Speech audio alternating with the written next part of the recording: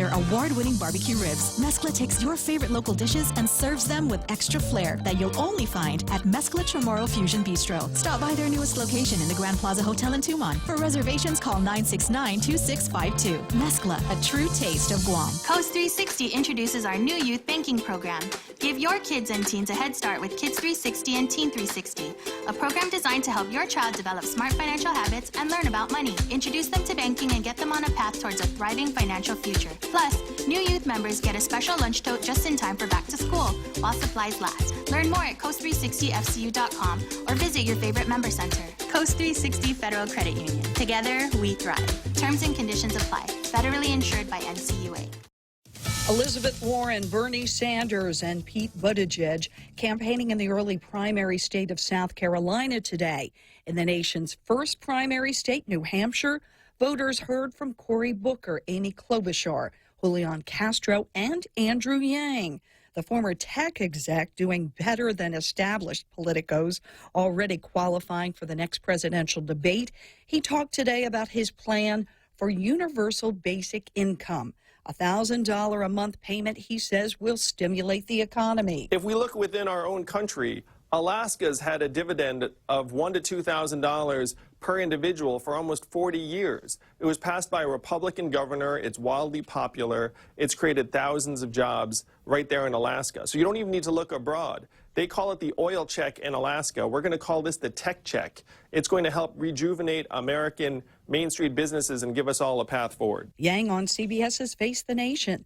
Hackers messing with Texas in a ransomware attack targeting at least 20 communities. Officials wouldn't say exactly which towns were impacted or how much money the hackers are asking for, but they said small local governments took the brunt of the attack. In all, 23 entities were hacked by one bad actor on Friday. The FBI and Homeland Security are investigating, and Texas state agencies are working to bring their systems back online.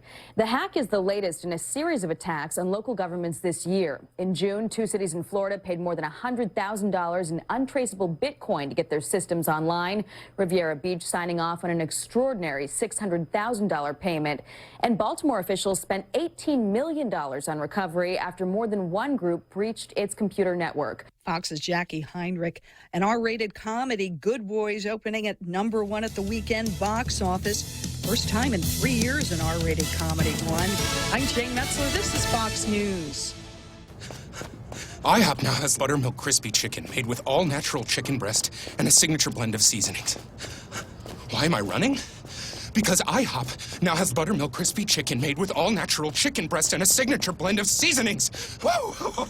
We're talking chicken sandwiches, chicken and waffles, even chicken and pancakes. But move it, Gray Van! IHOP has crispy chicken! Run in to try IHOP's new buttermilk crispy chicken strips and pancakes for just $6.99. For a limited time, price and participating restaurants may vary.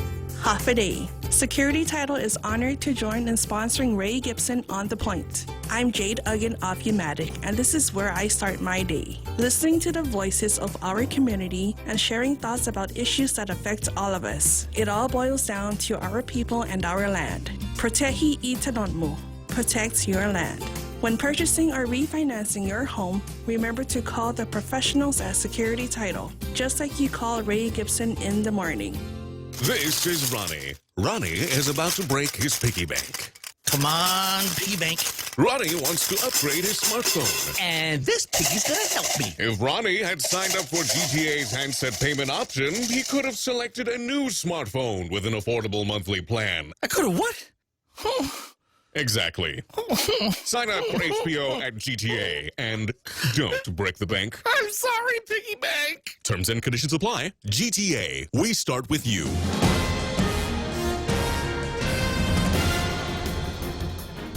Half a day and good morning, Guam. News time here at The Point is 7 minutes past 6 a.m. this Monday morning. I'm Kevin Kerrigan. Here's a look now at some of the top stories from the Guam Daily Post. Officials at the Guam Power Authority and Guam Waterworks Authority granted pay raises held void by the Attorney General are paying back those adjustments, slowly in some cases. In the case of GPA Financial Officer John Kim, it'll be a little more than 3 years before he pays back the raise he was granted last November by the Consolidated Commission on Utilities. after the AG ruled that the CCU violated the open government law by discussing pay adjustments for GWA and GPA executives behind closed doors. The raises and bonuses were reversed, and the executives ordered to pay them all back. Personnel documents show Kim will pay back the $4,878 he got, mostly in $50 installments from June of this year through February of 2023. Kim's pay raise was boosted from $135,000 to $152,000 annually prior to the rollback. Personnel documents show that Kim will pay back the $4,000 he got in those installments. Among the other executives who are paying back their raises and bonuses, GPA attorney Graham Botha, whose pay would have gone up to $144,000 from $135,000, paid back $2,213 in full in May. Guam businessman Carl Peterson came face-to-face with the suspect in last week's gate crashing incident at Andersen Air Force Base, which ended in the suspect's death. Peterson told the Guam Daily Post that it was his home that was invaded last Wednesday night by a man identified on the police blotter as Ansel de Goma Poblet. Peterson said he was standing in his kitchen about to take his dog out for a walk when someone jerked the kitchen door open. Peter said the suspect told him he was fixing his car in the backyard, and Peterson responded, "No, you're not." He said the suspect lifted a gun, pointed it at him, pulled the trigger. He felt a rush of air past his head and knew it was a pellet gun of some sort. He was not harmed. Peterson said the suspect then fled, and he called 911. Police chased the suspect vehicle up to the Andersen gate, where the suspect crashed through the gate, ran into a barrier, and then fled on foot into the jungle. The next morning he was found. He put up a struggle and was shot and killed, according to a news release from the Air Force. However, neither Guam police nor Air Force security personnel have confirmed the identity of the suspect or revealed any further details about that case. We'll have more news after this. KFC has finally answered the world's most important question. What came first, the chicken or the egg? And the answer is both. Introducing KFC's KFC AM, their new Southern and local-inspired breakfast. AM-loaded platter with chicken fried rice, waffles, and Colonel's chicken congee. KFC also has your all-time favorites, AM chicken and egg wraps, Southern biscuit and sausage sandwich, and hash browns. So for finger-licking good mornings, AM will never be the same at KFC. KFC, it's finger-licking good. Whether it's for business or pleasure, staying connected when you travel is always essential. And now when you travel to South Korea, enjoy free data roaming with Docomo Pacific. Navigate the city, look up the best restaurants, email back home, or post all your pictures, all on the go for free. Call 688-2677 today to make sure your postpaid account is ready for roaming. You plus Docomo Pacific. Better together. Some conditions apply. See print ad for details. 10 minutes past 6 a.m. here at The Point. A man picking breadfruit in Agate was electrocuted yesterday morning when the metal pole he was using came into contact with a high-voltage power line. That, according to Art Paris, the communications director for the Guam Power Authority. Acting GFD spokeswoman Charika Chargaloff said in a text message to the media that a 911 call reporting the electrocution came in about 10:55 a.m. She said medics were on the scene just after 11 o'clock, and the man was rushed to Naval Hospital. CPR was conducted en route. Agate Mayor Kevin Siswico said it happened along Route 2 just south of Finelli Drive on the beach side. He did not know the name of the man or his condition as of Sunday afternoon. Paris reminds residents to stay clear of fruit trees or any trees that have power lines passing through them. It's not safe to do so under any circumstances, he said. 23-year-old Joshua Sanchez de la Cruz and 44-year-old Michael Leonin Lucero face allegations of breaking into the Verona Hotel in Tuman on August 16th. According to the magistrate complaint, Lucero told police they just wanted to see what was left to steal. The complaint states that a security guard noticed the rear gate to the property ajar that night and the glass pane to the entry door had been removed. He took a closer look and found Lucero inside the otherwise unoccupied hotel. Police were called, and subsequently a second suspect was found, De La Cruz, hiding in the bathroom. Police patted him down for weapons, found a glass pipe. Residue in the pipe tested positive for methamphetamine. Lucero told police he had several friends who stole various items from the Verona, and he and Dela Cruz were just looking around to see what was left. Both men have been charged with criminal trespass as a misdemeanor. Dela Cruz was also charged with possession of a Schedule II controlled substance as a third-degree felony. For these stories and more, log on to postguam.com or pick up a copy of today's Guam Daily Post. Ray and Mike now take a look at our weather. Yeah, let's do that. Partly sunny skies today, Kevin, becoming mostly cloudy. Got some scattered showers and isolated thunderstorms that we can look forward to. South to southeast winds, 5 to 15 miles an hour. Daytime highs today, about 88 degrees, and overnight lows should be about 76 degrees. I got 612 in the studio for those of you that are marking when the sun came up and what time is it now. 6:08 for sunrise this morning, and the sunset tonight about 6:40. It's a weird kind of sunset that we had last night. Did a whole lot of brightness out there, and then not a whole lot by way of color. But you take a look at sunrise this morning. I'm not exactly sure where this particular sunrise comes from, but we got the crepuscular rays. Did I say it right? You did. Okay, Yeah. we got those things going, and then we got all kinds of colors up in the sky, and the blues matching with the grays. Absolutely gorgeous morning. Yeah, and the picture actually says a lot of what's going on out there. You see a lot of high clouds. That's how you're getting the crepuscular rays this morning. You got a tall thunderstorm off in the distance that's being blocked. The light of it's being blocked, and so the sun is being blocked by that thunderstorm over the higher cirrus clouds from earlier thunderstorms that have been developing out to the east. Let's check radar real quick. We see just kind of a weak line of showers that's moving across us, more up to the north and northwest, but we have some more off to the east and southeast of us, and that's what's going to be coming this way. This is the beginning of what will be a fairly wet two-day period as a bit of a monsoonal flow sets back in, much like it did at the beginning of the month. Last week. Yeah, not nearly as much. This will only have a duration of a couple of days. Got a weak disturbance, a 97 W wind vest off to our west. We also have another weak disturbance, a 98 W, which is far up to the north. And both of these are going to kind of combine over the next couple of days to help increase this monsoonal flow and give us a good chance for scattered showers. Gotcha. You can take a look at the satellite imagery that bears out exactly what he is talking about. It's 6:14. That's news and weather together here on The Point, brought to you by Bank Pacific, banking on the Pacific for 65 years. 65 years ago, Bank Pacific opened its doors to our community. As we celebrate, we offer you a special 65th anniversary personal loan rate for as low as 4.65% for travel, back to school, a wedding. Do whatever you want with the money. We just want to give it to you for as low as 4.65% APR. It's our birthday present to you. Bank Pacific, where others put branches, we place roots. Equal opportunity lender, member FDIC, conditions apply. Groovy, man. It's 6:14 in the morning. It's Monday, but let me give you something to look forward to besides Friday. Tuesday, because on Tuesday you go by Ruby Tuesdays and they've got a 2-for-1 Tuesday deal going. It starts with 2 endless garden bars. Then you and your partner get to pick out different entrees: tilapia and steak and cheeseburger and rack of ribs and broccoli pasta and bourbon chicken. Once you get through that choice, then it comes down to one last choice, and that's what dessert do we share? Frostbite's double chocolate cake or a New York cheesecake. Whatever happens, $29.99 is all you're going to pay for the meal part there. So enjoy that with your friends today, soon, tomorrow at Ruby Tuesdays. Also being brought to you by, the program's also being brought to you by American President Lines, global presence with a local home, and the guys over at Cars Plus who are trying to figure out what they're going to do next. The summer of Jeep almost over. That ends at the end of August, but so you still got time to run up there and do a test drive on the Compass, the Cherokee, or the Grand Cherokee, but make sure that you definitely test drive one of those Wranglers. You think in your head when somebody says Jeep, that's usually what the image that pops into my head. Think about getting one at 1.99% financing on your good credit today at Cars Plus in Mighty. The Ray Gibson Show.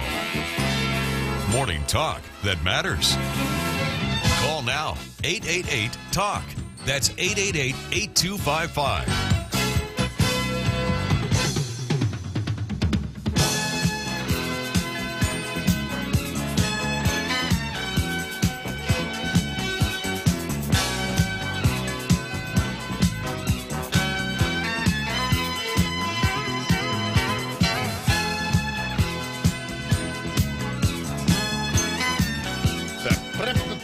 Hey, welcome to the program. program. Excuse the mess. Excuse the Monday-ness of it all. It is the Ray Gibson Show on 93.3 The Point. Yeah. So we're all caught. We survived the weekend. Yay! Survived Make-A-Wish. Survived the Michael Knight concert. No, I'm sorry. That was Brian McKnight concert that took place over the weekend. Yay! How about that? And now it's one of those kind of Mondays where I don't know about you. I'm kind of looking forward to getting back to work because it was just too much to do over the weekend. I'll try to remember to regale you with all of my fun activities and crazy get-togethers that I had over the weekend. Some of those pictures are already posted up on Facebook and getting exactly the right kind of response. But before I get into that and before we start welcoming everybody else aboard, first I'd like to start off with welcoming the guys that hang out with me all morning long. Michael Knight is the producer of the program. You can reach out to him at 888-8255. Again, that's a studio line number 888-8255. And if he deems your comments and your questions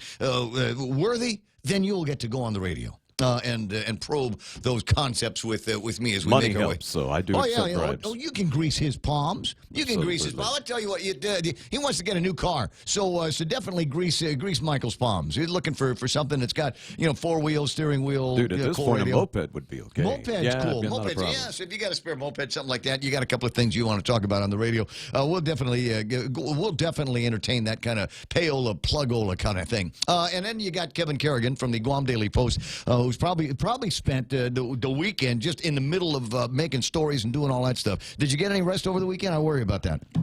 Yeah, you're really worried. Yeah, I lose sleep. I lose sleep at night. Yeah, I'm out there partying and having a good time going, I hope Kevin's taking a nap. I hope he's got something like that going on. But interesting weekend with stories, huh? And the very, very interesting one, and I had not made any kind of connection because I didn't know that my buddy Carl Peterson was the victim of a home invasion. That was the home invasion that started it all. Started everything that ended up with this guy trying to do an Area 51 raid over at Anderson Air Force Base overnight in the boondocks. Then he got stabby in the morning, and they shot him dead. Right. Wow. What an amazing kind of a series of events that led up to all of that. And interesting questions abound around here. And, how would you react? The home invasion? The guy apparently, it will be interesting to see what the toxicology report says. I'm wondering what the tox report is going to say on this guy when they do it. How many different things might he have been high on? Who knows? Wow. But he had to be high on something, but at least now... Well, I mean, he raised a gun. I mean, even if Carl thought it was a pellet gun, he raised a gun at the guy. So, I mean, it was a home invasion, and the intent was there to do Carl harm when he was discovered. Oh, yeah, but and another thing, clearly the guy was not in his right mind. I mean, once you're inside the base, there are high-powered weapons that people can use against you. Why would you get knifey at that point? Yeah, right. And I guess he realized that police weapons are of the caliber to injure you. Military weapons are of the caliber to kill you. We don't want to injure you. We want to kill you. We want to dispatch the threat, and he exposed himself as a threat. Somebody reminded me to stop making jokes about the raid on Area 51 in light of what we know about what happened at Anderson Air Force Base. Anyway, 6:20 in the morning. Lots of that kind of stuff to get to, but first we got to get to this. Sometimes you want to go where everybody knows your name, and they're always glad you came. You want to be where you can see the troubles are all the same. You want to be where everybody knows your name. And we got a growing list around here. At the top of it, Ismail comes in number 1. Al Bautista in South Korea, number 2. I got James Howard. James, I need to talk to you, buddy. We got to talk about your earthquake warning app because I thought I saw something over the weekend where he'd said that there was like a watch over our area. You know what I'm talking about, right? Yeah, absolutely. And sure enough, we just had one. Yeah, I had up 5.9 north of Saipan.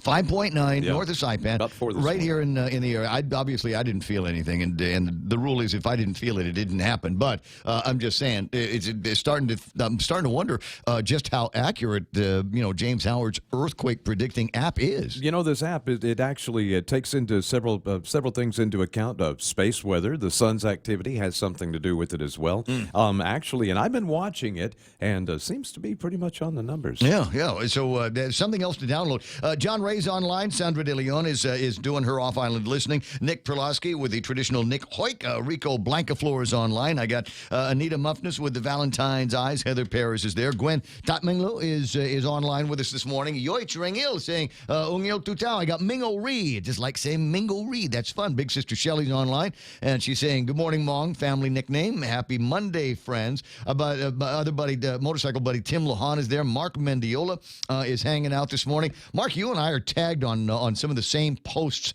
on Facebook. One of them including the I'm going to have to open up another browser to take a look at it, but it's the one that, speaking of apps, right? We got the earthquake app that we're talking about, and then there's another app that is out there that kind of like a island-wide neighborhood watch thing. Let's see if I can get more information on that. Tommy Calvo is there saying good morning, Ray. Well, good morning to you, Tomas. Mark Cruz is waving. James Howard and Nate Horns online. Ismail says, my new semester starts today for my degree in leadership. I was going to ask if there was anyone in Gov Guam who could tutor, but I didn't because I'd like to pass. Blah, ha, ha, ha. Therese Uggen Rigel, our ironing buddy, is online. I got Francie Solis waving at me this morning. Mark Cruz got a link to that earthquake that we were talking about, and a note from James Howard about a story on today's Guam Daily Post about the pay raises. Some utility officials slowly pay the back raises. And we got some that are paying to the tune of, $400 and $450 a month, something like that, to clear that debt away just as quickly as possible. And then you got another one here as Kelly Clark, legal counsel for GWA, got a $25,000 pay raise, increasing his salary from $140,000 to $140,000 from $115,000. Payroll deduction authorization and invoice appear to show that Clark has agreed to have $25 withheld per pay period to pay back that $5,027. So he ought to have that all squared away in the next 20 years. Get that bill paid back to the government. I totally agree with that, though. Yeah, because it wasn't his fault. Right? So, hey, you guys gave it to me. Well, interest-free loan, and it's payroll deducted. Yeah. So he could just sit around and let that tick, I guess. So what happens though if they let him go, or if they let Kelly go as their legal counsel? Does that have to all get paid out at once? Does that come out of whatever the last paycheck is going to end up being? I don't know. Something else for the guys over at the CCU to mull over. Even as we had a conversation with Simon Sanchez last week, even as they've decided to move forward with doing the evaluations that could lead to legitimate pay raises for all the individuals that were involved last time around. All right, so we got Men's Bar up early this morning. I got that. That's nice. Melissa Perlowski's hanging out. Melissa Akimoto is online with us as well. Mo Cottons has chimed in, so I guess we can start the program. Men's Bar. Now, are they up from the night before? Or do they just like to start the day early? What's the line? Guy calls Men's Bar, says, excuse me, what time do you open? And Men says, we open about 5 o'clock in the afternoon for happy hour. And the guy says, could you open up a little bit earlier? So, well, it's kind of unusual for us to open up a little bit earlier, but you sound like you might make a nice customer. So, yeah, we'll go ahead and open up at 4. And the guy says, could you open up earlier than that? And Men says, why do you want us to open up earlier than 4 o'clock? He says, because I'm stuck inside.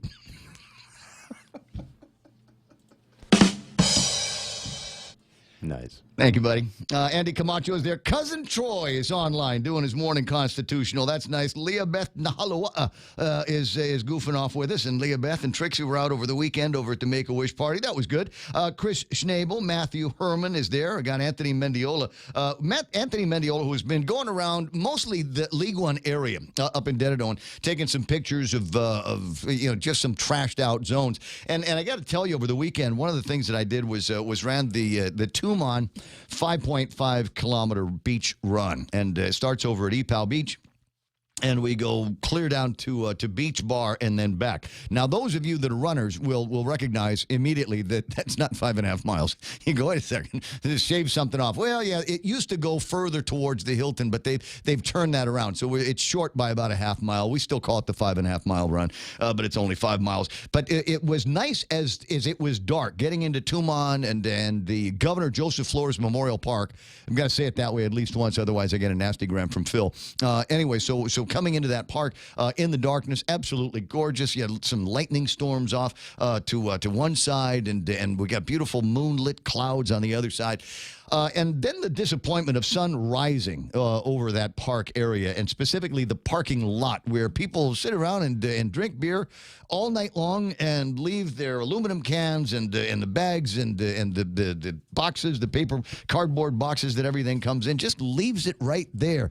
And this is, the sun's cracking up over Tuma. We got literally dozens of tourists that are going up there. Now Parks and Rec had guys that were walking around the beachside cleaning things up, but they had not yet gotten to the parking lot where the majority of, I think, that cleanup work needs to be done. Maybe a little bit more by way of the cops passing by at night and kicking people out and making sure that they take their empties with them. Over at the Japanese Pillbox this early Saturday morning, it's another thing that somebody said that I saw. Apparently, Friday night before, there were a bunch of people that were having a good time with a bunch of six-packs of Heineken beers and left the empties right where they were. I know people hang out at that particular place on a Friday night, and I guarantee that wasn't those guys. A bunch of other people come in late. We need to do a better job, number one, of cleaning the place up, keeping things clean. But I think the other part is we've got to do a better job of putting trash receptacles where people can use them. I think people would do the right thing if they could see right next to them if there was some place where we could dump the trash. I could be wrong because it's a bunch of drunks that we're talking about here. But anyway, looking forward to seeing more pictures from Anthony Mendiola. Leah Beth, as I said, is online. I see Lee Stolley there. Carlos Barreto, who had a good time on Saturday night. Boris Hertzlet, Dave Torrey, Pam Duvall. How was the shooting, Dave Torrey, yesterday? Did you have a good time? Go pew, pew, pew. How many rounds did you extinguish yesterday? Yeah, Dave's one of those guys. He's got his pistols and knows that in his case, a home invasion would have had a completely different story. Same outcome. Guy'd be dead, but it wouldn't have involved a police chase, wouldn't involve Area 51. Mark Mendiola, as I said, Tony DeAngelo is online in Angeles City. How about that? What are you doing awake so early? If you're in Angeles City, go back to bed. It's only 4 o'clock. Rudy Magallanes is there. J.B. St. Nicholas online. Vince Duenas, Paz Affligui, Pam Duvall. Mark Uggan is hanging out with us this morning. Andy Camacho says, for Michael Knight, an eco-friendly vehicle, a Carabao on roller skates. I'd rather teach the Carabao to use a skateboard because that would be cooler. It would make the news. I guarantee everybody is right-clicking on Trish Tyron's face this morning. Welcome to the program. Excuse the mess. Will Castro, Karina Rose Faring is there. Will Castro and I actually spent some time together at the Make-A-Wish. We were seatmates at the party, but I was having a whole lot of fun walking around. So I'd go walk around and annoy people, then go back to the table and eat whatever they stuck there in front of me, and then wait until they clear the dirty plates away and go back outside and annoy people for a little bit more. There are pictures of that. As I said, Karina Rose Faring is online. Ike Iseki, Linda Gabriel, Tammy Godwin, Commissioner Roy Gamboa. There's a huge crowd today. Greg Carabao, Kev Kanata, Margaret Bloss, watching from Cypress, OC, California. Linda Gabriel saying, hi, Margaret. Andy Tydinko's online. Yeah, talk to each other, guys. That's okay. Vivian Cunningham is playing around with us. This is my favorite portion of the program. It's just great to see everybody there and enjoying each other's company. And I hope that you are, chatting amongst each other on some of the very cool issues and some of the cool topics that we're going to be talking about all morning long. Matapang Beach, really disgusting. Trash, homeless, stealing things, and the unkempt picnic area. Yeah, I know about that. I remember when there was no Matapang Beach Park. That was a project that Uncle Gun and Uncle Jim took on when Uncle Jim was working over at the legislature. And what they found, went into the boondocks there one day and found dozens of purses. And because that was a place where we used to have a problem with purse snatching down in Tumon. Kind of still do, but they went in there and they thought, that might be a good idea if we eliminate this jungle area. So they did, and that was behind somebody's house, turned into Matapang Beach Park, and unfortunately, it's another one of those cases where we've got the park facility, but we just don't have enough people that are around to maintain them.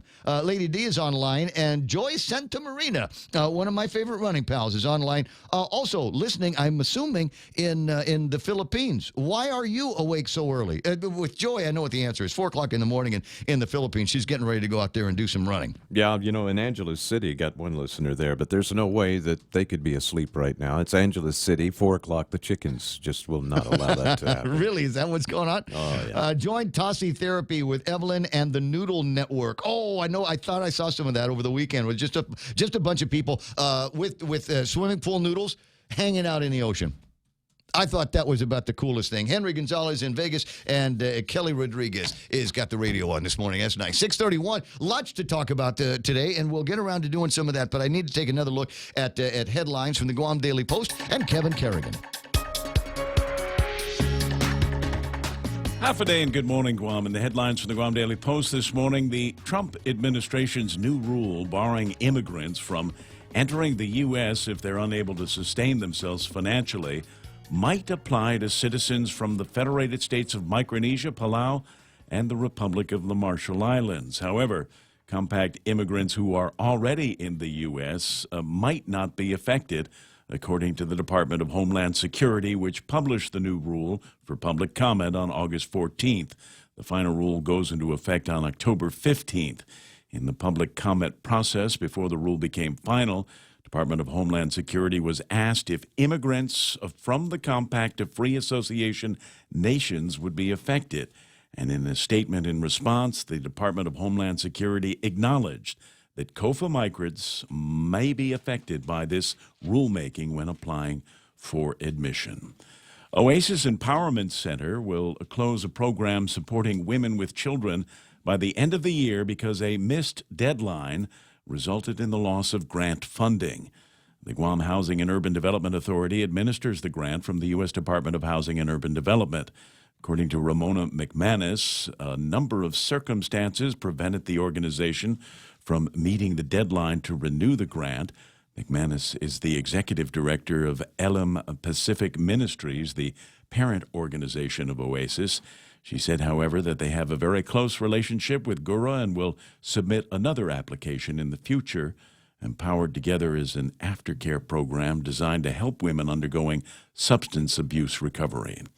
Senator Kelly Marsh says that the 13th FESPAC Planning Committee is considering as many options as possible as it prepares for the 2020 Festival of Pacific Arts in Honolulu next year. Guam plans to send a 100-person delegation to the event.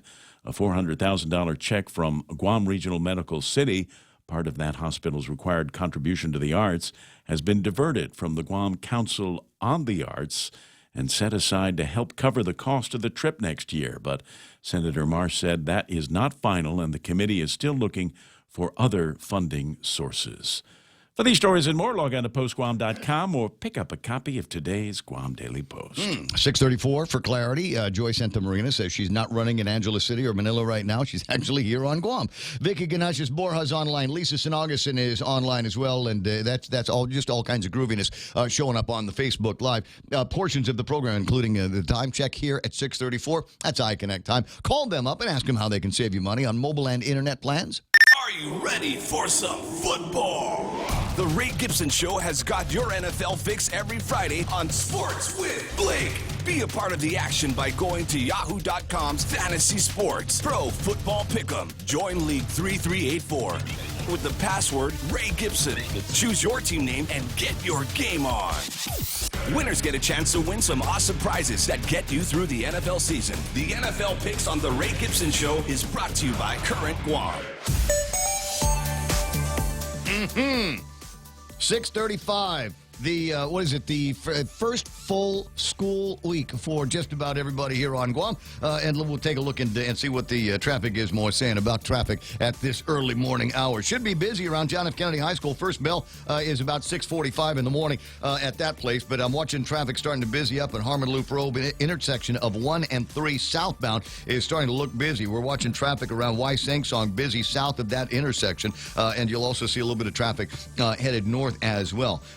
You know why? Because I was on that road over the weekend. I had to go up to Ipaupau this weekend for something. It was an emergency lumpia run. But anyway, so I had to go up there, and it occurred to me as I'm going north in Dededo, I'm thinking I gotta merge. The lane merges, because I'm an old guy, and I remember when after you left Dededo, it was just one lane all the way to Anderson Air Force Base, and God help you if you got behind somebody that was going 25 miles an hour. You're never ever going to get there. But we fixed that by and by. So where I'm looking at traffic around the Perez Acres intersection, that is running busy southbound, and as I said, we got schools in the area, and you're going to see that all over the place. The rest of the traffic situation's looking all right. Most of Route 4 is good. Most of Route 8 is looking good. Marine Corps Drive, south of John F. Kennedy, not so bad at all. Things are starting to get busy, though, at Big Navy and Sumai. 636. And you wonder why I always end with Big Navy and Sumai. It's because the traffic gizmo is shaped like a map. And so I have to go from the north, look at traffic down there, and then see what it looks like as we go all the way southbound on Route 1. And that's just the last thing I look at. 6:36 in the morning, and that's right now traffic here on The Point. Hi, welcome to this Subway ad for the new ciabatta collection. How do you want it? I'll take the slam poultry. Sure. Italian ciabatta with mozzarella. When hunger reigns, you're my favorite umbrella. Tasty garlic steak and provolone. With you, my taste buds are never alone. Savory chicken pesto, you have my affection. For you complete the ciabatta collection. Thank you. That was the new ciabatta collection by Subway. Limited time only at participating restaurants. Bringing you closer to the action. Any speaker, anytime. Watch and listen live on thepoint.gu.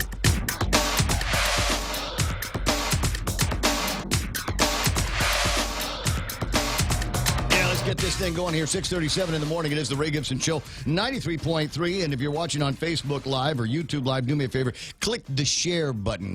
Just SHARE. Click the share button. Maybe there's a thing we ought to do. Whenever I say hit the share button, maybe we could play a snippet of a Cher song. Like from the 70s, Gypsies, Tramps, and Thieves. The one where she's lamenting about being a Indian of Indian descent. You know which one I'm talking about? It's like very socially aware song, right? So when I say hit the share button, we can do one of those kind of, if I could turn back time. Yeah, it's a silly program. I'm a silly guy. Anyway, 6:38 in the morning. 888-8255. That's 888-8255. 888-TALK if that's easier for you to remember that way. And 988-5874. 988-5874. That is the number that we want you to send your pictures and your videos. I mean, if you saw something crazy over the weekend, don't keep it to yourself. Let me know about it. And that is the gist of an app that is out there. Like I said, my pal Frank Ariola's got some information on an app that apparently they showed off a little bit over at this public safety summit, and the idea is, it's kind of a force multiplier, right? You get just so many police officers out there, just so many people that can surveil all the different villages. But what if there was an app that was universally available, speaks Guamanian? Right, because it's developed from around here. If you see something wonky, if you see something crazy out there, you can press the click button and take a picture of it, and then send it up to the police department, fire department, whatever, and they can vet it, take a look at it, and say, oh yeah, that's something. Maybe we ought to send a squad car by there or whatever. Whatever the response is going to be after they've taken a look at it, maybe a little bit of validation. And I think something along those lines, I'd like to see something like that. And part of it is because we don't really have a big record of information where it comes where there's one place that we can tap into. And I think that would be the great thing about this app. It would give everybody a chance to see where on Guam some of these issues. It might be a drunk guy walking around the village, might be a couple of scary guys with machetes, but which villages are having these problems? I'd always like to see something like that out of the police department. Where are the number of the majority of burglary calls, as an example? The majority of burglary calls coming in. Are they up in Dededo all the time? Is it the same guys, or are they roving? Did it start up in Dededo? Did it move to Mangilau? Are they now hitting homes in Agate? That's the kind of thing I'd like to be able to see.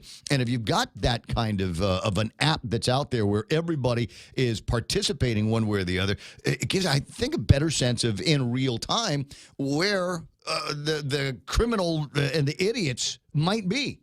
There you go. Okay, okay. I'm going to avoid that place because I'm looking at the app and it says that this is a machete and slingshot friendly area.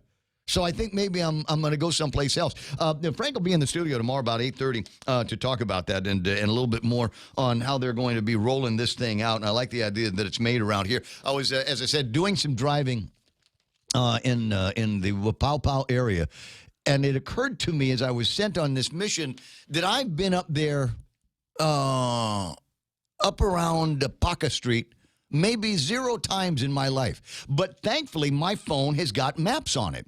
So I plugged in the address of the place that I was going and said, "Okay, give me directions." And it shot me directions, but it was funny because to get from where I was in Mongmongtotomaiti up to where I was going, you got to go through a couple of roads that are difficult for the lady on the Google Maps to say. For instance, Macheche. She cannot say Macheche. It came out Macheche.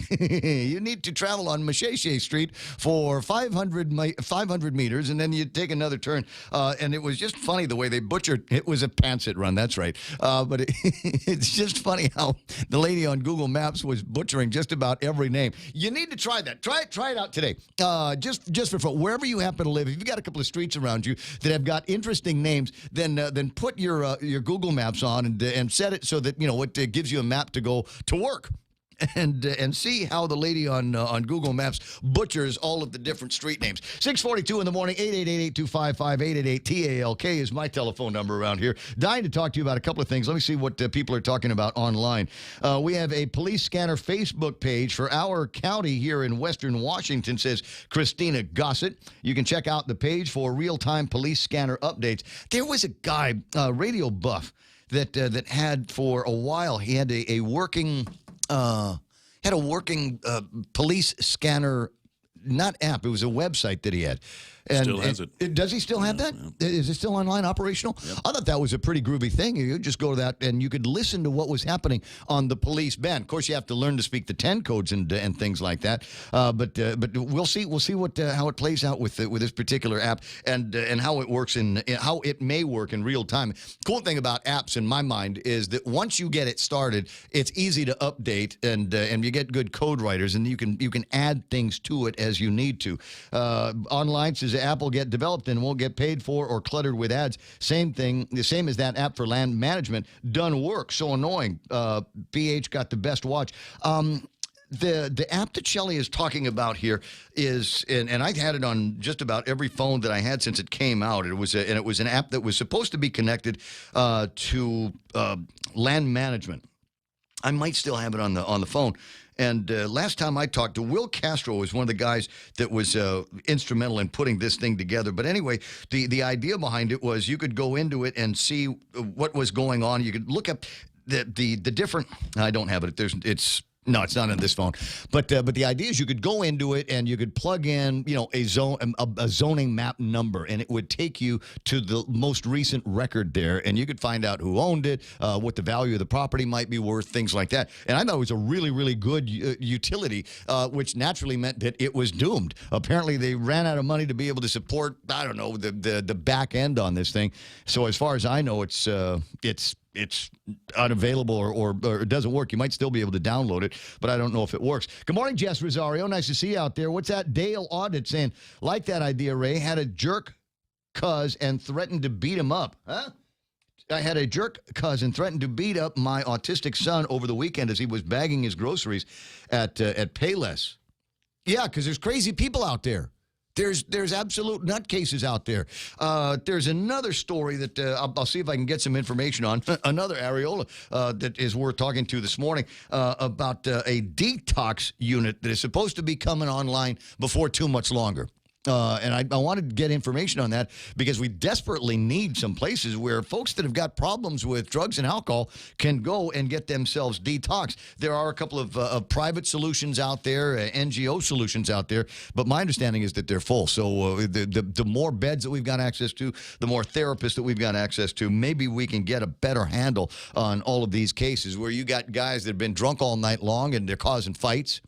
Because unlike, I don't know, what is it, genetic disposition, but there are some people that can just drink all night and remain standing. And unfortunately, it affects their attitudes, and they become dangerous in some cases. Amusing in the very least, like when you get the guys that are walking up and down Route 10 Alpha with no pants. That's always fun to watch. 6:45 in the morning. It is the Ray Gibson Show on 93.3. The Point. Piece of good news here. And I don't know who it's good news for. United Airlines is adding flights. They're going to be adding a couple of flights between Guam and Saipan. It's a Saturday flight, right, Brad? Good morning, Ray. Hey, buddy. Nice to hear from you. So, go ahead. I thought you were going to segue in from, there's people who could drink all night. And speaking of that, I got Brad on the phone. My friend Brad Rizal is online. Yeah, last time we were trying to avoid counting beers at the Liberation celebration. There's no need to count. There's too many to count. Hey, Kelly Rodriguez is online. Say good morning to her. Good morning, Kelly. There you go. There's a no. She's a pal of yours up there in Saipan Heights as well. So anyway, United is adding. I understand they're adding a Saturday flight, and I was wondering if who's that going to benefit more? Will it benefit more people from Saipan that want to come to Guam, or should we construct more hotel rooms up in Saipan for all of the Guamanians that are going to want to come up and spend Saturday night in your place? Yeah, I think it's a big win for everybody. Anytime you can increase the link between the Marianas, it's a big win. But certainly for us, because Guam's really our launch pad to the world, right? I mean, if you want to fly on United, Guam is the place to get to. And I can tell you just for professionally, like from working, trying to get back and forth between the islands, to get to Guam, sometimes those flights are just full. And it makes it really kind of tough. And I was supposed to be up there. There was a district meeting for the VFW a couple of weeks ago now, and I couldn't make it because I could get there just fine for the Saturday morning meeting. I couldn't make it back to Saipan until Tuesday or Wednesday. Right. And yikes, that's a tough pull. Yes. Yeah, the same reason. You remember last year for your election, a couple of guys had reached out to me and wanted me to moderate a couple of debates because I would be the ultimate third-party guy, right? It's the guy from Guam. What does he know? And who does he know? So we looked at that, and hotel accommodations, no problem. And meeting all of the requirements, I think if it was your Chamber of Commerce, I think that was reaching out, no problem whatsoever. But I couldn't get up to the NMI. I couldn't get up to where you were without losing days on the radio here. It was impossible putting together a flight schedule that would allow me to leave, say, at 10 o'clock in the morning and come back, in a day or two before 6 o'clock in the morning so I could get to work here. So, yeah, any time that we can add more capacity between Guam and Saipan, that would be great. And as you point out, there are a lot of people that want to come down here from up there to go traveling. But then again, there's all kinds of activities down here that I'm sure are attractive to folks in the NMI. Also ran into a buddy of mine over the weekend who was just going crazy, telling me how great your casino is up there. Oh yeah, well you walk in through you have to walk in through a construction site kind of, but once you get in, you got those gigantic crystal chandelier dragons, and then you've got a great casino. I mean, it is really pretty cool. Oh, right. Rick Tenorio says, Saturday flight, folks going to call it the laundry flight for the folks coming and going from the Imperial Pacific Casino. Yeah, watch how all of that happens. I'm telling you, we'd been talking about doing something along those lines. And basically, you could turn that Saturday flight into the casino flight, go in there, go and get yourself a hotel room someplace, Fiesta, and then crash out for a couple of days and come back home on, say, Monday afternoon. That's a perfect recipe for a 3-day weekend, right? That is an excellent recipe. Hey, I think, did you like my post? Did you see my post about the flight? No, I didn't. So I of course, I read all the periodicals down there in Guam because you guys just have great media. None finer than The Point, of course. Of course. But there's one of your newspapers, PDN, had the story about the new flight that was going on. And they're not in control of what Gannett puts on for the photo unless they submit the photo with the article. Oh, I did see that post. and And that photo was a video of somebody doing one of those ultra lightweight flights where it's like you got the fan behind you and you got the parachute on top and two guys, and the one in the front has this look of like amazement and kind of horror on the front, and the headline says United adds Saipan to Guam flight. I'm like, oh, this is hilarious. I did see that post. That is hilarious, actually. 10 away from there. Now, there was another question I wanted to ask you, unrelated to really anything. What's the going rate for a gallon of gasoline up in your backyard?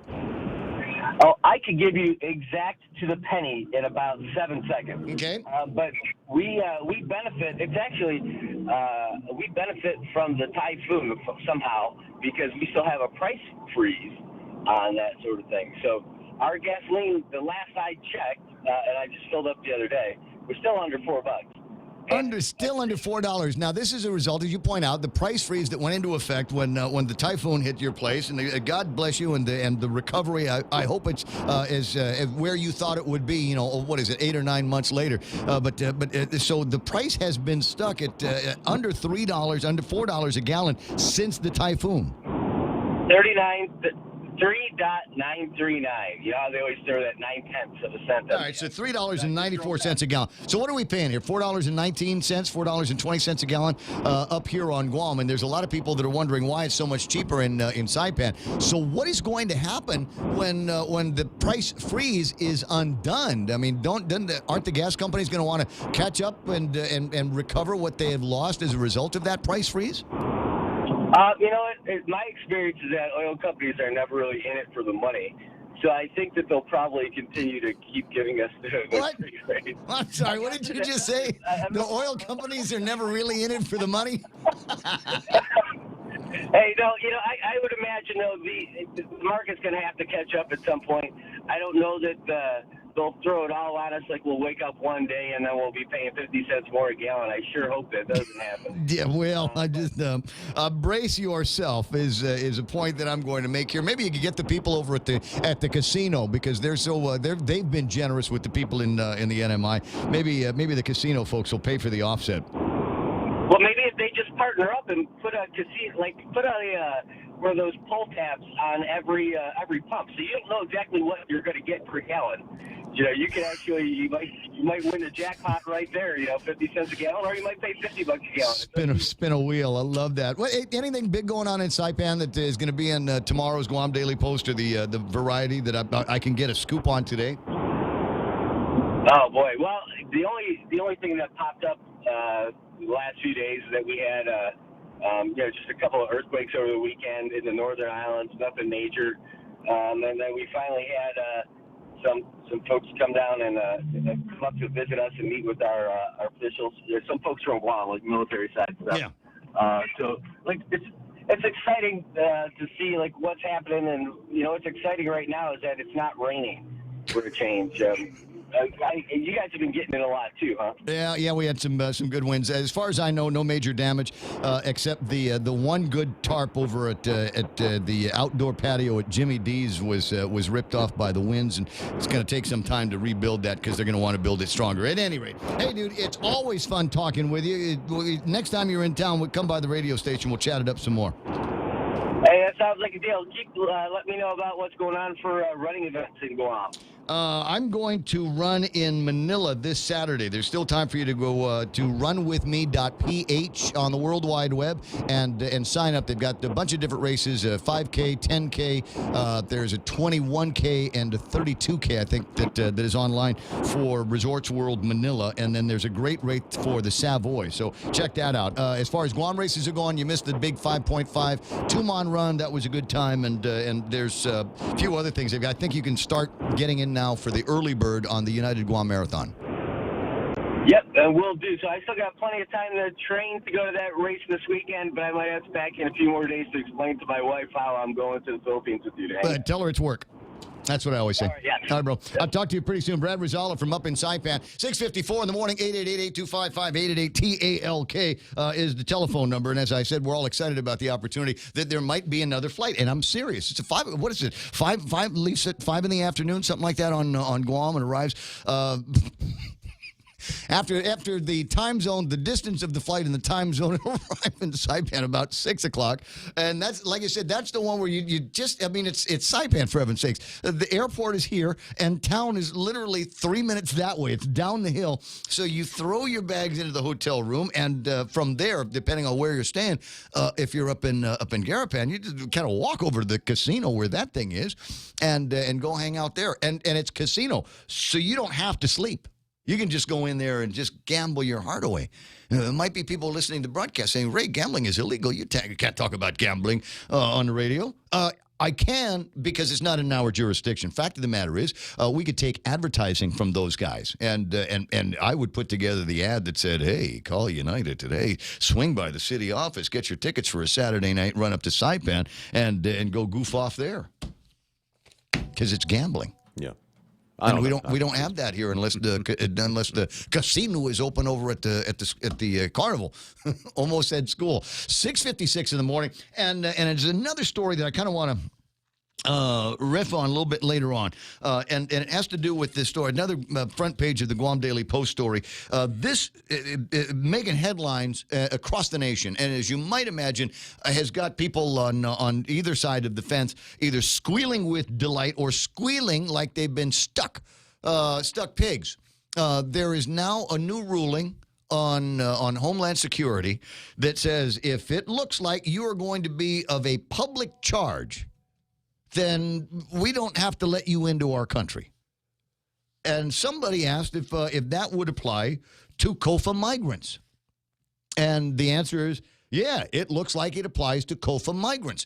Anybody that's here is already here, but anybody from those outer islands that are part of the Compact of Free Association Agreements with the United States would need to demonstrate that they are not going to be of a public charge.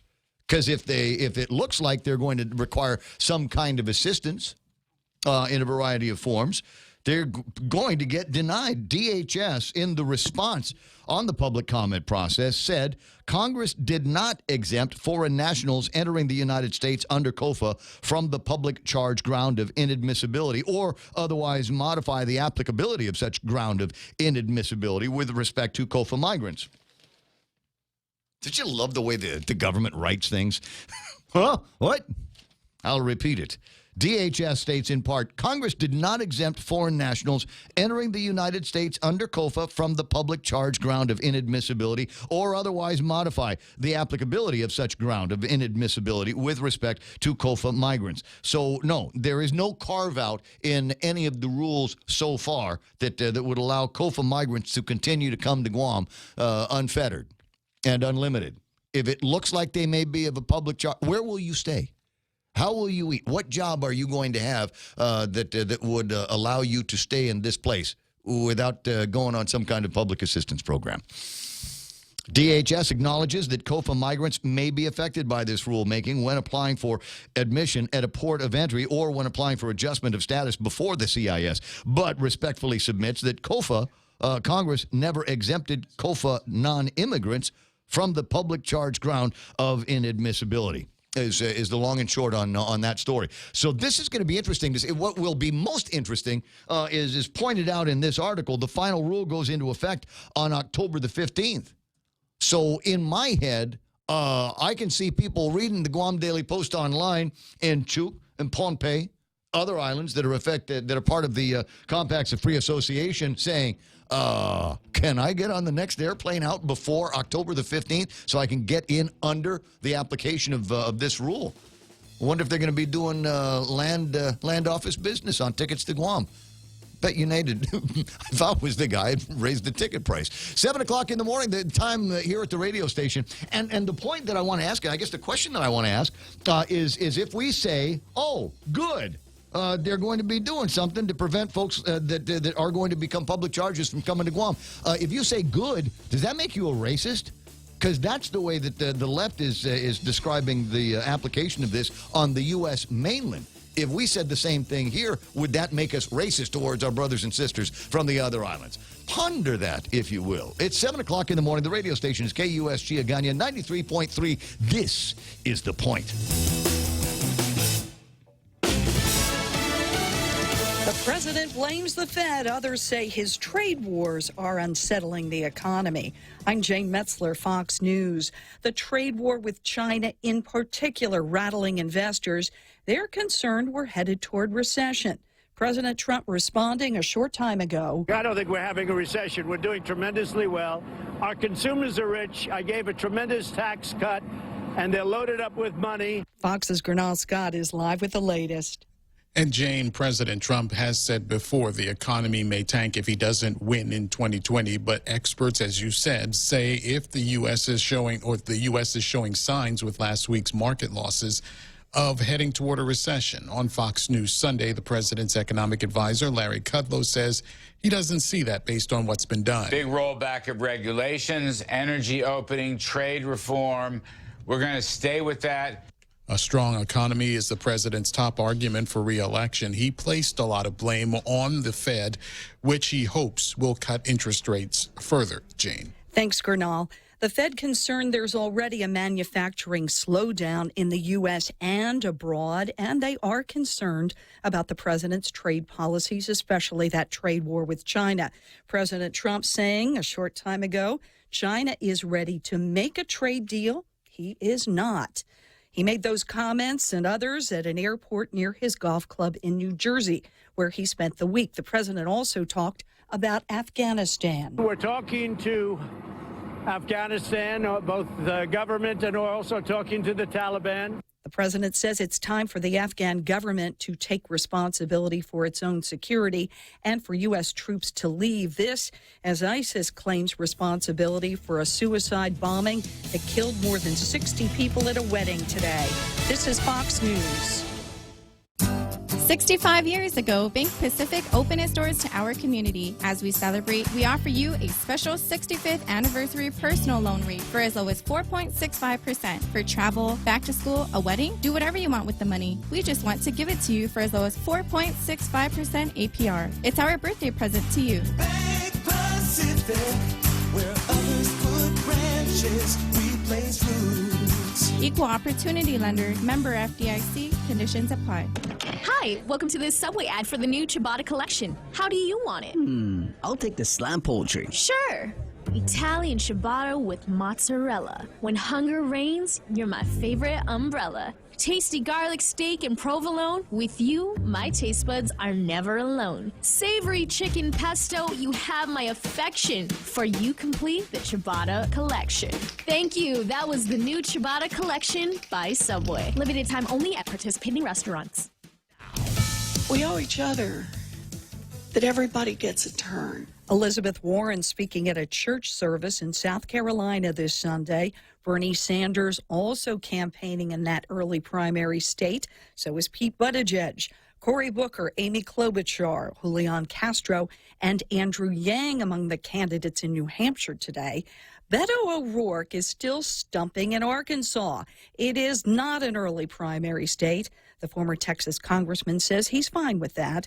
On NBC's Meet the Press today, he explained why he is staying in the presidential race, deciding not to run for the U.S. Senate in Texas. This moment will define us one way or another, and if we do not wake up to it, I am convinced that we'll lose America, this country, in our sleep, and we cannot allow that to happen. Protesters around the country today calling for tougher gun laws. Organizers say they're demanding that Congress take action when they reconvene. Activists took to the steps of San Francisco City Hall demanding change. Rallies will also take place in Philadelphia, Columbus, Ohio, and Omaha, Nebraska. Supporters want Congress to pass a strong federal red flag law and to pass universal background checks. Fox's Christina Coleman. For the first time in 3 years, an R-rated comedy has opened at #1 at the weekend box office. That comedy, Good Boys. We're in 6th grade now. We need to start doing 6th grade things. Seth Rogen co-produced Good Boys. It brought in $21 million its debut weekend. That is much better than anyone expected.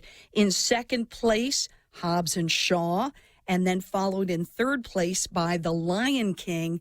There were several new releases this weekend, and most of them tanked at the box office. I'm Jane Metzler, and this is Fox News.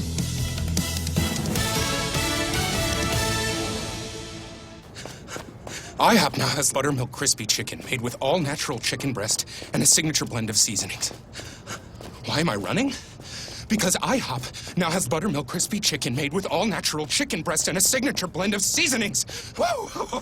We're talking chicken sandwiches, chicken and waffles, even chicken and pancakes. But move it, Gray Van! IHOP has crispy chicken! Run in to try IHOP's new buttermilk crispy chicken strips and pancakes for just $6.99. For a limited time, price and participating restaurants may vary. Coast 360 introduces our new youth banking program.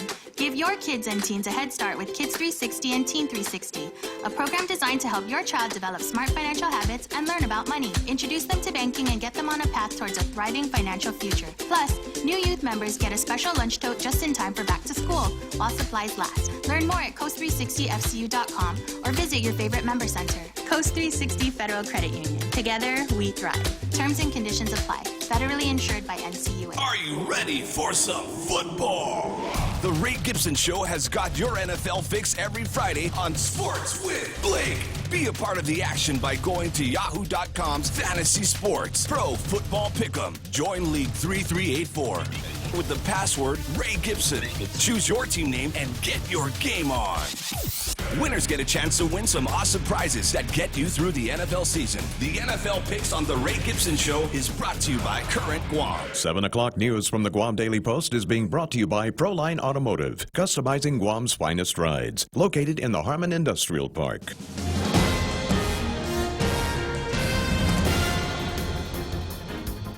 Half a day and good morning, Guam. News time here at The Point is 7 minutes past 7 a.m. this Monday morning. I'm Kevin Kerrigan. Here's a look now at some of the top stories from the Guam Daily Post. Guam businessman Carl Peterson came face-to-face with the suspect in last week's gate crashing incident at Andersen Air Force Base, which ended in the suspect's death. Peterson told the Guam Daily Post that it was his home that was invaded last Wednesday night by a man identified on the police blotter as Ansel de Goma Poblete. Peterson said he was standing in his kitchen about to take his dog out for a walk when someone jerked the kitchen door open. Peterson said the suspect told him he was fixing his car in the backyard. Peterson responded, "No, you're not." He said the suspect then lifted a gun, pointed it at him, pulled the trigger. He felt a rush of air past his head and said he knew it was a pellet gun of some sort. He was not harmed. Peterson said the suspect then fled and he called 911. Police chased the suspect vehicle up to the Andersen gate. He crashed through the gate, ran into a barrier, fled on foot into the jungle. The next morning, the suspect was found. He put up a struggle and was shot and killed, according to a news release from the Air Force. However, neither Guam Police nor Air Force security have confirmed the identity of the man yet or revealed any further details about that incident. Officials at the Guam Power Authority and Guam Waterworks Authority granted pay raises held void by the Attorney General are paying back those adjustments slowly in some cases. In the case of GPA Financial Officer John Kim, it'll be a little more than 3 years before he pays back the raise he was granted last November by the Consolidated Commission on Utilities, after the Attorney General ruled that the CCU violated the open government law by discussing pay adjustments for GWA and GPA executives behind closed doors. The raises and bonuses were reversed, and the executives were ordered to pay it all back. Personnel documents show that Kim will pay back the $4,878 he got, mostly in $50 installments from June of this year through February of 2023. Among the other executives who are paying back their raises and bonuses, GPA General Manager John Benavente granted a $25,000 bonus on top of his $225,000 salary. Documents indicate Benavente will pay back that bonus in full by September 14th. GWA General Manager Miguel Bordallo, whose pay went from $175,000 to $190,000 plus a $10,000 bonus, has already paid it all back in full. We'll have more news after this. Hey, do you know what time the bank closes? I need to deposit my check. You know you can do that from your phone. I can? With Bank of Guam's mobile app, it's easy. Just endorse the back and snap a pic to deposit it into your account. You can do this from anywhere, anytime, which means no rushing to catch the bank and no lines. With Bank of Guam's mobile app and online banking, we're always open. Visit bankofguam.com for more information. Bank of Guam, the People's Bank. Member FDIC. Here at APL, our core values give the company its heart and soul. Whether it's connecting your business with our global network through our newly enhanced service or investing our efforts into giving back to the community, APL is committed to serving you. We humbly honor the opportunity to find innovative solutions for you and your business. To learn more about our enhanced service, call 588-4651 or visit www.apl.com/Guam for more details. 10 minutes past 7 a.m. here at The Point. The Trump administration's new rule barring immigrants from entering the U.S. if they're unable to sustain themselves financially might apply to citizens from the Federated States of Micronesia, Palau, and the Republic of the Marshall Islands. However, compact immigrants who are already here are unlikely to be affected, according to the Department of Homeland Security, which published the new rule for public comment on August 14th. Among the public comments, Homeland Security was asked if immigrants from the compacts of free association would be affected. In response, the Department of Homeland Security acknowledged that COFA migrants may be affected by this rulemaking when applying for admission. The final rule goes into effect on October 15th. Senator Kelly Marsh says the 13th FESPAC Guam Planning Committee is considering as many options as possible as it prepares for the 2020 Festival of Pacific Arts in Honolulu next year. Guam plans to send a 100-person delegation to the event. A $400,000 check from Guam Regional Medical City, part of the hospital's required contribution to the arts, has been diverted from the Guam Council of the Arts and Humanities and set aside to help cover the cost of the trip next year. But Marsh said that's not final yet. The committee is still looking for other funding sources. Marsh, who holds legislative oversight on heritage and the arts, is still pushing for her Bill 158, which would fund the Guam delegation and set a framework for funding all future travel to FESPAC.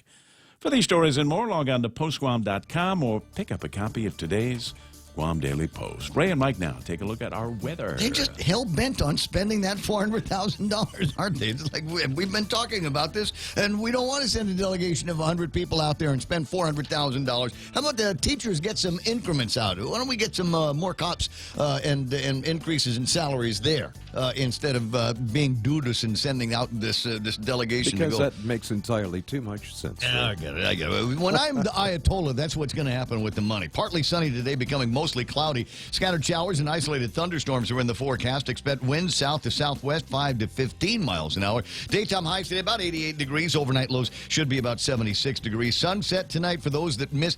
Great sunrise this morning. I'm seeing some great pictures on my feeds and on the YouTubes and the Facebook. Some great sunrise this morning, and maybe that means we're going to have awesome sunset tonight. 6:40 if you want to chase that down. 6:08 for sunrise this morning, and probably around the same time tomorrow morning at 7:13. Now weather radar. Duke Sky Talker from the Point's Weather Center now with his interpretation of this beautiful dance. Yeah, I can't make any promises to the sunset tonight, but as we look at radar right now, we see we're not in a bad spot right now. Got some pretty heavy showers looking like they're getting ready to move into the southeastern coast. What is that, Maritzo, and those areas down over there? Well, so those folks can expect some, and then, of course, in the hills down south. Got some other shower activity off to the east and northeast. That looks like that might actually slide over to the top of us and miss us.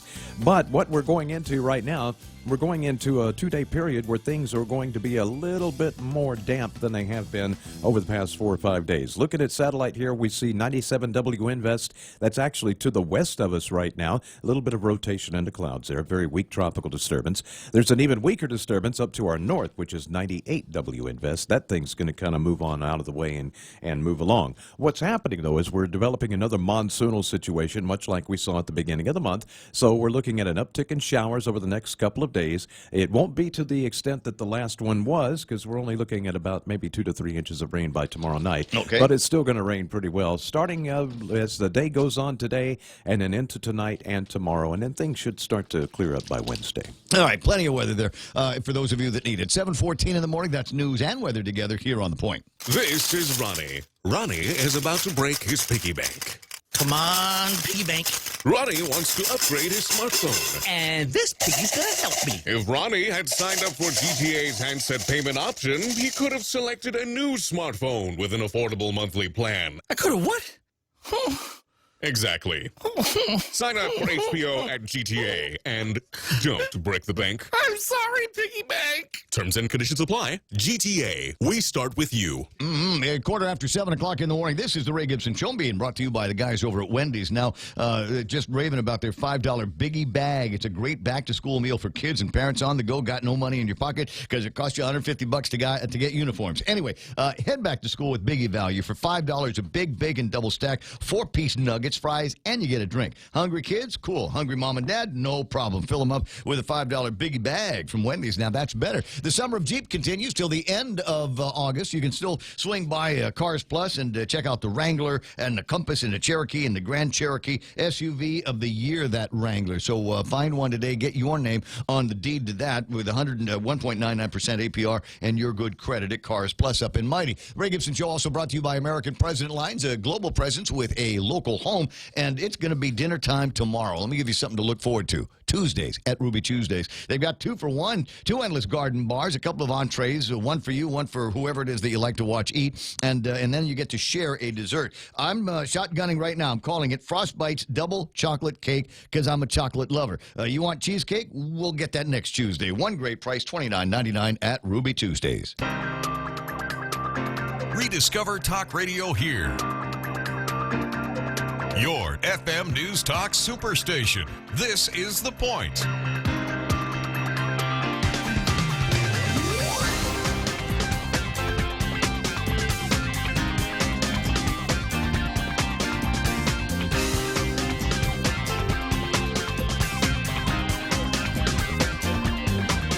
Yeah, someone online talking about some incredible numbers on that story in the Guam Daily Post. Utility officials slowly pay back raises. You get, I was telling you about Kelly Clark, legal counsel for GWA. Payroll deduction authorization and invoice appear to show that Clark agreed to have $25 withheld per pay period, and he's got to pay back $5,027. 5,027 divided by 25. How many pay periods is that? You want to do the math?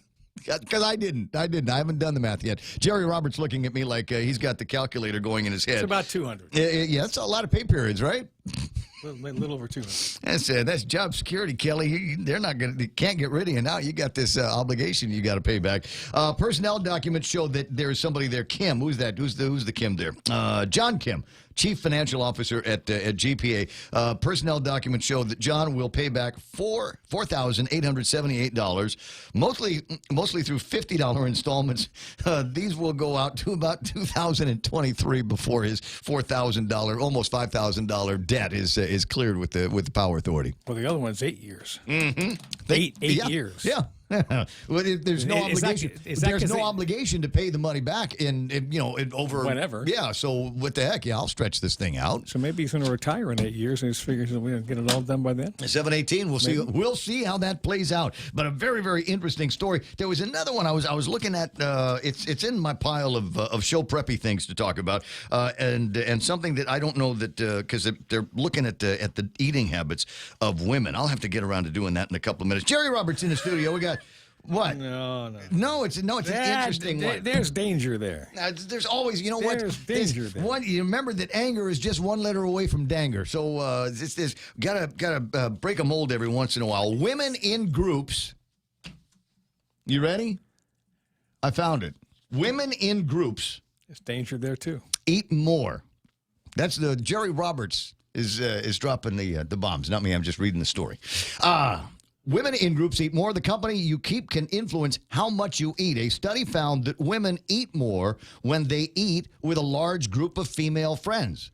If it's a smaller group, they eat less. And when she dines with a man, even less than what they would eat with a smaller group of friends.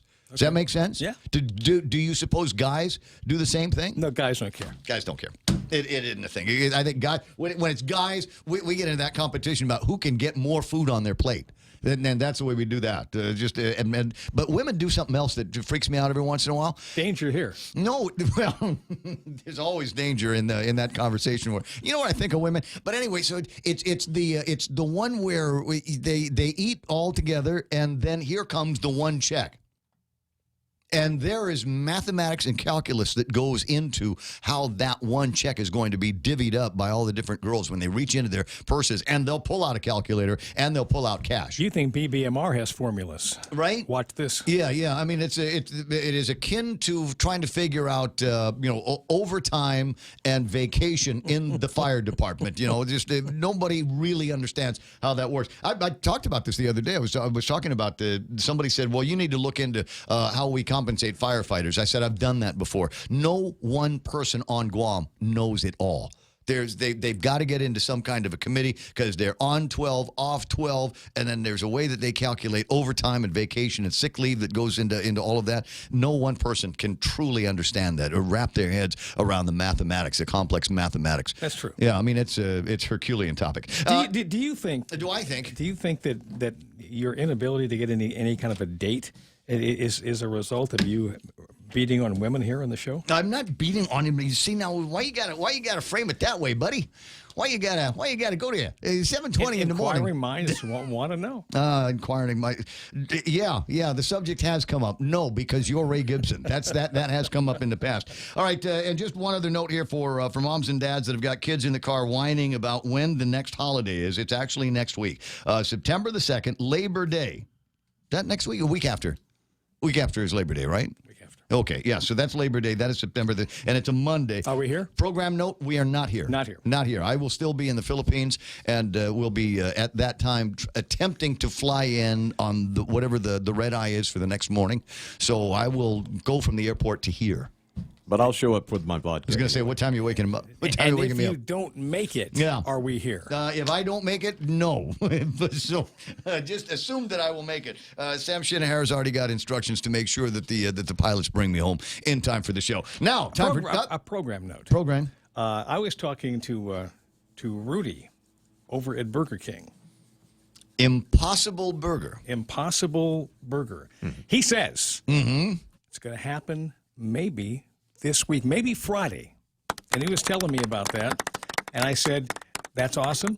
I'm looking forward to it. They had a big deal in New York. Right. They rolled this thing out, had great reviews. Yeah, that's what I got it here. They're training on it as we speak.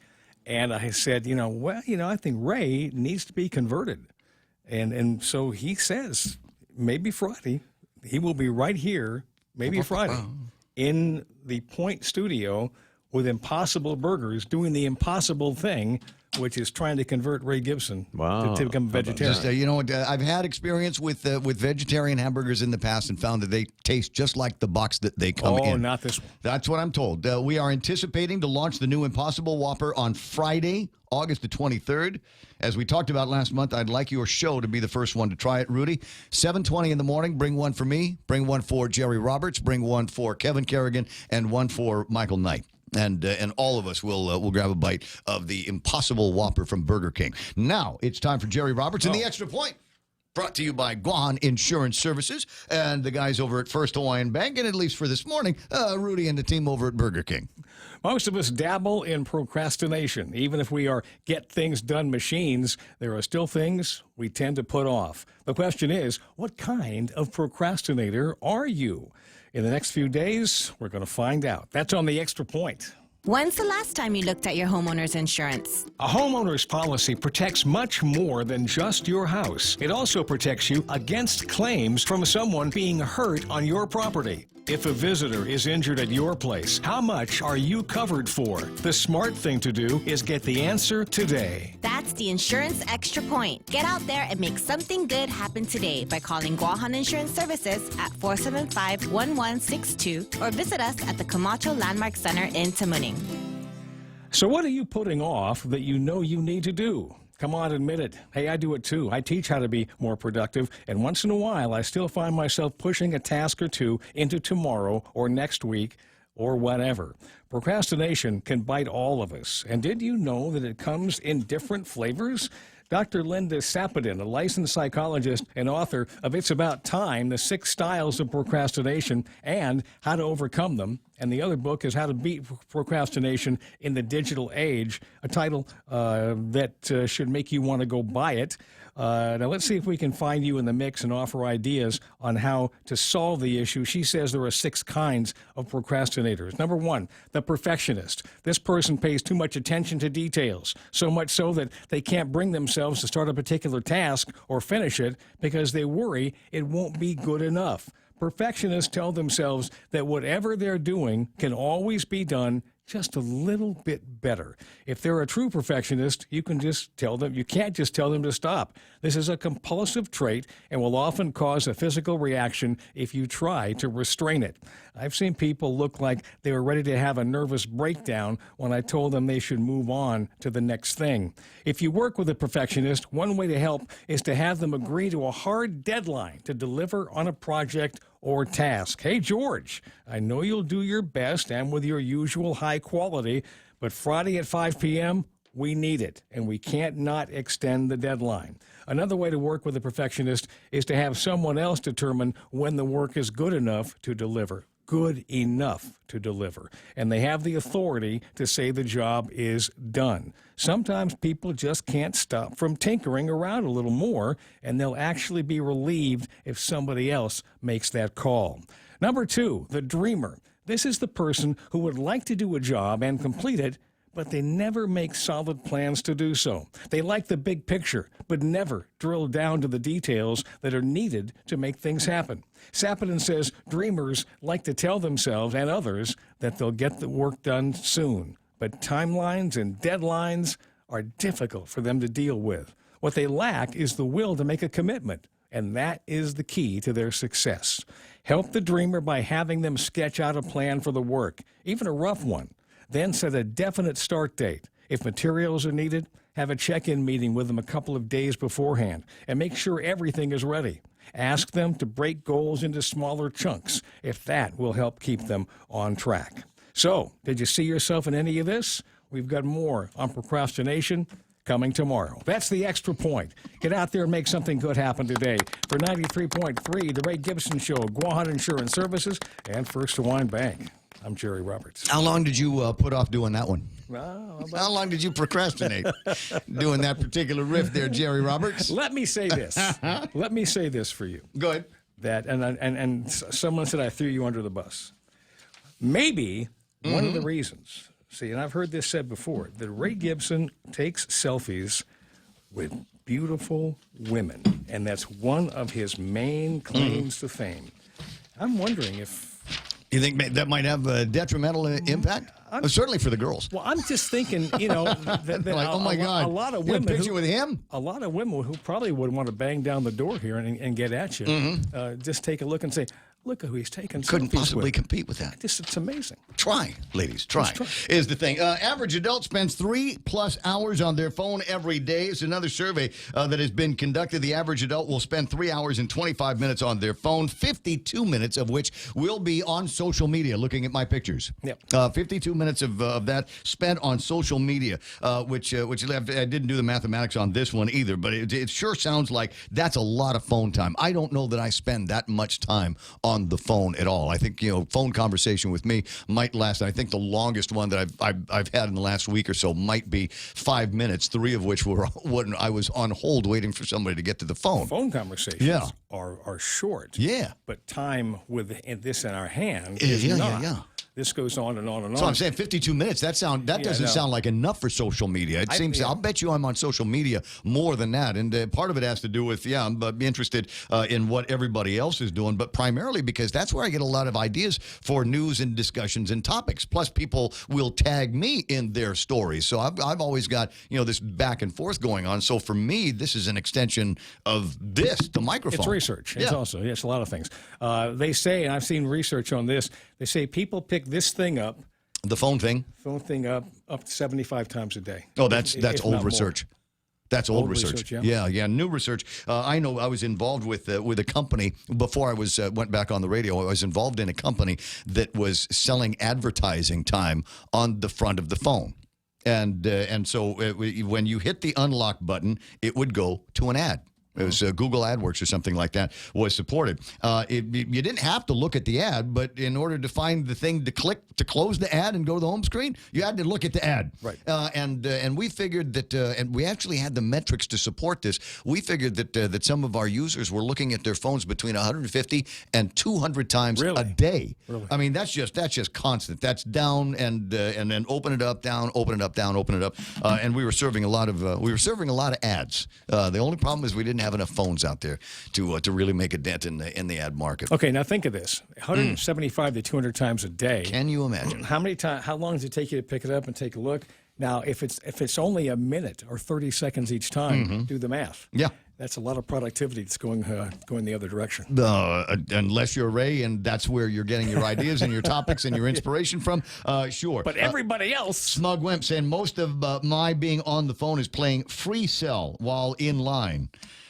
Free Cell. You're the last guy I know playing that game, Smug. Anyway, that's Jerry Roberts in the Extra Point. For transcripts of this and all of the other ones, go to GuamTraining.com on the World Wide Web. Every single one of the programs are listed up there, and we get that request every once in a while from people asking, can you mention that more often? Yeah, GuamTraining.com on the web. It's 7:30 right now, and time for Headline News. And this one brought to you by Auntie Loli Kemet of Remax Diamond Realty.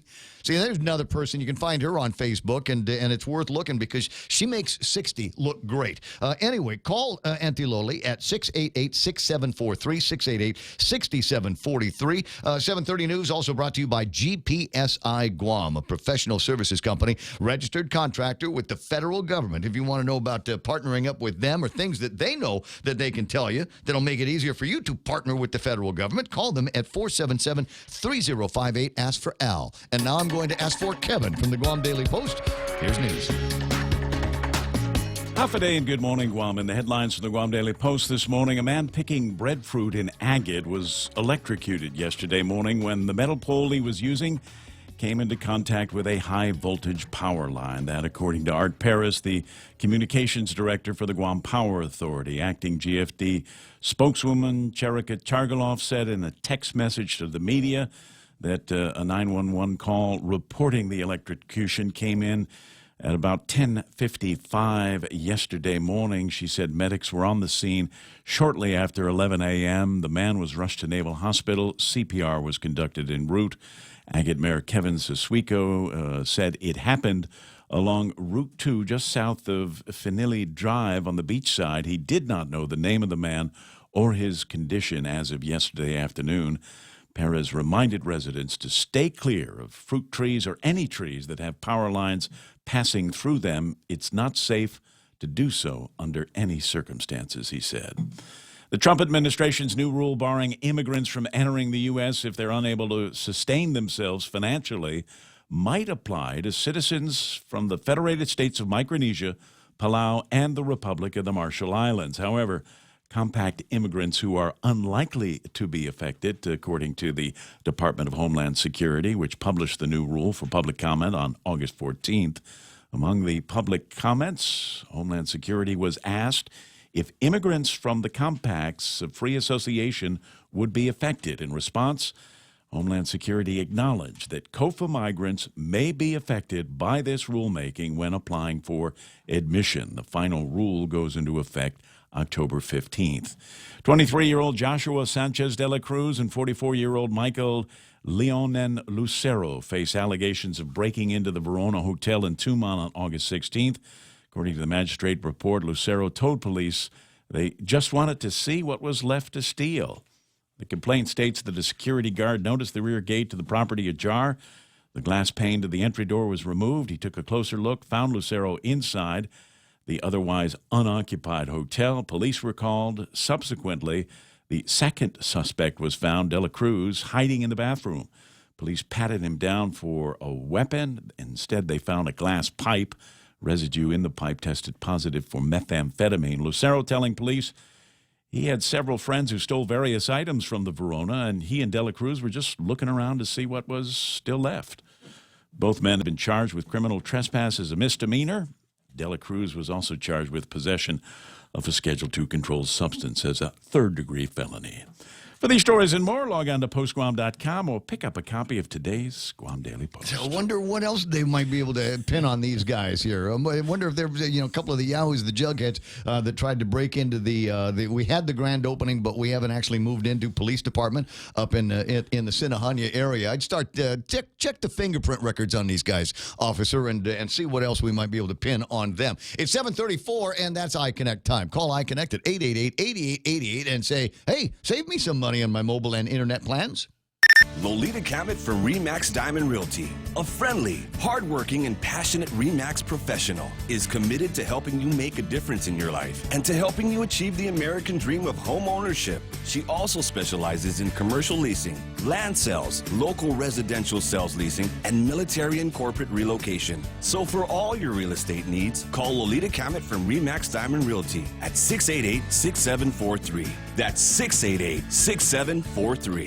Yep. 7:35 in the morning. Smug, you're absolutely right. These guys shouldn't have been busted for anything other than trespassing. They didn't steal anything, they said. We just wanted to see what was left to steal.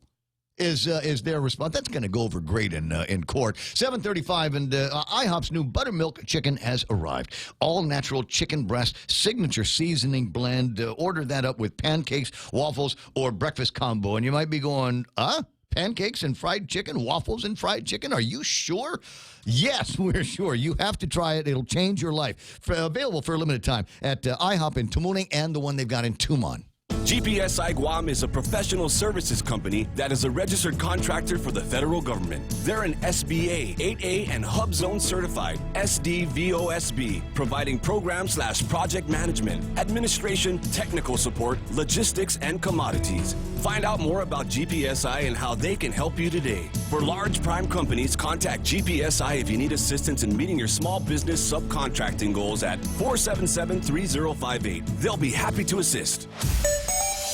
7:36 in the morning. Time to take a look at the traffic gizmo and see if there's anything out there on the roadways that might be slowing you down. And my guess is that the roadway itself will slow you down just because it's that time of day. We're still learning a thing or two about remembering what it's like to drive at this time of day with so many of the cars and buses and things like that out there. You forgot it all during the summer, didn't you? North and southbound Marine Corps Drive up in G will be busy in the usual spots near the school. It'll start getting busy again around Ipao and that area as you make your way towards the southern end of Guam. So expect some delays southbound through there. Not much better once you get past Waisang Song, the intersection to the Harmon intersection. 1 and 3 is looking ugly right now. Specifically 3 headed towards the intersection. Then it's slow all the way until you get to the Micronesia Mall. It'll open up again, but then just start backing up. It should be past everything by about the time you get to St. John's and that one trigger intersection. South of that, no major problems. Route 10 Alpha looking okay right now. Route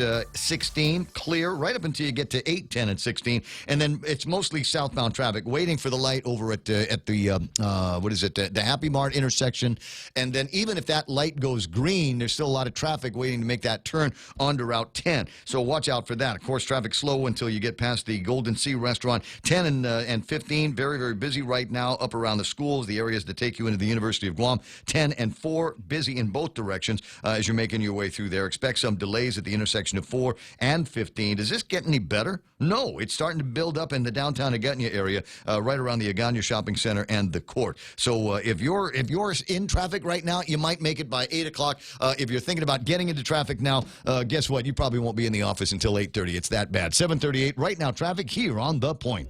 Whether it's for business or pleasure, staying connected when you travel is always essential. And now when you travel to South Korea, enjoy free data roaming with Docomo Pacific. Navigate the city, look up the best restaurants, email back home, or post all your pictures, all on the go for free. Call 688-2677 today to make sure your postpaid account is ready for roaming. You plus Docomo Pacific. Better together. Some conditions apply. See print ad for details.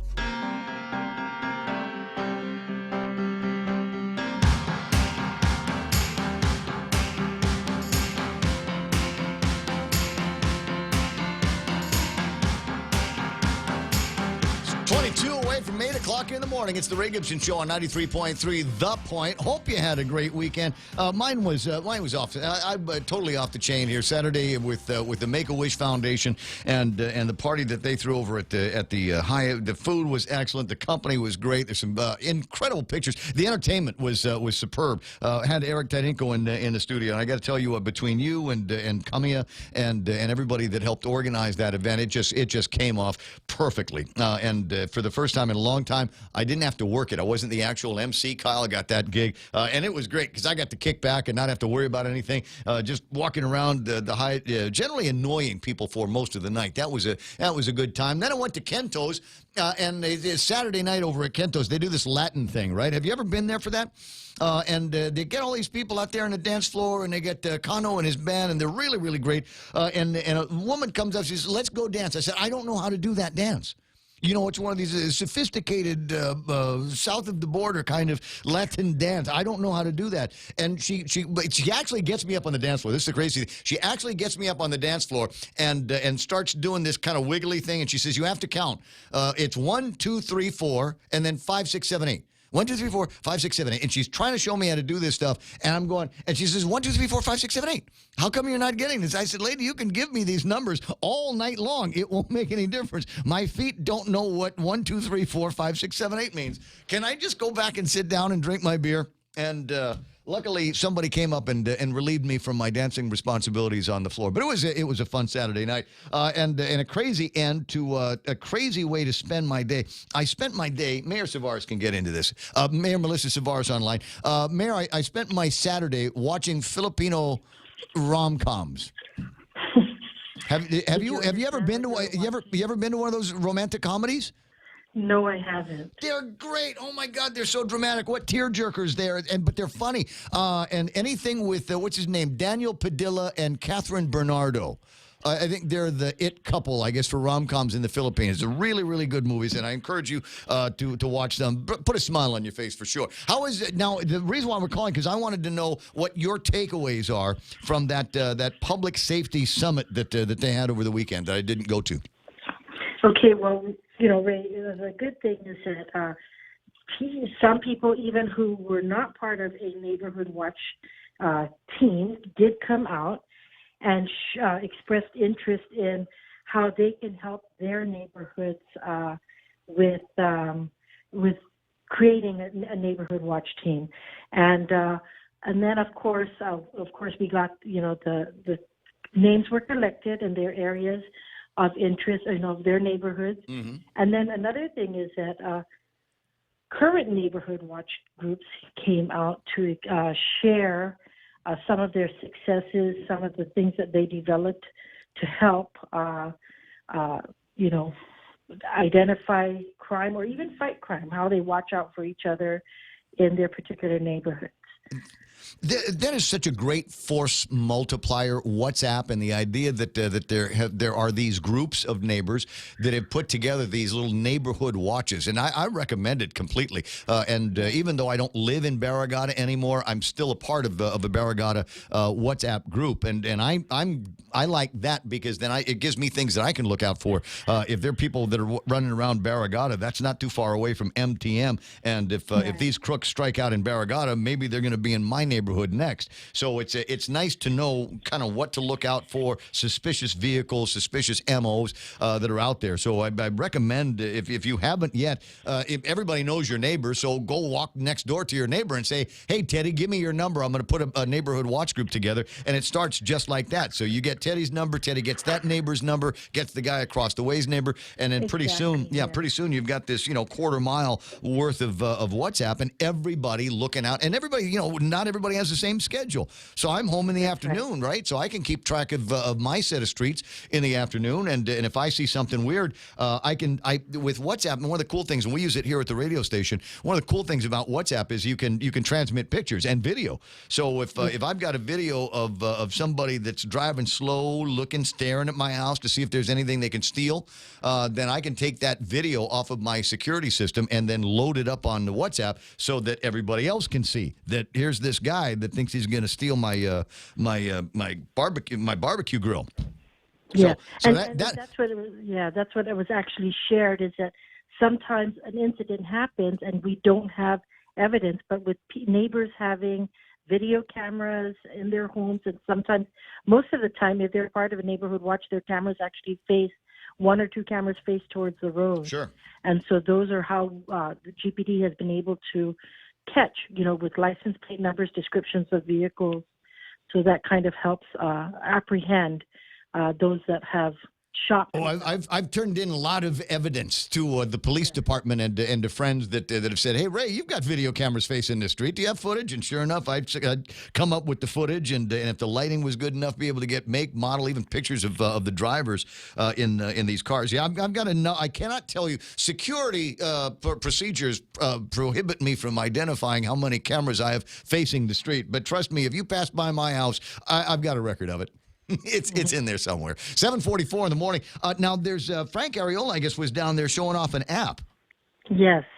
So it's an app that the Frank and his team with Eddie Regis have developed, and they've actually are working with the Office of Technology with the government of Guam to have buy-in with different agencies to identify different things, what items, and they'll be connected. So what would be reported would be vetted by the Homeland Security, GPD, GFD, whatever agencies are involved.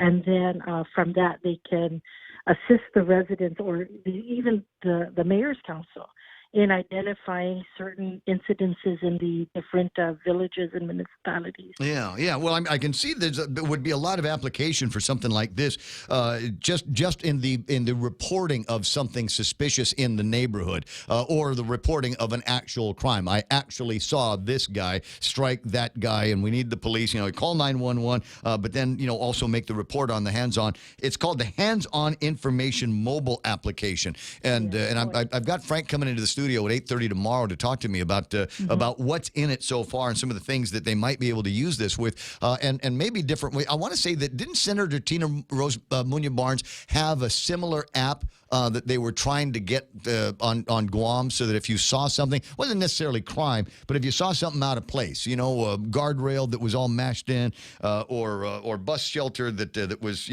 more dangerous than it was a shelter for the kids, that you could take a picture of it and then send it in.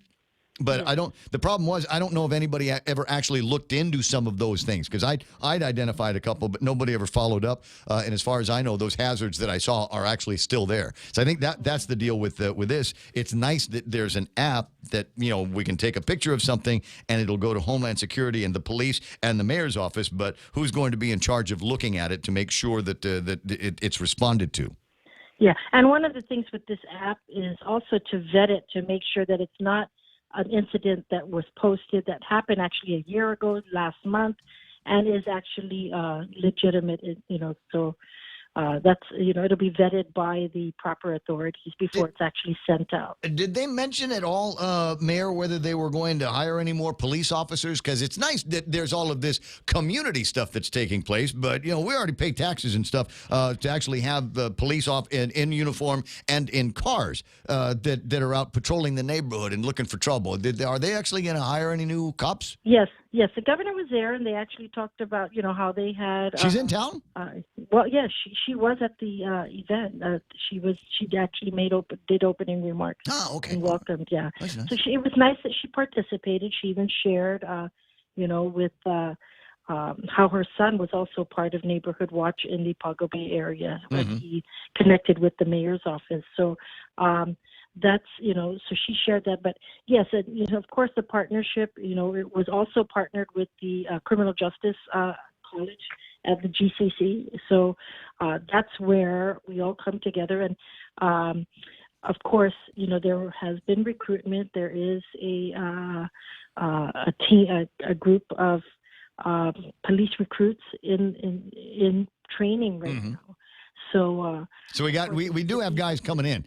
But we're not ever going to get up to the required number, which is up around, 400 officers required for an island Guam size? It will take time to do that. But, of course, training needs to happen and make sure that they go through the proper training to be out on the streets. Okay, gotcha. So we're actually taking some of those kinds of steps. Did they mention anything? Now, I want to say that Telo Taitigui had a piece of legislation. Did it? I think it passed and got signed into law that would allow for the posting of video cameras. Did that subject come up? Because I know there was a big deal over at the legislature. Yeah, that wasn't brought up during the summit, but I'm sure that would be. I think that would have been one of the things I would have demanded was on the schedule. Is how can we better surveil what's going on, not just in Tumon but all around the different villages and at the intersections? Is there a way that we could use that kind of video technology so that nobody was talking about video surveillance and video tools for crime fighting? Well, what was discussed is what was happening currently in the neighborhoods, Ray, and how the different groups that came up to do a presentation actually talked about what type of systems they were using. Did they have a conversation about 911? Did E911 come up? Yeah, there was, on how we connect with 911 and how it gets vetted forwarded to the proper agencies for response. Yeah.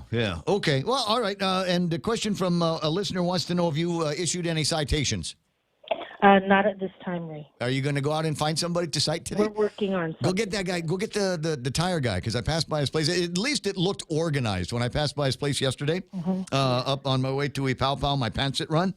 That sounds fun, doesn't it? We're on a Pantsit run, and we can only get the good stuff in Waipaupau. But anyway, so I went up there, and I passed by the place, and like I said, at least it looks organized. But it looks like a derelict van that's parked there, and a bunch of stuff under the tarps. You have all the assurances that when they're done with their tire business there, that they're going to clean up, right? I actually spoke to the individual about a week and a half ago, and I asked him where does he take the damaged tires, and he said he does have an agreement with the Raceway Park. He does take some up there, and then he does dispose others that they can't take. But he's in the process. I did talk to him about, the federal government is actually, NAFAC is actually going to be fencing. There's some survey that was done there recently, and so they're going to be putting up a fence, which he is within that property. Sure. And so I said, you need to start clearing this up. And I actually know where the individual lives, and I got a copy of his his peddler's license, and so, we're going to be monitoring that. Okay, so that's interesting. So the disposal of those tires is just take them up to Henry Simpson? Some, because, they use tires for their track area. Yeah. So he said some of them, the bigger tires he does, and then the others he does have a receipt for where he properly disposes it. Interesting. All right, I'm glad that you're watching out for that, because otherwise can be a problem here in the community. 7:52, and Eddie Cruz wants you to cut the grass, but he didn't say where. Eddie, where do you want her to cut the grass? Okay. I'm waiting for him to type in a response. I'll get it to you a little bit later on. All Mayor right. Savars, I appreciate your time, and I'm glad that you went to the summit. Okay, thank you, Ray. We'll learn more about that as the days go by and see what the fruits of all of that are going to be. But as I said, the first thing is there's an app floating around. And when I was reading up on all of the things that the app is going to do, I was going, yeah, but we already have that. It's called Facebook. We got the book face out there. Facebook, you can see a time and a date stamp sometimes on some of these things. I think is the tire Dededo, Route 1. You want the entire place done. You know what? There are a couple of spaces where the Sakati leans over on the sidewalks, makes it difficult for pedestrians. Anyway, you deal with her on that. I'll go ahead and pass the message along. But I was talking about the distinction between the hands-on information app that Frank will talk about tomorrow and Facebook. Many times, I want to say that crimes get solved on Guam as a result of posts on Facebook. You get somebody with a video of a guy lurking in his garage looking for stuff to steal, and all of these things show up on Facebook, and then pretty soon somebody gets arrested. I'm going, that's a great way to use this kind of technology. But it's tricky, though, is the thing, is it's got to get vetted. I am guilty. Yes, even I am guilty of posting things up on Facebook and saying, hey, look, here's another guy who deserves to get deported. And took a whole weekend's worth of guff from people that said, you can't deport him, he's from here. And I said, but he's got his pants around his ankles at a bus shelter. And they said, it's okay, he's harmless like that. I don't know. The things that we have conversations and forgive around here.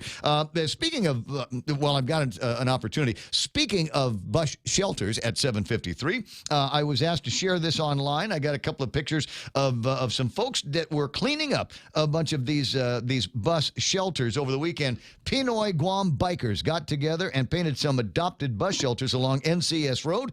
Please make a shout out for these guys, and please share the road to these bicycle riders, especially on weekends. Thanks, Ray, and enjoy the rest of my weekend. I know a bunch of these guys that are out there that are doing the painting and are out there riding their bicycles. A fine bunch of lads and a very unified group, and I'm delighted that they're fixing up apparently not one but a couple of bus shelters out in NCS Road. They sent in a whole bunch of pictures of them doing that work onto the WhatsApp number 988-5478 KUSG, whatever KUSG is, and you can get yours on as well. Bunch of great pictures of a bunch of great guys out there doing community service.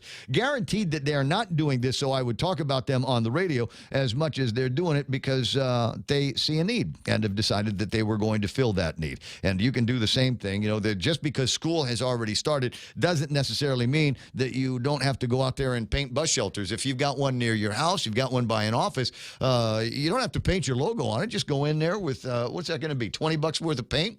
And clean off some of that graffiti that starts to pop up right around school time. 888-825-888-TALK is the telephone number around here. And a few things that are worth talking about before it gets to be top of the hour news.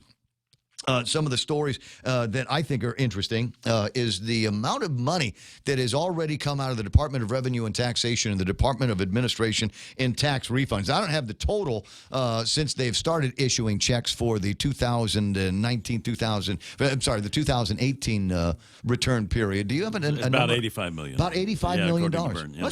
That's big money in the last couple of months. And the total payout for 2018 is in the range of about $125 million, according to DOA Director Byrne. Yeah, so they've still got between February the 15th till October the 15th. Till October the 15th. So they've got a lot of time to get the monies out. 6 months from the tax filing deadline. 2.8 million in refunds that went out right now. About 964 checks should be in the mail today. So if you've been waiting on getting your tax refund out of Auntie Lou, the check is in the mail. It should be to you sometime soon. If you've got a status A return that came in on or about February the 15th. February 15th. No, April. It's from the tax deadline. No, I reckon that the deadline, I get where that is, but my understanding is that these are all, the refunds that are out are good up till February the 15th. Right? So that's correct. That's correct. They haven't gotten to the 16th yet. It was a long day over at the Department of Revenue and Taxation, but the calculations are being made and their tax refund dollars out. $2.8 million. You think about that. You should be able to feel that in the economy. You should be able to feel it. It should feel like, you're trying to get reservations in a nice restaurant, a little harder to do because people have got a little bit more money to spend in their pockets. Maybe it was that much busier for back to school because there was some back to school money that thankfully came in the form of a tax refund check. So maybe a little bit of an uptick in business, and that drives, obviously, other gross receipts taxes. Maybe Rev and Tax would be faster at getting tax refunds out if they didn't have to use calligraphy brushes, parchment, and an abacus. Are they using that? And is that what your check looked like? Yeah, the other day. Yeah. I mean, it's nice. It's very stylish. Well, yeah, but I mean, automation technology being what it is, it's very expensive. So we're going to go ahead and do it the old way. They still put the wax seal on the envelope before they send that out. Yeah. $7.57 and change. I had red and purple wax in this one. It was cool. Just a nut working over on the studio side. That's Michael Knight. We'll hear from him when it gets to be sports and weather time in the next hour on the program, and a few other things that I think are going to be interesting. The conversation. And do you know where you are on this? Has it come to you yet which side of the fish that you're going to be on? Because you can't be on both. You've got to say, I'm either for Michael Sinikolas and his plan to put hard guard rails on the government of Guam in the Organic Act, or are you going to be the one that says, no, Michael is empowered empowering the federal government to continue their colonizing habits here on Guam with these dastardly amendments to the Organic Act that he is proposing. My goodness, is he trying to run Guam from Washington, D.C.? He was not elected governor. He was elected congressman. Which side of the table are you going to eat this topic on? I'm with Mike on this one, and I've had discussion and debates with friends that are on the other side, and I can see what they are saying. I understand the words that are coming out of their mouth and the way that they feel that this is an affront to the way that we do business here on Guam. For heaven's sakes, we've got these laws. The laws are on the books, and Mike is saying, yeah, but you ain't following them, and you won't unless we put this in the Organic Act. We are going to via congressional action restrict the abilities of the government of Guam to what's the delicate way I can say this? No, there is no delicate way. We're going to use the federal government and the powers of the amendments of the Organic Act to force the government of Guam not to screw with the taxpayers. If you want to raise the taxes, you better tell a good story to the taxpayers and get it out there in some kind of a referendum. But there are people that are saying, yeah, it's just a lackey dog now for the federal government. Interesting the way that has been painted by Mike's opposition. If you'd only signed the Unity Pledge, I wonder if you would still be getting as much guff as you are from these guys. 7:59 and change. We're KUSG at Gutnya. My name is Ray Gibson, and this is The Point.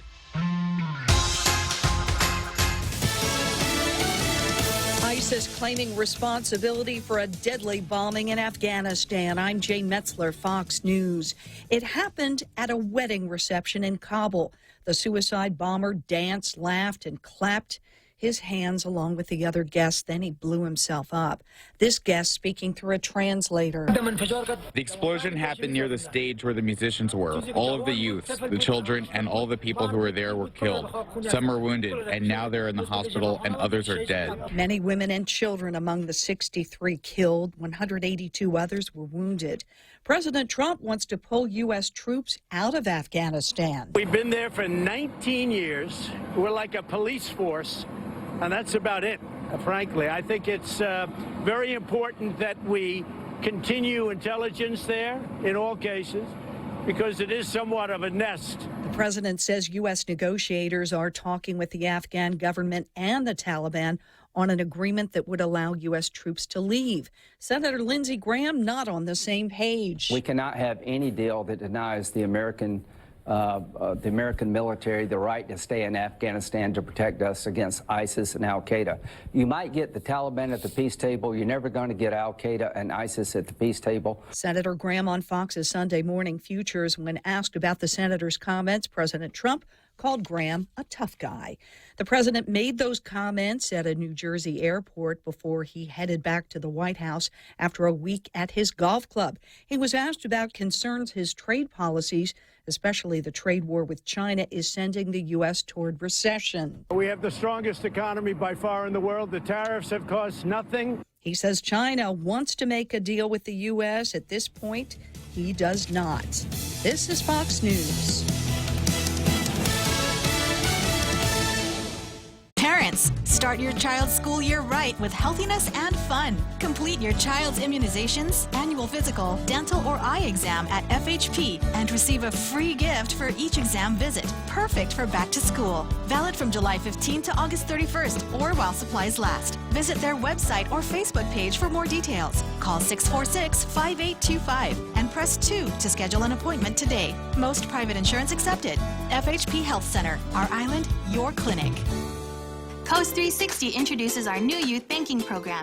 Give your kids and teens a head start with Kids 360 and Teen 360, a program designed to help your child develop smart financial habits and learn about money. Introduce them to banking and get them on a path towards a thriving financial future. Plus, new youth members get a special lunch tote just in time for back to school while supplies last. Learn more at coast360fcu.com or visit your favorite member center. Coast 360 Federal Credit Union. Together, we thrive. Terms and conditions apply. Federally insured by NCUA. Democrats running for president spending this Sunday in South Carolina and New Hampshire, both early primary states. Not so Arkansas, but Beto O'Rourke is campaigning there today. Yesterday, he paid the $10 admission fee and attended a gun show, talking with sellers and patrons about curbing gun violence. Protests calling for tougher gun laws going on around the country today. People in Greenland call this a joke. So do people in Denmark. They're responding to reports President Trump wants to buy the Danish territory. The president asked about that today. Greenland, I don't know, it got released somehow. It's just something we talked about. Denmark essentially owns it. We're very good allies with Denmark. We protect Denmark like we protect large portions of the world.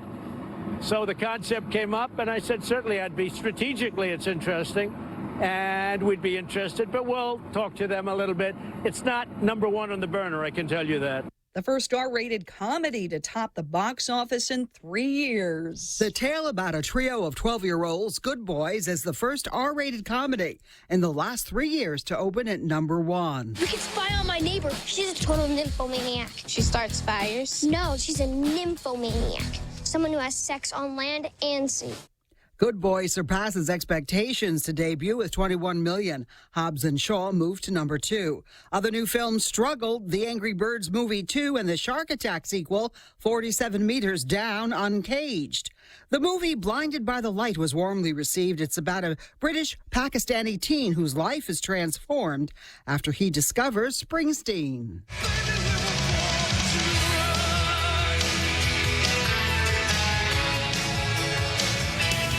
Debbie Handley, Fox News. And I'm Jane Metzler, and this is Fox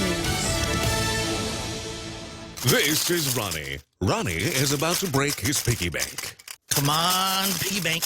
Ronnie wants to upgrade his smartphone. And this piggy's gonna help me. If Ronnie had signed up for GTA's handset payment option, he could have selected a new smartphone with an affordable monthly plan. I could have what? Exactly. Sign up for HBO at GTA and don't break the bank. I'm sorry, piggy bank. Terms and conditions apply. GTA, we start with you. Family Finance has been serving the people of Guam since 1959, and they'll continue to be there for you in the years to come. Whether you're looking to get a personal loan for that summer vacation or paying off those long overdue bills, Family Finance has got you covered. Apply for a personal loan from $1,000 up to $3,600 by calling Family Finance in Agutya at 475-4545, Upper Tumon at 647-5626, or in Dededo 633-4473. Family Finance, serving the people of Guam since 1959. Mezcla Chamorro Fusion Bistro brings you island hospitality with a true taste of modern Chamorro cuisine. A bistro look that feels like home. Their menu features local and traditional flavors with a twist. From their famous Kelaguen Hafa to fresh ahi poke salad and their award-winning barbecue ribs. Mezcla takes your favorite local dishes and serves them with extra flair that you'll only find at Mezcla Chamorro Fusion Bistro. Stop by their newest location in the Grand Plaza Hotel in Tumon. For reservations, call 969-2652. Mezcla, a true taste of Guam.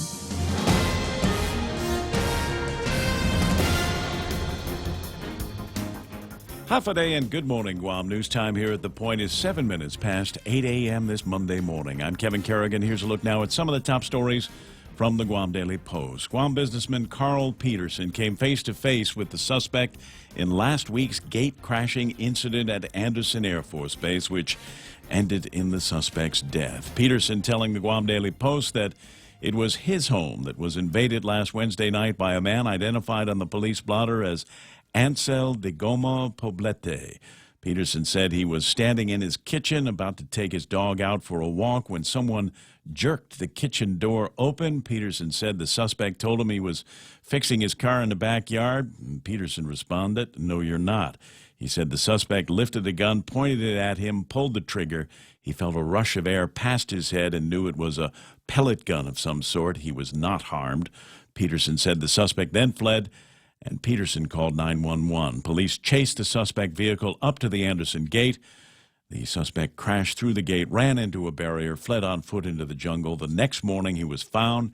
He put up a struggle and was shot and killed, according to a news release from the Air Force. However, neither Guam police nor Air Force security personnel have confirmed the identity of the suspect or revealed any further details about that case.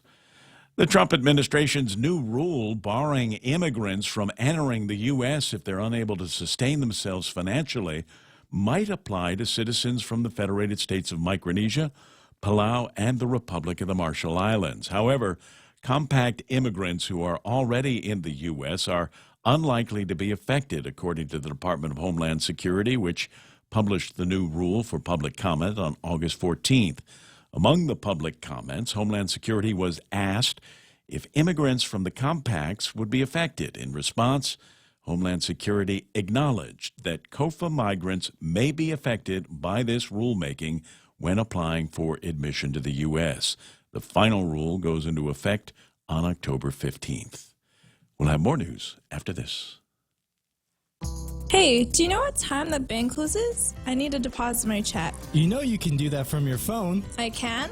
With Bank of Guam's mobile app, it's easy. Just endorse the back and snap a pic to deposit it into your account. You can do this from anywhere, anytime, which means no rushing to catch the bank and no lines. With Bank of Guam's mobile app and online banking, we're always open. Visit bankofguam.com for more information. Bank of Guam, the People's Bank. Member FDIC. IHOP now has buttermilk crispy chicken made with all natural chicken breast and a signature blend of seasonings. Why am I running? Because IHOP now has buttermilk crispy chicken made with all natural chicken breast and a signature blend of seasonings. Whoa! We're talking chicken sandwiches, chicken and waffles, even chicken and pancakes. But move it, Gray Van! IHOP has crispy chicken! Run in to try IHOP's new buttermilk crispy chicken strips and pancakes for just $6.99. For a limited time, price and participating restaurants may vary. News time here at The Point is 10 minutes past 8 a.m. In district court Friday, Inocencia Eserom and her husband, Singio Singenes, were sentenced to serve 1 year and 1 day in a federal prison. Both pleaded guilty to unauthorized use of food stamp benefits. The pair owned and operated the S&I Mart, a convenience store in Barragata. According to their plea agreement, they engaged in fictional and illegal food stamp transactions between March 2011 and September 2013. 56-year-old Eserom pleaded for her 63-year-old husband to be released to take care of their son and stepchildren. Eserom is a retired school teacher. Singenes told the judge, "I learned my lesson. I am very sorry. I promise I will never do it again." The Guam Department of Administration will be mailing out 964 tax refund checks today, totaling $2.8 million, according to a joint release Friday from DOA and the Department of Revenue and Taxation. The checks cover error-free returns filed on or before February 15th. In all, about 30,000 tax refund checks have been mailed out to island residents this year, and this latest release raises the total amount of tax refunds paid to roughly $85 million, said DOA Director Edward Byrne. He projects that about $125 million in refunds will be paid out to taxpayers who filed 2018 returns. For these stories and more, log on to postguam.com or pick up a copy of today's Guam Daily Post. Ray and Mike now with a look at our weather. I got partly sunny skies today, Kev. Mostly cloudy. Scattered showers and isolated thunderstorms are also possible because it's Guam in August. South to southeast winds, 5 to 15 miles an hour. Highs near 88 degrees, and overnight lows should be about 76 degrees. I'll watch your sunset tonight at 6:40. Get the good camera, because I think it's going to be nice tonight if this morning's sunrise was any indication. Some really, really gorgeous sunrises have been recorded on our Facebooks here this morning, so it should be nice tonight as well. We'll take a look at the weather radar. Duke Skytalker from the Points Weather Center with his interpretation of the pretty dance. As we look at radar right now, we see just a line of showers that is petering out as it moves over the southern part of the island. More stuff back off to the east and southeast, and that's actually what we've got to watch out for. Got kind of a complicated scenario going on right now. We have a developing monsoonal system that's going to be forming over us in the next, right now. And looks good to start the morning, but things will start to cloud up as we get on through the day. And then by this afternoon and tonight, we should be seeing a plentiful rainfall as we will be picking up some of these scattered showers. Over the weekend, saw real good examples of these island effect thunderstorms. The winds were blowing over the island, the heat was lifting up the clouds, and then it was raining all out to the west, and even some of the towns along the western shores got some of that rain. But today looks to be much of the same. Looks like the winds will be just strong enough to push those storms off, but we've got enough moisture moving across throughout the day that we're going to be getting showers and stuff anyway. And then once those start to move in, the clouds start to form. It'll cool off the land, and some of that island effect stuff will stop.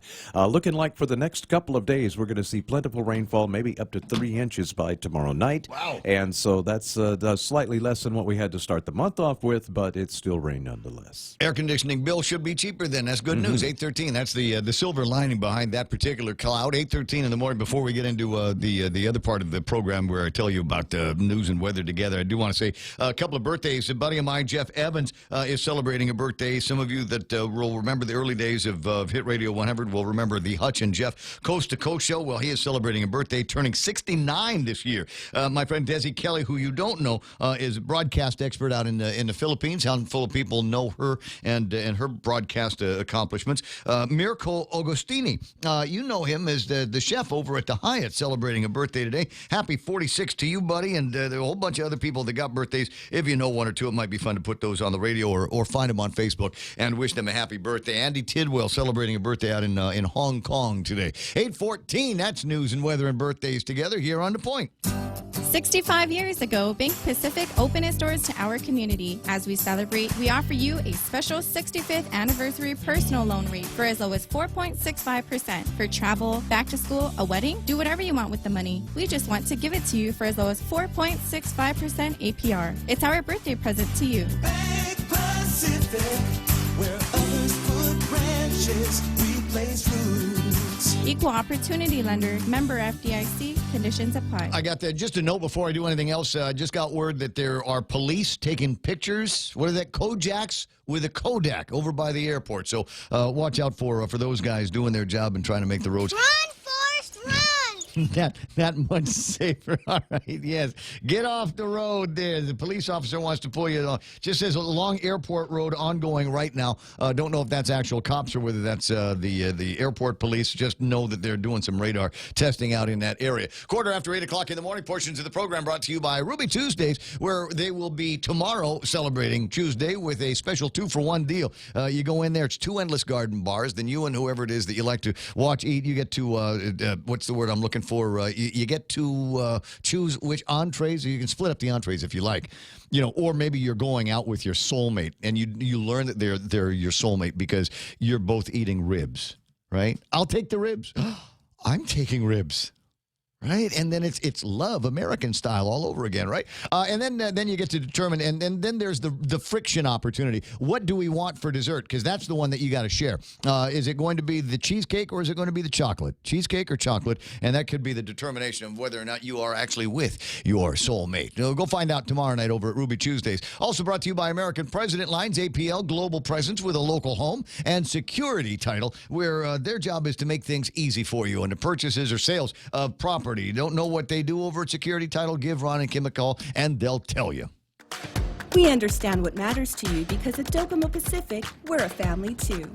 With the Now Family program, Mom, Dad, and kids stay connected on the latest devices the whole family can enjoy. For just $155 a month, get 3 lines with 30 gigs of 4G LTE data each, and endless use of your favorite apps without affecting your monthly data bucket. Add more, get more, save more. Docomo Pacific, better together. Some conditions apply.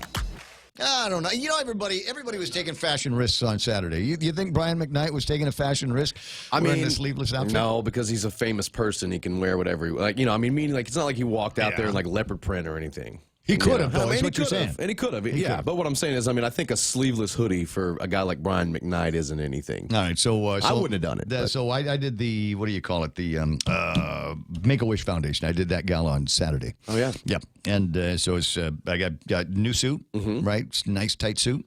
And you went no tie, too. It looked nice. I never wear a tie. No. Never wear it. I decided years ago I don't have to wear a tie anymore. I'm in my 50s. You can't make me do anything if I don't want to do it. But not that I didn't wear a tie. It's just that I went purposely 3 buttons down. Okay. Yeah, so open shirt, and... very Mediterranean of you. Yeah, that's what I was... kind of the look I was looking for. Just up there and...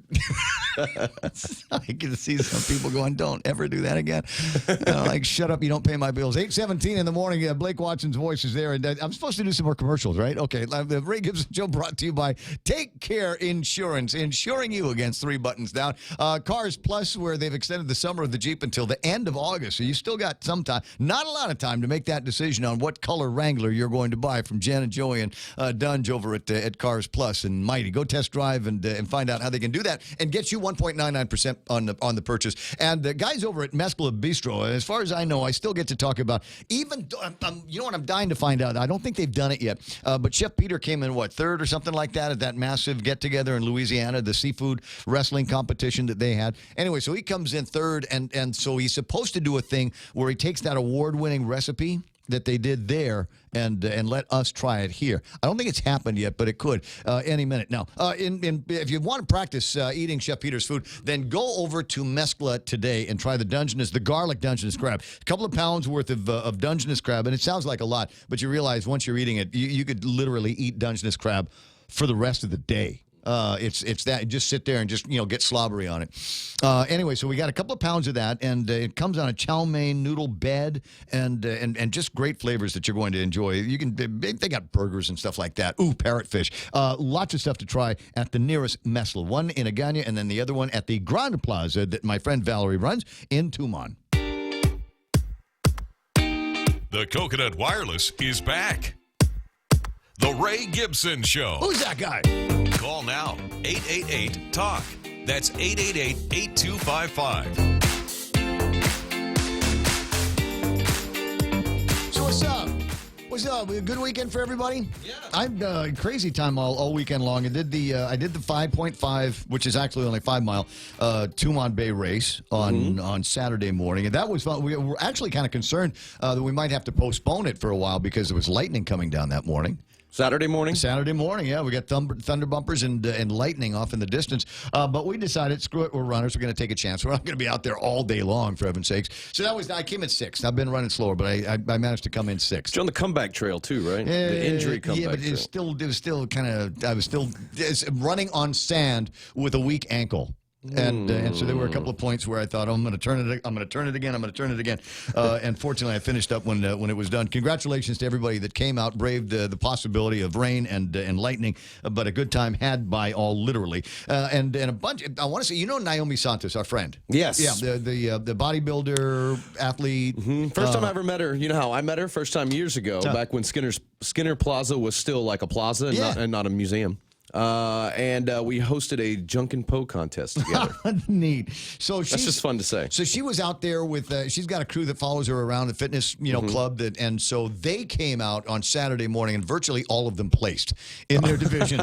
Yeah, a bunch of strong team. And so now they're hooked. I don't think they're going to be doing fitness runs in Paseo anymore. I think they're going to be winning all of the 5K badges and things like that. So nice to go. There are a couple of other races that are going to be coming up soon, and I got just enough time to remind you, if you're going to the Philippines or if you need an excuse to go to the Philippines, runwithme.ph on the World Wide Web. Get signed up for a bunch of races that they're doing this coming Sunday at the Resorts World Manila. Run with me X, and it's going to be. I know I'm going to have a fun time. I fly out on Saturday night and then run early Sunday morning. So hope I can sleep on that United flight that takes me out. I'm sure you can. I'll be all right, I think. You'll be fine. Doesn't make any difference to me. Anyway, so that's one of the things that's going to be happening. And I want to say that the running club, and Richard made a big deal about this to the runners that were there that now are forced to listen to me every morning, is that because I announced the race schedule, there is going to be coming up, the Guam Running Club's got a run that starts at Tumon, the Joseph Flores Memorial, Epal Beach Park,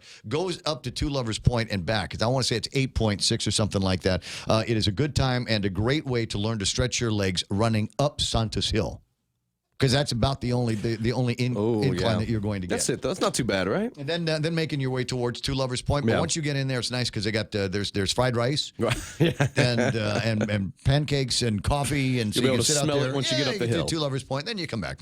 Take your time. What the heck? 8:22 in the morning, and Blake's here, so that must mean it's time for Sports with Blake.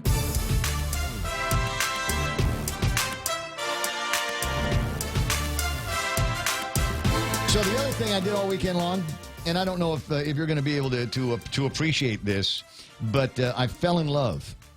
The girl named Catherine Bernardo. Do you know who she is? No. She's the rom-com queen of the Philippines. I watched a couple of romantic comedies over the weekend on the thing, and I'm like, I can't get enough of this. This is just the greatest. They're so corny and dramatic. It's amazing. Yeah, she's kind of like what Kate Hudson was in the mid-aughts. Like that. She was in all the rom-coms. You just want to watch her more. Just want to know, what the situation is going to be, and whatever. And then she acts with this guy Dan Padilla or something like that.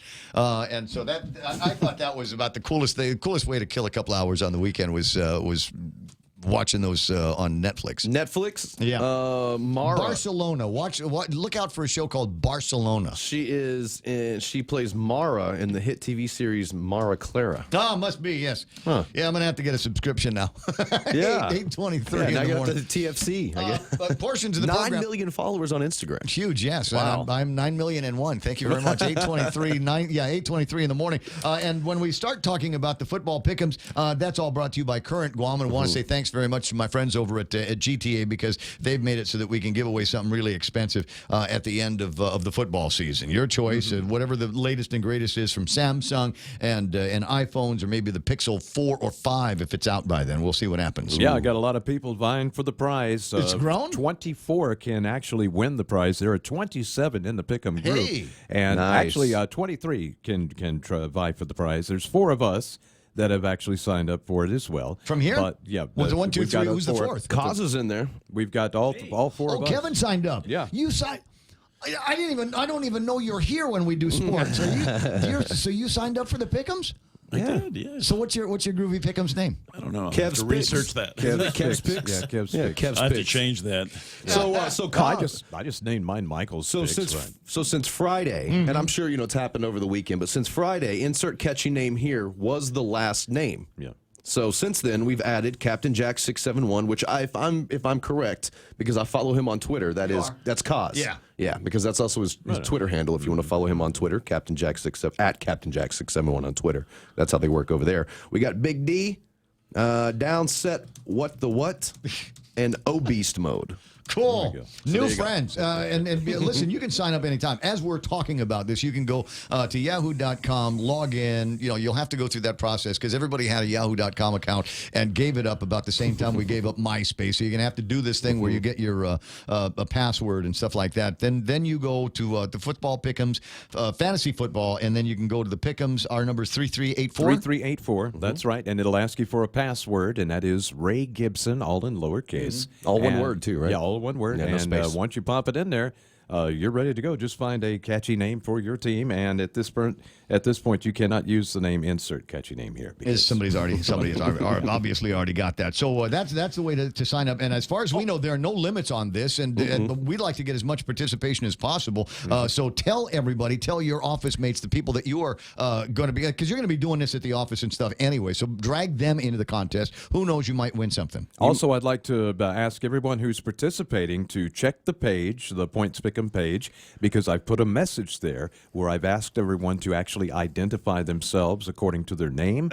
That way, that'll help with the official notifications later on down the road as well. Yeah. So there's no pressure on you, but the first weekend of the regular season is coming up. I mean, this one here is going to be the last of the preseason games, right? No, we've got 2 more. We're halfway through. Yeah. So we will be looking. Let's get some scores on that. Yeah. So I was gonna actually got it pulled up right here. So for the teams that we followed, it all started. The week started, I guess, the football week here Thursday morning, right? Friday morning for us. Yeah.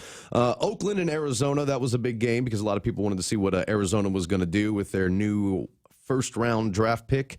Well, Oakland beat them 33-26 as they're still trying to figure things out down in Arizona. Elsewhere, let's see here. The Tampa Bay beat Miami. I'm only saying that because we've got a former Guam High Panther, Matthew Eaton, he's a receiver for the Tampa Bay Buccaneers. Zach Banner and the Steelers. I think actually Zach Banner got some playing time as they beat the Chiefs 17-7. Over in Hawaii, as a lot of buzz around that game. Los Angeles Rams taking on the Dallas Cowboys at Aloha Stadium. First preseason game since, what do we say, 76, 77, somewhere around there? Yeah, it's been a while. Over 40 years. The Cowboys beat the Rams 14-10. And that's pretty much how it shook out. We've got a few more straggling games as right now, currently on CBS, you got the Saints battling it against the Los Angeles Chargers. And then at 10 a.m. on Fox, the Seahawks will kick off against the Vikings. And then tomorrow morning on ESPN, the worldwide leader, you got the Niners taking on the Broncos. So that's some local preseason football if you need to scratch that itch just ahead of the regular season, which I believe September 5th or 6th for us here locally. So, by the way, the pretty close. The 49ers Broncos is a replay of the blowout 1990 Super Bowl where San Francisco won 55-10. See, there's always somebody that's got some cool football trivia. It's one of the other reasons why I love football season so much. Oh, so much fun. Yeah. Because you can go crazy on stats going back from a long, long time ago. I wanted to make sure that this got in here because I don't know that they do same day signups for the Onward Mingy Fun Run. There's a 2.5K, 5K, and a 10 kilometer. And if you are into 5Ks and fun runs, you know what I mean? Like if you do these kind of events anyway, you should do this one only because when else are you going to get to go on that course? It's unless you're so cool. Yes, unless you're paying unless to get you're on the a golfer course, as well. Unless you're also golfing. But even then, like I know golfers that have got. I mean, I've been here 10 years, and I know people that I've known all 10 years living here, and they've been here longer than me. And even they have been like, you know what? I've never been to that course, and it's a beautiful course. And that golf. So it's a great course. Now, if it's not raining too hard, then you can open up your stride and just haul all the way down, haul your biscuits all the way down. I'm going to run the 5K on this because the following morning I've got the 10K in Manila, so I'll run the 5K on this race. And the note that you have to know, regardless of whether you're in the 2.5 or the 5K or the 10K, save some for the end. Anybody that's run this race knows, and there's no way that you can prepare for it. The last portion of the race, and I want to say it's less than a mile. It might be about 3/4, half mile, something like that. It is vertical. It's straight up and down, babe.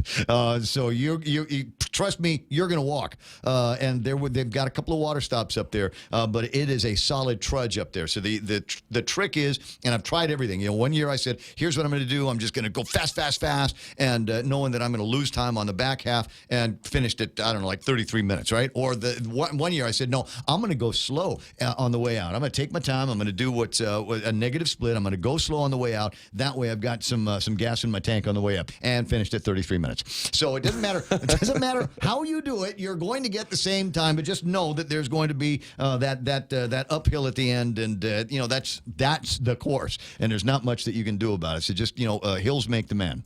No matter what happens today, it's a great day on the radio because Blake said doo-doo. I did. If you do that, then there you go. I'm still trying to figure out how to use the phrase hydra crab. Hydra crab. What is that? It's a military exercise. Didn't you notice all the extra military flying around over the weekend? Helicopters keep my kids up. Yeah, so we get the helicopters out. Well, I don't know if these guys are helicopter dudes. They're all divers. They're a fleet diving unit from, what have we got? Some guys from the Atlantic. I want to say they brought in some guys from Australia, New Zealand. Hoi, hoi! For this Operation Hydra Crab, a 12-day exercise, and that might be why there's some additional pasty white over at Jimmy D's yesterday. See, you would not. You would be you're my resident reporter for the weekend haps at Jimmy D's. Well, there's what did I say? There's some pasty whites and extra strippers. So I think that's because Hydra Crab was going. So you must have just signed a new batch of 3-month contracts. I think they did. So anyway, Hydra Crab. It still sounds like something you need a shot for. Anyway, 8:31 in the morning. What other cool sports are we talking about today? I just wanted to say, because I know that there are people that are nostalgia for basketball and for the 80s that listen to this program. So I just wanted to remind everybody on this day in sports history, well, actually on this day in the States, August 18th, 1992, Celtics legend Larry Bird retires. 3-time MVP on this day back in 1992. So the last white guy to play in the after 13 seasons in Boston, Larry Bird hung it up on this day way back. How long ago was that? Guy's a legend. Yeah, absolute legend. Yeah. Legend when I was growing up. Legend in my budding broadcast career. What's he doing now? Do we know? He owns part of the Pacers, I want to say, or he's in somebody's front office in the NBA. All right. So he's still just kind of like Michael Jordan, still in the game, just behind the scenes in administration or whatever. Yeah, he's still doing basketball operations somewhere. All right. Well, awesome look back at history and all that. You're right. And there are a lot of people that would that will remember that. Yeah, exactly. I thought you were going to hit me with something else, like it was. This is the anniversary of that movie. I Believe I Can Fly. Oh, Space Jam? Yeah. I don't know. I think that came out in the summer. Gotta look that up. Maybe All we right. should. Okay, that's Blake Watson. That's all the time that we have to pretend to talk about sports. And we'll do this again. We do this the same time every day. So if you just tuned in, if you're just like, wow, what did I just discover? It's the sports report where we don't actually get around to talking much sports and talk around sports. And we're going to talk around headlines here in just a second. Are you ready for some football? The Ray Gibson Show has got your NFL fix every Friday on Sports with Blake. Be a part of the action by going to yahoo.com's Fantasy Sports Pro Football Pick'em. Join League 3384 with the password Ray Gibson. Choose your team name and get your game on.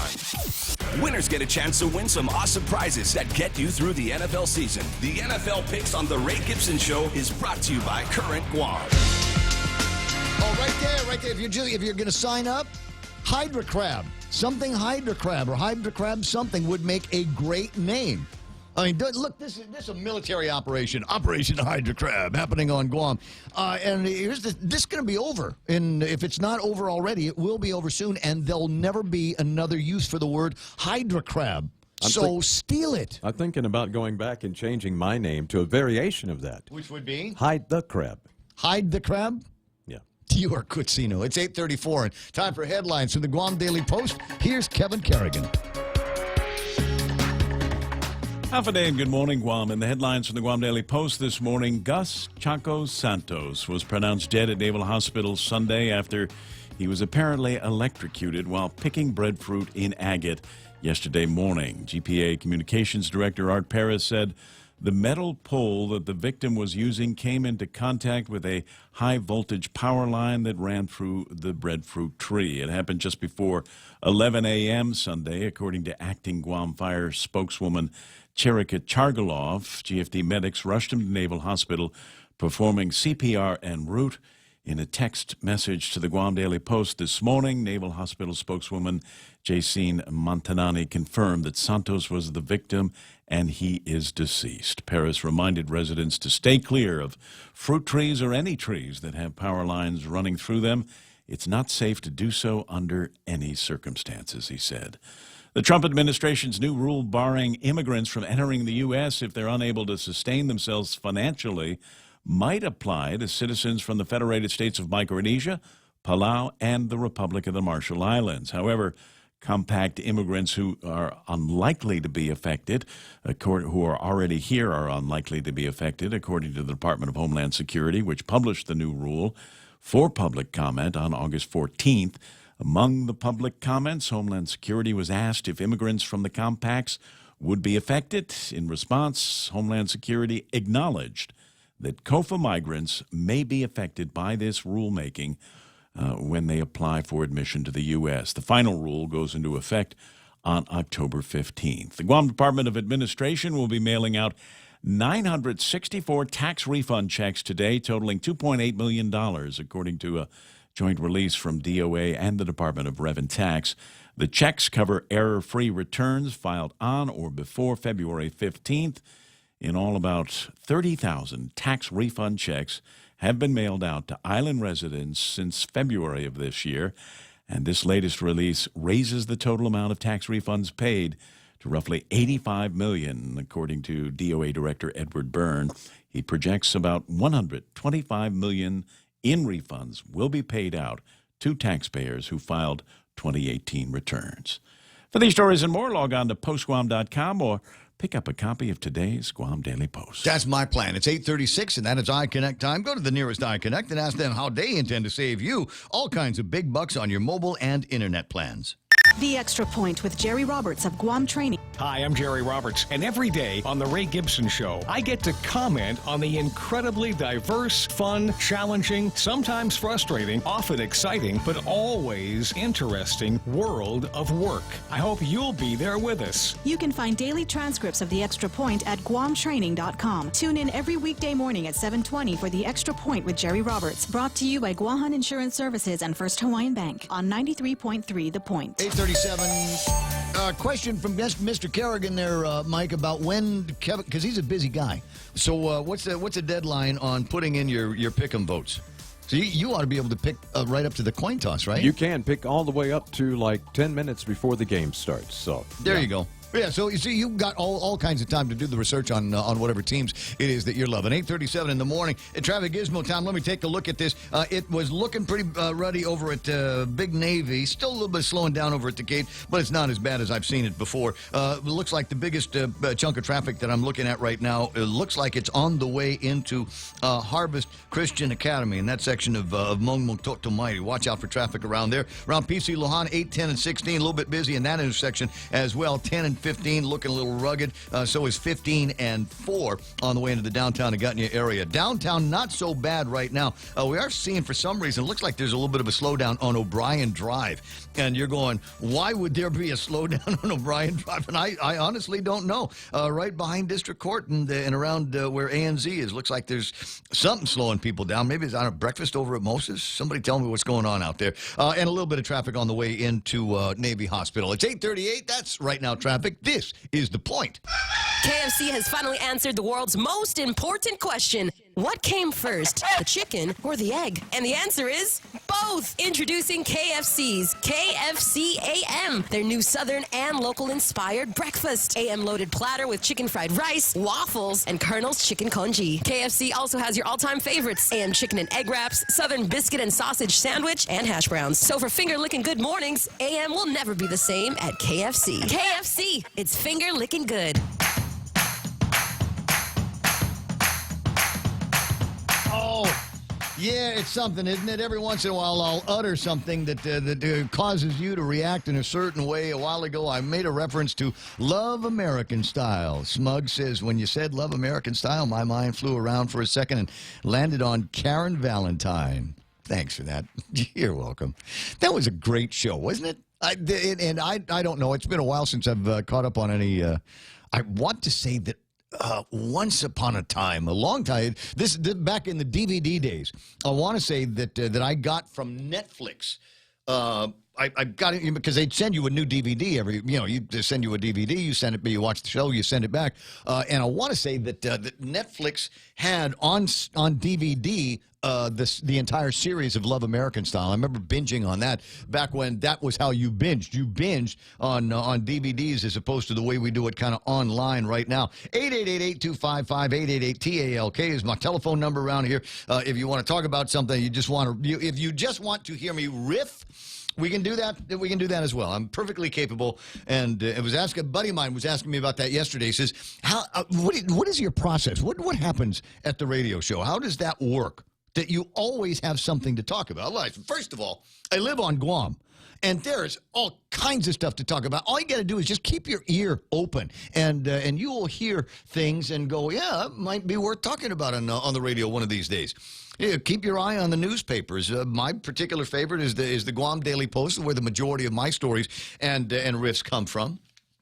But there is the PDN, a PNC, and KUM are fine news departments. I consume that news, try to come up with an opinion and regurgitate it to you. The process is I'm at my desk, usually about 4:50 in the morning. Michael and I, one of us will open the door and start going through all of it. And I've got a notebook, and the notebook has on both sides. There's usually something, things that I can talk about, or things that I've clipped out of the newspaper that might be worth talking about in the program.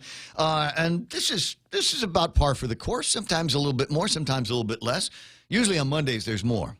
So Sally Field as well. See, now you guys distract me. That's the other problem. But there's always something to talk about. And because we're in social media now, not on social media, this program is in social media, and it's real time. And that means that when I come up with a question or a topic or something like that, I don't need you to call and get on the line. You can, but you don't have to, is the point. I can look at your commentary and sometimes read that stuff on the air.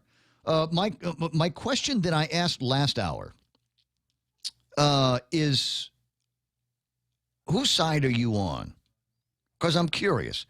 Whose side? Oh, Rick Tenorio wants me to mention the teachers from Machinanao did a bus stop project in their vicinity of the school. So thanks very much. Nice to see that everybody is adopting that as a kind of back-to-school hobby. But the question is, are you on the side of Congressman Mike Nicholas, or are you on the side of now it's going to be Robert Underwood, it's going to be Lulian Guerrero, it's probably going to be the mayors, it's probably going to be the legislature as well. Mike Nicholas is proposing legislation in Congress where he works. One of them would call for an amendment to the Organic Act, which would create a scenario whereby if the government of Guam wanted to increase taxes, and I talked to Mike about the three things that I'd want them to do: any increase in the taxes, any new taxes, or any bond borrowing that the government of Guam is going to make needs to be put, the general fund needs to be put before the voters. Period. End of sentence. And we need to do that in the Organic Act. He also wants one to ensure that tax refunds are paid on time. Following a certain policy and procedure. I haven't read the legislation. I've only read a couple of press releases on it. And as you might imagine, there are going to be people that will line up on one side or the other. They're going to say, that's a great thing to do, Mike, because we've got these laws here on Guam and nobody follows the law. What is this? Or, wait a second, that is, as Lulian Guerrero says, an affront. It is an affront. We should be looking at more ways to, as Uncle Robert is saying now, we should be looking at more ways to exercise our independence here. We should be looking for more ways to release the burdensome obligations of the federal government here on Guam. Look for things in the Organic Act that we can change that would provide us more of that independence or more of a say in what we do. So there's two sides to the story. Which one are you on? I'd asked online, who are you with? Nick Perlowski says, Mark McManus says, I'm with Mike. I'm with Mike. Richard Leon says MSN does what little LG avoids doing. Direct deposit the tax returns. Mark McManus responding, I made a mention about us appearing to be lackeys for the federal government. That's funny. But there, you've got and there's one or two people. Most of the commentary has been pro Mike Nicholas. There's a couple of people. I think Jess is annoyed. Because Jess Limtiaco is annoyed that it would, as has been pointed out, put too much towards too much power towards the federal government. We should be able to do these things ourselves. But again, I tell you, it's that we don't do them ourselves, which is why it's a big deal. Okay, Ken, going to get to you in a second, but I did want to talk with Celestine Babauta, who is with the Guam Regional Transit Authority, before we do anything else. It's kind of a call I wanted to set up last week. Good morning, Cel. How you doing? Hey, not bad, Ray. How's it going? You know what? I'm doing all right. I'm doing great. I wanted to note that you got over at GRTA. You've hit a couple of milestones. You've actually got double the number of buses out on the streets right now. That's correct. That's correct, Ray. So we got 14 units out there now, but they're not all full-size buses, right? They're from what I've seen, it seems to me we've got a bunch of little like minivans, right? That's correct. That's correct, Ray. We have some NV1s. Those are the minivans, and of course the minibuses. You know. All right. Well, certainly going to be more economical. I mean, but you can't fill if we're not filling 60 passenger buses, then yeah, let's go to something smaller and see if we can get more of the fleet around. So I think I see where you're headed. You've got 10 more of those on the way. That's correct, Ray. And I tell you what, we're still. I mean, we're constantly looking at better ways to do our transit business. And as a matter of fact, right now we're looking at having a demand response for our paratransit riders. Yep. So that when these riders call, for example, a contractor and said, "Hey, I need a ride to my medical appointment," I don't want these people to be denied rides. So what will happen is they'll contact my office and I have somebody standing by to pick up these individuals. So my goal really from now on and forevermore, but I'm still on this agency, is to make sure that we don't deny any sick person the right. I think that's among the very good goals that you ought to have. Is there any chance, we've been talking about being able to bring the agency into the 21st century. Could you put together like an app, Celestine, like they have with the Uber and the Grabs, where you can log into it and see where the buses are on Guam and so you know where you are and you can see where the bus is? Ray, thank you for asking that question, because, we are working with GSA to procure a transportation management system that's called one click, where the riders will be able to do exactly what you're saying.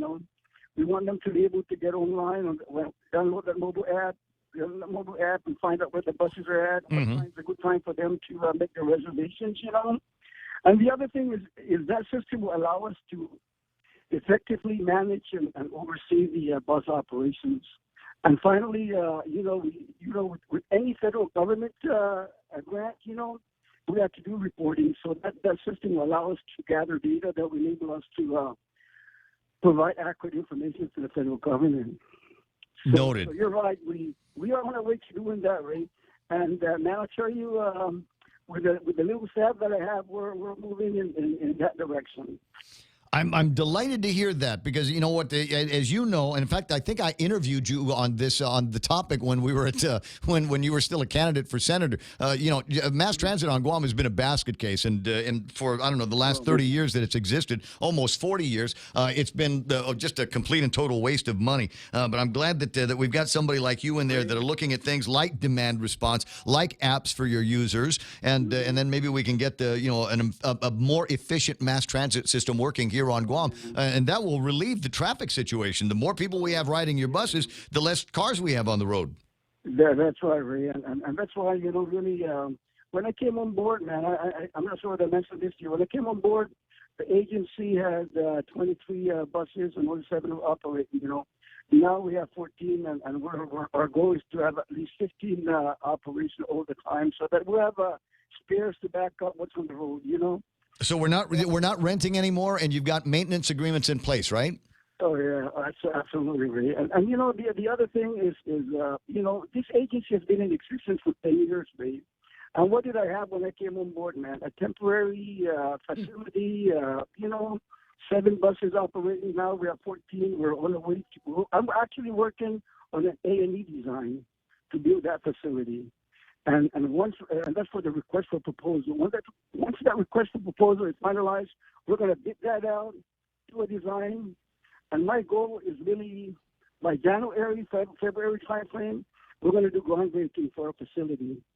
We have $1 million and another $1.5 million in federal funds that we're going to use. So altogether, we're going to have about $2.5 million to build a facility that will entail maintenance, bus operations, and administration.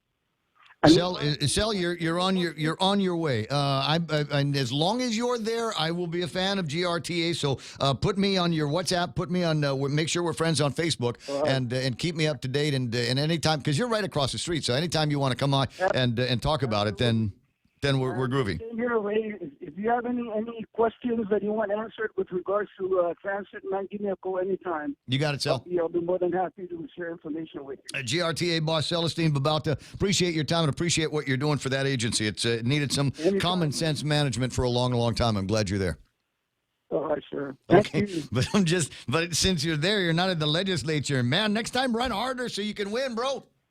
Hey, man, you know what? I remember when I met up with you at the Call rally, Yeah. And I went up and shook your hand and I said, hey, I'm running for senator. He said, hey, man, are you stupid? Why are you running for senator? But I'm glad you got. We found a venue for your public service, Migo. I got to run. I'll talk to you later. All right, thank you. That's them, buddy. So Celestine Babalta from Guam Regional Transit Authority. I remember the first time I heard the name Cel, I said, I wonder what she looks like. 8:51, the other Governor Leon Guerrero is online, and that's Ken. Good morning, Ken. How you doing? I'm doing just fine. I was calling in to sound in on that, the Mike Nicholas's bill. Yeah. Now, which side are you in on? Now, you're either for Mike or against, because it seems to me there's no middle ground. This is one of those things that they figured out how to completely polarize the island by saying by painting this not so much as we're upset because Mike wants us to be fiscally responsible, but wow, golly, this is just another attempt for Mike Nicholas to increase the power of our colonizer. Well, to prove that I have developed my political chops, I'm in the middle. I like the idea of changing the Organic Act to require a vote on the bond. Mm-hmm. And this goes back to my first bond battle, which was when Roy Respicio introduced a bill to borrow $30 million to pay $20 million of expenses for Guam Memorial Hospital. So, and then in in the session, they changed it from 30 million to 45 million, just at the drop of a pin. Right. And so now taxpayers are going to end up spending something like $86 million to repay the bond that was issued to pay $20 million worth of expenses for Guam Memorial Hospital. And so that part I agree with. I agree with putting it in the Organic Act. That way we take these types of decisions out of the hands of politicians, because they're not the ones that are writing. They're writing the checks, but they're not paying the full load of the check. No. So, the way the law was written, up to 25 million, and then there's another provision in there for new taxes, new fees, because right now the administration is looking at dramatically raising fees across the board and looking for new fees, like this village mayor's request now, village certification letters, and they're looking at other new fees. Now we just need to go and tell you what, with the village certification measures, we just need to go back to kind of in a very active way. Anybody that's asking for mayor's certification, please give me an alternative method to be able to prove residency. Because if they're charging for it, I get a bill from the power company for free. So can I use this? And in many cases, I can. And if you were a business that would still be requiring employees to show up with a court clearance or a police clearance, is there another means, another mechanism? Can I just on an affidavit, using your application as an affidavit, say that I've never been arrested or convicted of a crime? Or I'm not under an active investigation right now. Can we do something like that? If you catch me later on, if you find out later on that I was a jailbird or that I stole from somebody's company a long time ago, well, number one, too bad for you not being able to be smart enough to do reference checking. But if you really want me as an employee, if you really need the skills that I can bring to the job, make it easy and cheap for me to get there. So I don't have to go to the court, wait in line, go to records, and get that paperwork. And here's the point that I find so interesting is the government is the only entity that asks for village verification. Nobody asks for village verification letters except for Government of Guam. Can you just call GWA and say, do you have a William Gibson living in Raymond Sanchez in Mongmong? And if the answer is yes, then it must be the guy. Then okay, I know where to find you. And for what purposes do you need to have some kind of verification that that's where I live? And what happens if I give you the verification today and then move tomorrow? Well, and the other thing is, they don't even look at it, because when I applied when I renewed my driver's license and had to get a village verification, I just turned it in with the application. They stapled it to the application, and they didn't even look at it. So I don't know. I can't remember the answer. I can't remember the answer. I don't live in Barragata anymore. I live in Mongmong. And so I asked out, and she said, Maria Pangilinan said, I should probably go and register now in Mongmong. And I'm going, why? It doesn't make any difference. What difference could it possibly make?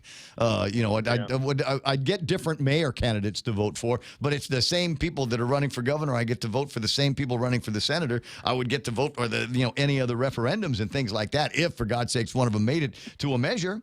So why do I have to go through the time, trouble, and expense of going from one mayor's to another mayor's and saying, okay, I live here now? Well, I'm reading a book right now because in a lot of my writings I quote Thomas Paine from Common Sense. Well, I just got another book called The Death of Common Sense. And it's all about government and regulation and laws. So it's proving to be real interesting. I mean, when nuns walk away from free buildings because the regulatory load required, and this is going back to Mother Teresa. She was trying to build a homeless shelter in New York City where they have a lot of homeless people. And they had 2 buildings that were donated to them. But the regulatory requirements were so onerous that the nuns of Sisters of Mercy walked away from And the city of New York lost a facility that was going to take care of hundreds of homeless people, all because of the regulatory overload. And among the requirements were that they had to put in elevators. It's a 2-story building. Oh, yeah. But they had to have elevators in it, otherwise they couldn't get permits. That's right. ADA frowning on that. Yeah, and so the nuns pointed out that the only people living on the second floor are going to be the nuns, and because of their order, they will not use elevators. And all the homeless people, all the services, the kitchen, the laundry, the sleeping areas, the shower areas are all on the ground floor. But still, so that's why I like this idea, because, our politicians don't have the physical discipline. And that's why we need to go to the Organic Act, because when I filed lawsuits... Well, I mean, but that's the point of it. I tell you what, maybe there ought to be a referendum on whether or not we ought to make an adjustment to the Organic Act that calls for a referendum on taxes. How about let's do that nonsensical response? Let's do that. I'm thinking about it, Kenny. I'll bet you that's what happens. I'll bet you that's what happens.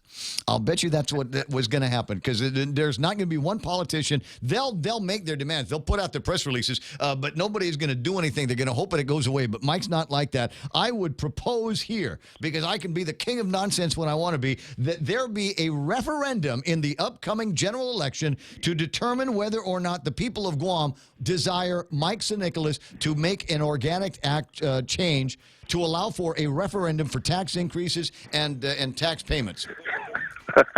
Oh, it sounds like some of my writing. It'd be great, a referendum on a referendum. Yeah. So take it a step further. Referendum on a referendum on the possibility of a future action. I mean, that's almost getting right into death of common sense area. Which is my guarantee that it will happen. Listen, I got a breakaway. I got news coming up. You want to yak with me again a little bit later on? Give me a jingle. Otherwise, we've got Daryl Taggarty in at 4 o'clock this afternoon for Bob Klitsky. All right. All right. Have a good one. You know it's always fun. The other Governor Leon Guerrero, that's Ken LG on the line. The time is 9 o'clock in the morning. The radio station you're listening to is KUSG Aganya, and as dramatically as I can say it, this is The Point.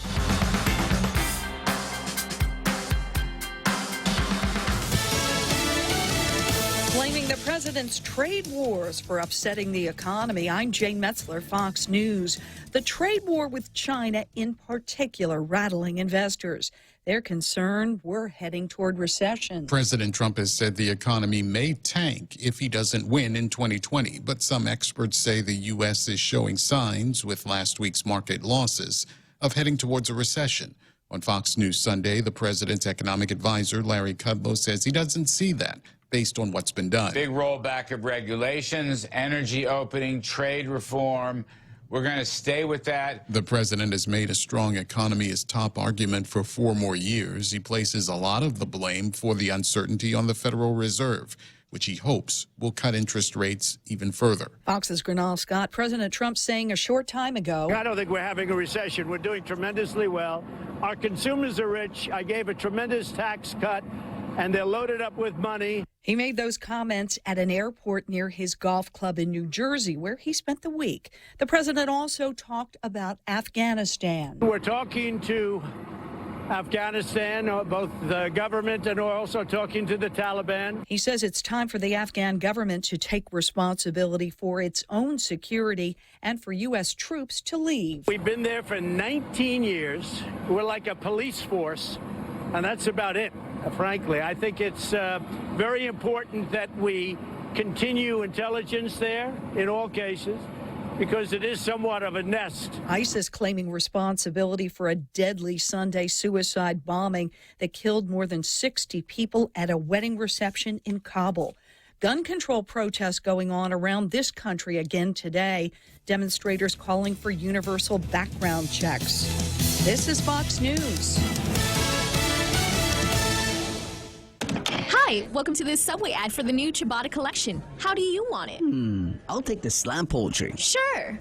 Italian ciabatta with mozzarella. When hunger reigns, you're my favorite umbrella. Tasty garlic steak and provolone. With you, my taste buds are never alone. Savory chicken pesto, you have my affection. For you complete the Ciabatta collection. Thank you. That was the new Ciabatta collection by Subway. Limited time only at participating restaurants. Coast 360 introduces our new youth banking program.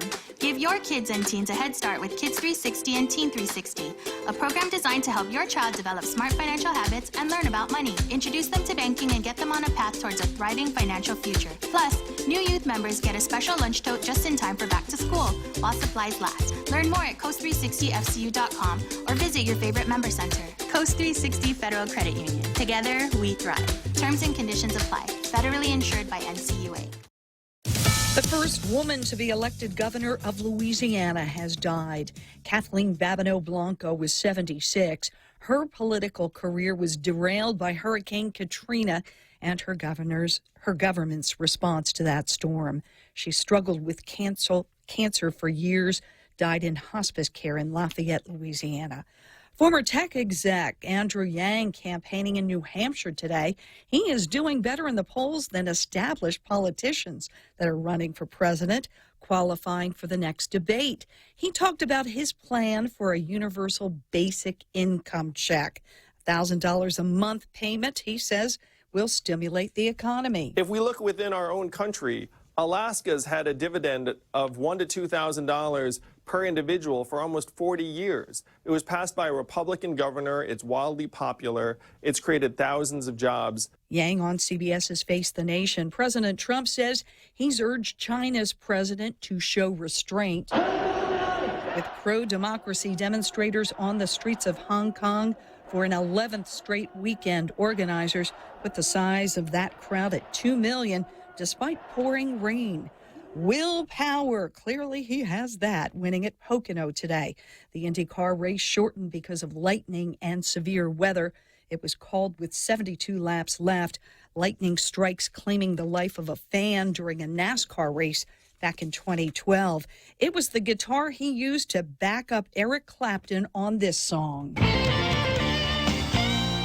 It belonged to the late, great Duane Allman. He used the guitar on the Allman Brothers' first 2 albums, along with Layla, and never used it again. The 1957 Les Paul Gold Top selling for $1.25 million. I'm Jane Metzler, and this is Fox News.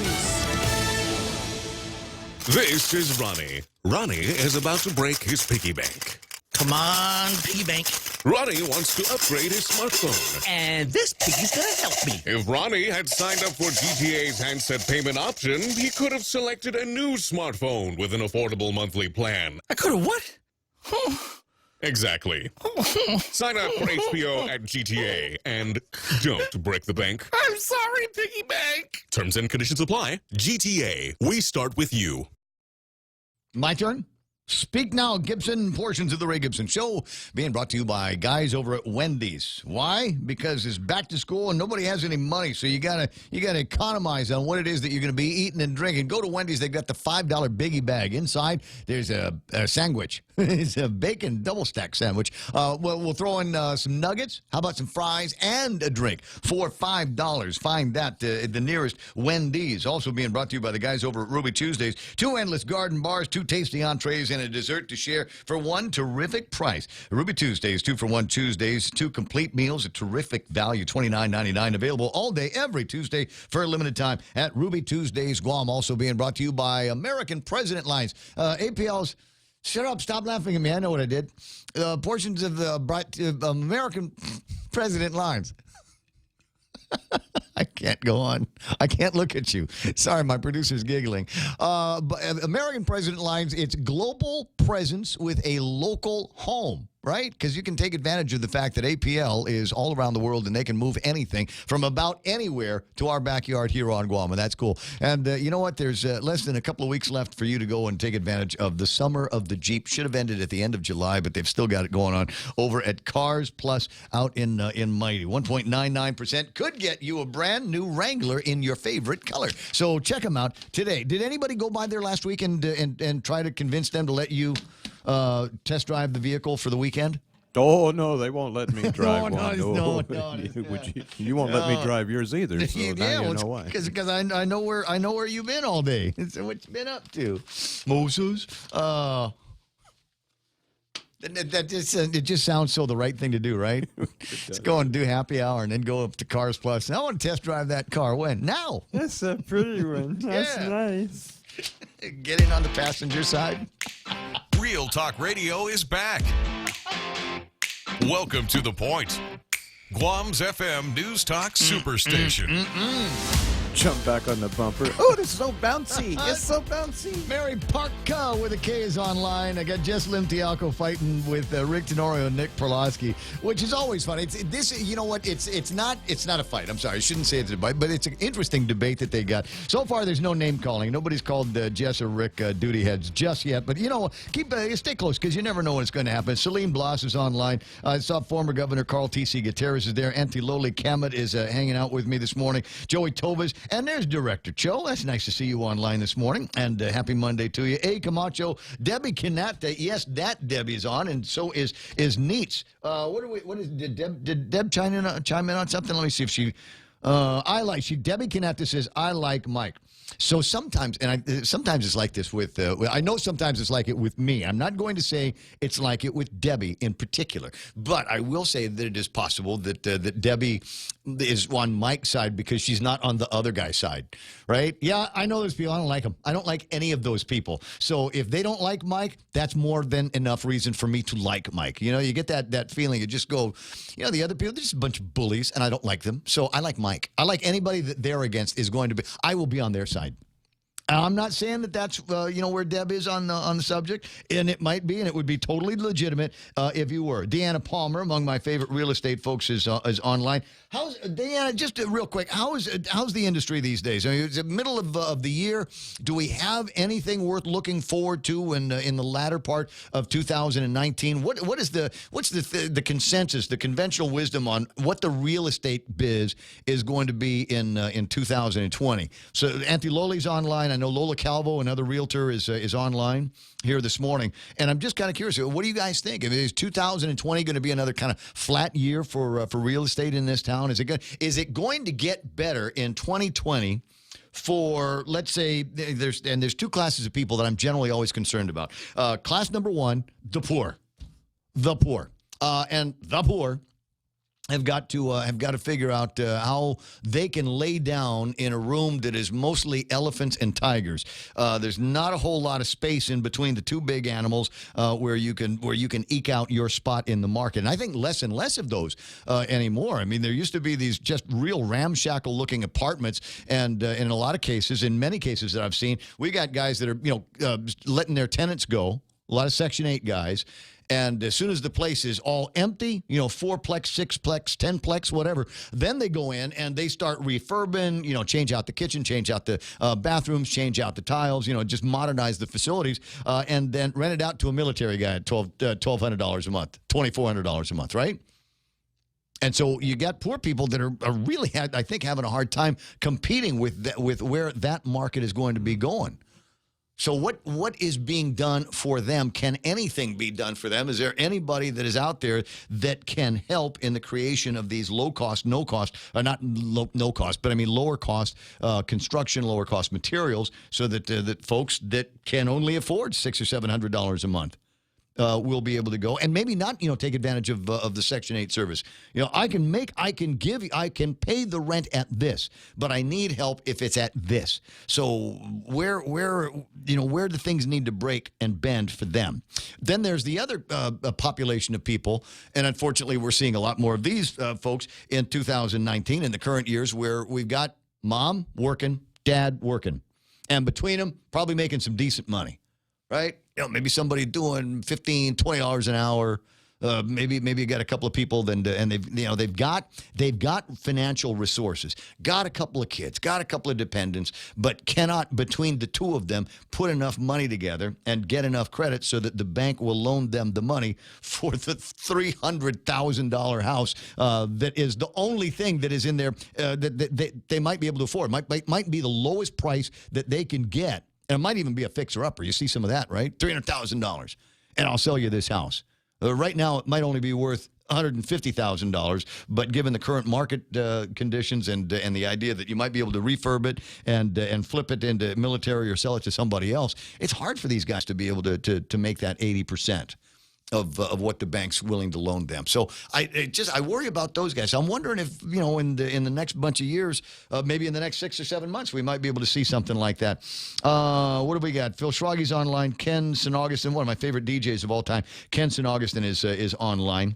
What are we talking about? Open discussions by civil people. No need for name calling. You can disagree with somebody respectively. Poophead. Deanna Palmer says, not much happening for the low rent market. Okay. Cortec has been active for renting. And I'll tell you what, I've been at that place where Cortec has been active for renting, and it's they're so much nicer now than they used to be. You remember when it was kind of slummy for a long time? Nick says, do we want a project like several cities in the mainland have had? No, we absolutely do not. Houses are kind of outrageously priced these days, and there's a lot of reasons for that. In fact, I think it was Jess online earlier that was talking about, because we've got this ban on H-2s from the Philippines, the cost of construction on Guam is up to like 80%. And I don't know where that number comes from, but it frankly feels about right. Outrageously priced these days. Rick Tenorio says, look to Hawaii's housing inequity for a glimpse of Guam's possible future. Rick, it's possible that it's already here. Is already here. I was talking with a couple last night, and delightful people, absolutely delightful folks. And I said, what is it that you'd like to do? And they said, well, we want to get a house. And I thought, oh, that's beautiful. You two, a little love nest. That's great. I said, no, we want to get a house and then flip it and then rent it to the military. And then, then we've always got income earning opportunities. And I said, oh, yeah. But then the same thing went on to say, wow, it's tough for the poor people here because there don't seem to be a whole lot of avenues available for them. And I said, because the one thing that you said you wanted to do is actually the one thing that is preventing a lot more business for these guys. So I think, Rick, when we start talking about the inequity in Hawaii, we may already be there. I don't know that it's a possible future like in the Christmas Story, right? Here's a glimpse of Christmas future. I think it's here now for a lot of families. Cost of materials also up and probably going higher as well. Sure enough, Section 8 just program got a boost, went up from almost $200 a month. That makes the market that much harder to access for people who then can't get the assistance. So it's this, one is going to eat the other. It's a snake eating its tail. So what do we do about it? And here's this is the concern here, is somebody in the government's going to want to try to fix this and screw it up even worse. So I don't know. I think there needs to be, I don't know, is there a housing commission? Do we need to have a conversation about different things that we can do? Do we relax? Are there rules and regulations on what the bank will allow for, what insurance companies will insist on for a loan? Are there things that we might be able to bend on that and find cheaper materials? I mean, concrete and rebar is expensive. We can keep the cost down because we've been using it so long, but there are other guys out there, other construction companies that might be willing to, if we could get the bank to agree, if we get the insurance companies to agree, then yeah, I'd love to be able to make this house out of, the combination of ironwood from Australia, and we'll use styrofoam and Radva to keep the expenses down once the house is built, keep the bugs away from it, and make it strong enough so it won't blow away into typhoons. Rent control, just saying. Ew, there's another topic. Carlos Camacho has a project with low-income buyers help. Hulali Shopping Center is where their office is. Carlos has been a big help for a lot of young people in this town, and has made it possible so that you could bridge the limits of your credit and what the bank would be willing to loan you to be able to buy a house. That happens from time to time. 916, or you could just get yourself one of those major kick-ass jobs that pays a lot of money. Want one? Who doesn't? I told you what I want. I want 6 figures. I want a lot of travel. That's negotiable, because it's got to be travel within about 2,000 miles a year. I have no interest in going to the States. I've not a whole lot of interest in going to Europe or South America. I like it to be around here because there's all kinds of different foods and languages and people that I get to hang out with. So 6 figures, regional travel, it's a must, and no expectations of any kind of results. whatsoever. I need you to be able to say, Ray, we're going to pay you $120,000 a year, let you travel to all these conferences, all these activities that take place in the Philippines and Thailand and Bangkok and Vietnam and Korea, and you don't even have to write a report. That's because I said Bangkok, right? Stop it. 917. So get yourself one of those kind of jobs. I don't know if this is that kind of job, but it was one of those clippings that I needed to pull out because it's in my mind. This looks interesting. I'm probably too old now and set in my ways to be able to take advantage of these opportunities. But there will be a career fair August 28 and 29 at 1,000 hours to 1,600 hours. That's 10 to 4 at Top of the Mar. And if you need to know where Top of the Mar is, forget it. You can't have these jobs. The MSC, which is Military Sea Lift Command. I know some of these guys, right? Is hiring. Right? Military Sea Lift Command? Didn't that sound like fun? That's right up there with Space Force, isn't it? They are now hiring for able seamen, refrigeration engineer, because there's a lot of that there, deck engineer machinist, pump man, electronics technician, a yeoman storekeeper, an assistant storekeeper, a steward cook, a chief cook, a cook baker, ship comm officers, chief radio electronics technician, chief radio electronics technician, IAT, first radio electronics technician, IAT, medical services officer, and any entry-level positions. So it looks like they're hiring virtually for everything except the captain and the guys that clean out the heads. Or I imagine maybe sometimes you got to, do different jobs. But wouldn't that be an adventure? Could you imagine? And now I'll tell you what, the chief radio electronics technician, you might require some kind of a certification. You might need to take, what is the one that Bob Kelly's always after me to take? And now that I'm an amateur extra. Right, there's another one. It's the same electronics, except they throw radar. They throw a thing in there for radar, and I've actually studied up for it, but I haven't actually taken the test. Could one of these days do that, just so I've got the additional certification, right? But that's what you'd need to be able to be the radio guy on board a ship, is just that certification.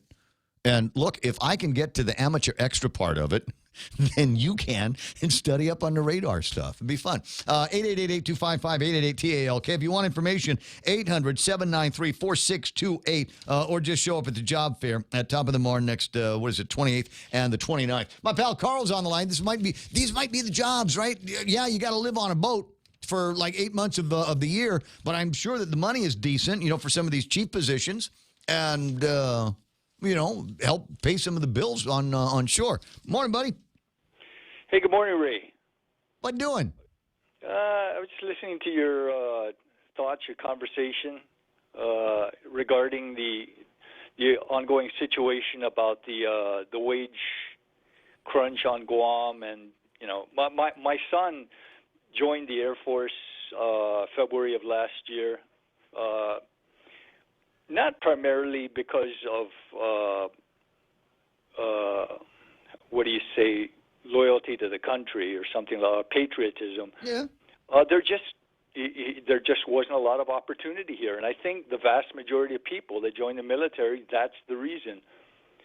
And to me, the low wage situation on Guam is an indictment of government's failure to do its job. They have our kids for 12 years. Too many kids are leaving the school system barely able to read, write, even do basic math. In other words, they don't have the basic human capital that will make them attractive to employers. In addition, they are poorly trained as far as just the basic attitudes of showing up on time. Oh, dude, I don't know that that's Gov Guam. I think and I will be the guy that's 55 years old that says that the 15-year-olds don't know anything and aren't interested in learning unless it's on Instagram. Yeah, and there's some some truth to that.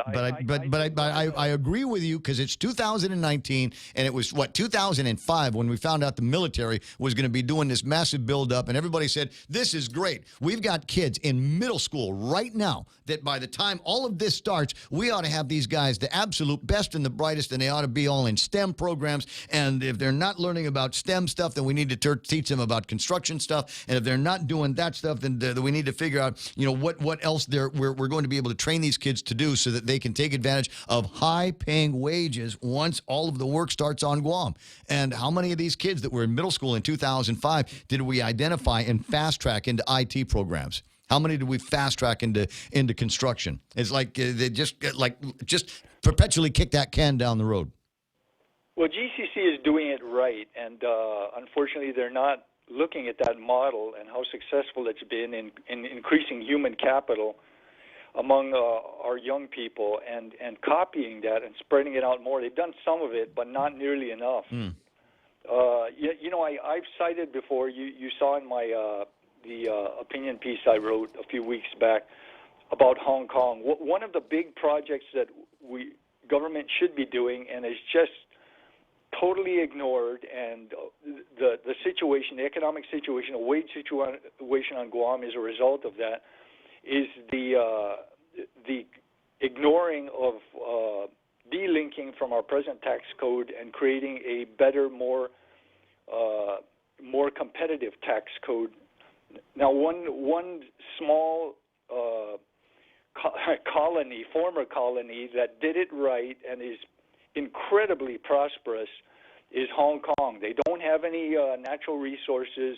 They're very small. A lot of their small area is very hilly and mountainous, but they are incredibly prosperous. And I'll read just one more time a description of their system. An efficient, independent judiciary, respect for the rule of law and property rights, an uncomplicated tax system with low rates on both individuals and business, and an overall tax burden that's a mere 14% of GDP, half of the U.S. rate. No taxes on capital gains or interest income or even earnings from outside of Hong Kong. No sales tax or VAT either. A very light regulatory touch. No government budget deficit. Almost non-existent public debt. And then it says in this portion I'm reading, it says, no, don't forget, its average tariff is near zero. And they get it. They did it right. They didn't sit around complaining about victimology. This is something huge that the government could be doing. And I hope that that our delegate has on his plate to address at some point. This is huge. There's so many things we can do instead of sitting around complaining about how we've been victimized that could turn our situation around. Well, no, we could be sitting around figuring out how to spend money we don't have. Page 6 of today's Guam Daily Post. I get what you're saying, and there was some brilliant minds, obviously, that talked about that. But the brilliant minds around here trying to figure out how to spend $400,000 that the government of Guam got out of Guam Regional Medical City so that we can send people to this FESPAC thing. It's a windfall of money, and we're going to try to use it to send 100 people, a 100-person delegation to the next FESPAC. I don't understand it, and they're talking like nobody's complaining about it. They're still having meetings, and they're sitting around trying to figure out how to get 100 people there. After I think most people online and in commentary said we don't need to send 100 people to FESPAC. Why don't we use that money for teacher increments? Why don't we use that money to support the hiring and training of more police officers? Things that we desperately need around here. We do not desperately need to show off to the Hawaiians. Yeah, and I came to the same conclusion as Henri Bynum did in his one of his recent opinion pieces, where it's like we're living in that movie Groundhog Day. And every election, a new group of politicians get elected. All these fancy promises. Yeah, we're going to do this. We're going to do that. And then they get into office, and we've got these massive things that need addressing in the big three: public health, public education, public safety. But they go off on these tangents, on these side projects, on these little We don't need to send 100 people to Festback, and now they're doubling down on it.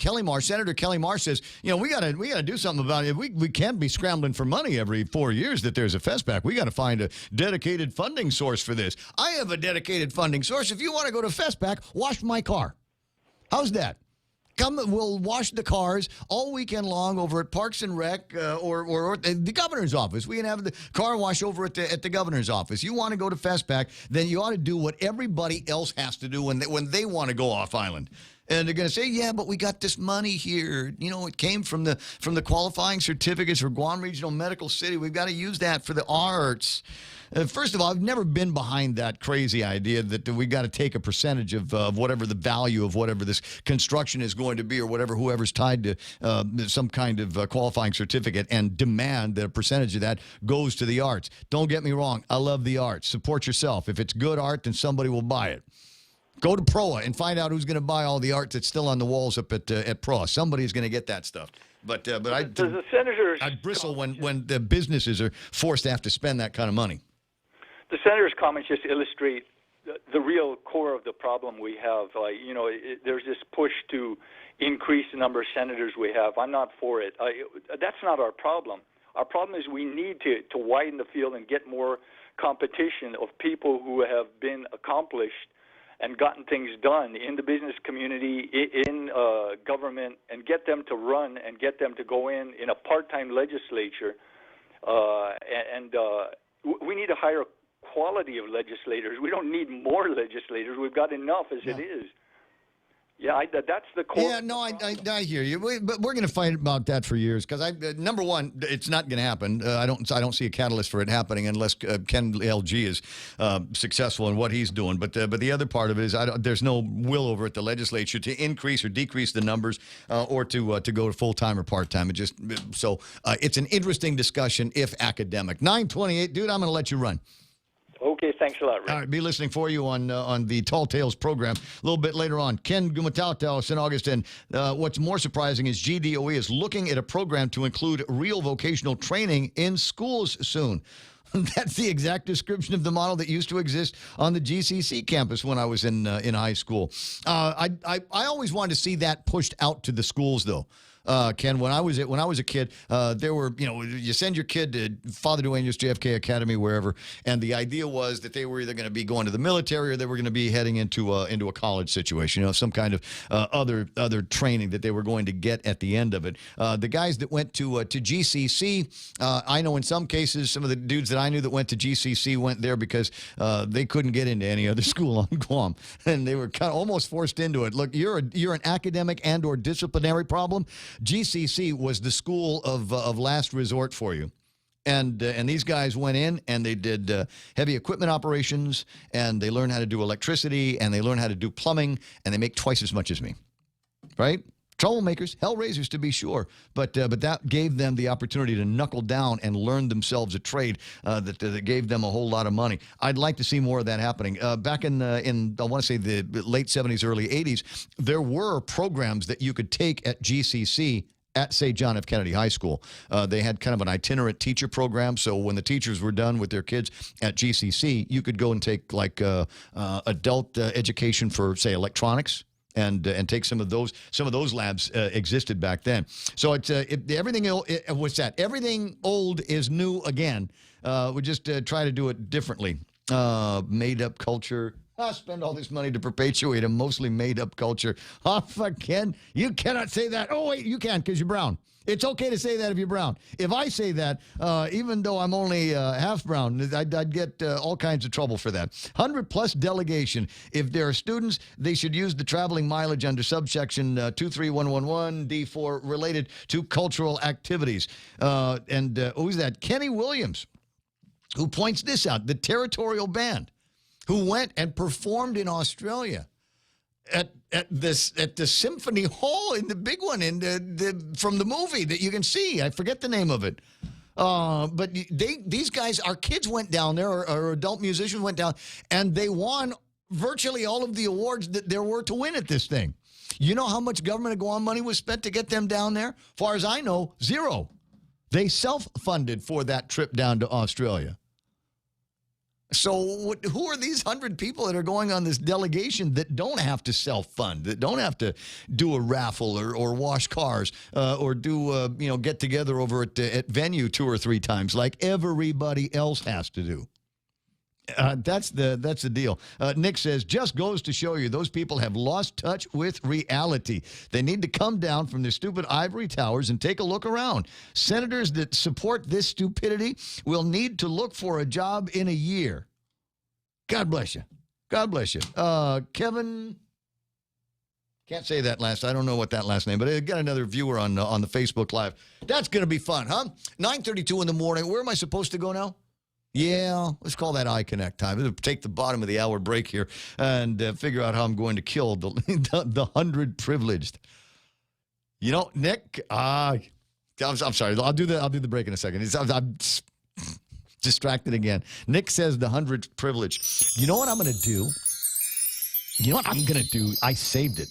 There was a full page ad that was taken out in Daily Post, PDN, whatever. And it listed all of the people that supported the inaugural efforts. You remember the big inauguration parties that they had? And they had it lined up, platinum sponsor, silver sponsor, tinfoil sponsor, whatever. Just everybody's name, business names and logos in there. And so what I figured I was going to be able to do with that down the road was to watch as the administration moved on through its 4 years and see which of these companies all of a sudden were getting a lot of government business, just getting a lot more government love than they're currently getting right now as a result of being so helpful with the inauguration. Now, the opposite is true in a couple of cases where there are companies that I know spent a lot of money and time helping out with the inauguration and have gotten nothing but crap from the administration since it started. So I'm just saying it goes in both directions. But I'm gonna take a look at that ad after we decide who gets to go on this FestPac jaunt and see how many of them might be hailing from some of these businesses that just were there for the administration right there in the beginning when they really needed it. It's 9:33 in the morning, and that's iConnect time. Swing by the nearest iConnect and say, hey, hi, how much you going to save me on my mobile and internet plans? They'll tell you. You'll be happy. 65 years ago, Bank Pacific opened its doors to our community. As we celebrate, we offer you a special 65th anniversary personal loan rate for as low as 4.65% for travel, back to school, a wedding. Do whatever you want with the money. We just want to give it to you for as low as 4.65% APR. It's our birthday present to you. Bank Pacific, where others put branches, we place roots. Equal opportunity lender, member FDIC, conditions apply. Half a day. Security Title is honored to join in sponsoring Ray Gibson on The Point. I'm Jade Uggan of Umatic, and this is where I start my day. Listening to the voices of our community and sharing thoughts about issues that affect all of us. It all boils down to our people and our land. Protehi itanonmo. Protect your land. When purchasing or refinancing your home, remember to call the professionals at Security Title, just like you call Ray Gibson in the morning.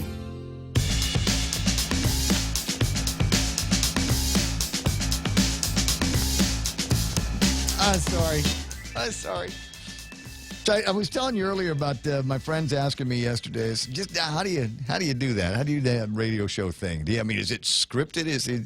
You couldn't script this if you tried. There's just no way. There's just so much going on around here that there is absolutely no way, shape, or form that you could script anything that happens on Guam. And that's the stuff that we know about. Can you imagine all of the under the radar, behind the curtain stuff that is happening that we'll only find out a little bit later? It's in the realm of rumor now, but eventually the truth will out. 888-825-5888-TALK. Ask the Marine Band to represent us. They'll flip the bill for that, right? Yeah, send the Marine Corps Band to represent Guam at FestPac. You have to wear a Frank Rabon hat and a skirt, but if you're down for that, no problem. We'll cover the airfare, hotel accommodations, meals, et cetera, et cetera. It's 9:36 in the morning. I already told you that, right? What am I supposed to be going on? I'm trying to figure out whether this is going to distract me or not. Somebody sent me a picture of what looks like Guam code annotated. Do I have to read it? Okay. Yeah, it is Guam code annotated. I can't do it. No, I see the section, but I can't zoom in on it. So sometimes, every once in a while, because it's fun, what I like to do is just grab a newspaper and flip through the pages and see if there's anything fun in there to talk about, or funny things that I can riff on. A story about the lemi picker being electrocuted. I hesitate to say anything about that because I don't know what the condition of the guy is. I will tell you that from what I know about these things, it'll kill you, and it'll take a long time, and it will hurt the entire time, is how that works. Do we have confirmation of that? That he's passed? Yeah, no, actually, Kevin mentioned Oh, it. did he? Okay. Yeah. All right. I had not heard the update. I was doing something else at the time. Some utility officials slowly pay back raises. This has got to be the best deal in the government of Guam. Somebody gives you, got a raise here. It's got a guy who got a $4,878, got some back pay or something like that. He had been paid $4,878 as a result of an increase in salary, and so he is going to be paying that back to the Guam Power Authority. Is it GPA? Yeah, chief financial guy. He's going to pay that back to GPA in $50 installments.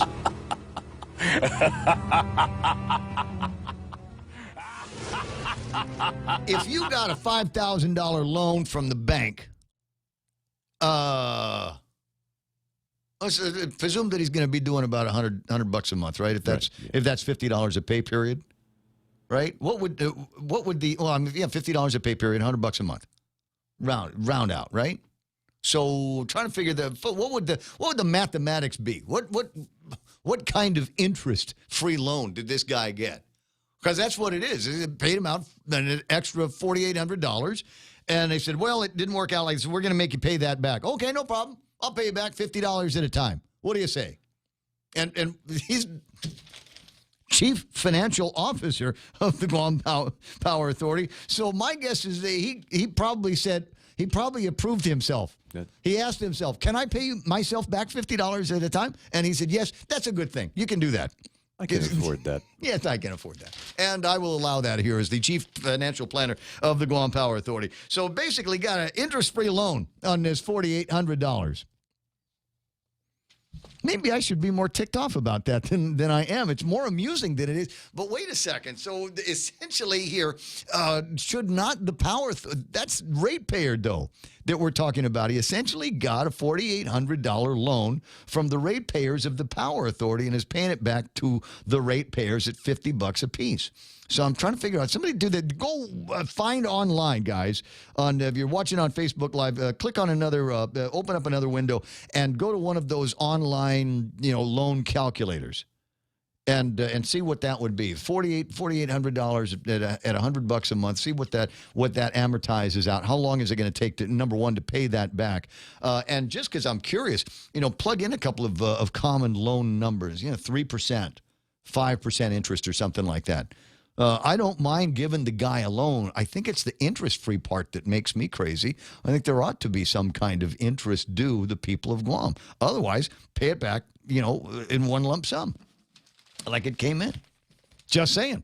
Payroll deduction authorization and invoice appear to show that Clark, who is the legal counsel for GWA, will pay $25 a pay period and in order to pay back a loan of $5,000, not a loan. The overpayment of $5,027. But even as ugly as this is, even as just kind of, off-putting as it is, maybe it seems like it, right? Is you remember what they did a couple of years ago when they gave bonuses to everybody virtually everybody in the governor's office? they give. Oh, you guys are doing such a great job. Everybody gets a raise. You get a raise. You get a raise. You get a bonus. You get a bonus. You get a bonus. And then they found out the bonuses were illegal, so they had to take the money back. And naturally, the governor and the legal guy at the time and chief of staff guys, they didn't want that. They were not of the opinion that they wanted to take any money back from any of their employees. So the way they wanted to balance things, so I got a $500 bonus, and they say, well, you have to pay that back. So we'll front you another $500, and then you return that right away. You pay us with that $500. And I said, that was about the stupidest thing I'd ever heard. This clearly was the very origins of B.J. Cruz's statement, where math goes to die. Where math goes to die. They actually thought that made sense. So they would give me $1,000, and if I only paid them back $500, then my debt with them was clear. Stupid. And the really aggravating thing was they thought everybody would buy it. They put it out there like it was, this is the common sense answer. This is the common sense approach. And you know, they do that gas lamping on you, right? They go, well, if you don't see the logic behind this, then you must be the stupid one. They do that to the legislature. It didn't work on me because I can add, but it didn't work over. Bro, I'm a financial idiot, and that made no sense to me. Even that makes no sense, right? Get out of here. So I forget what eventually happened with that. General radio. Yeah, the Grohl. Thank you very much. It was a Grohl license that I was talking about 20 minutes ago. The last riff. Businessman describes home invasion. Carl Peterson. It was a raid at Carl's house with this guy Poblete. And I've recently been in touch with somebody that recognizes this guy as her former student. And she's freaked out. She said, I didn't think anything like that could ever happen to him. It's just like that, isn't it? But anyway, so this guy Ansel goes in and tries to home invasion Carl Peterson.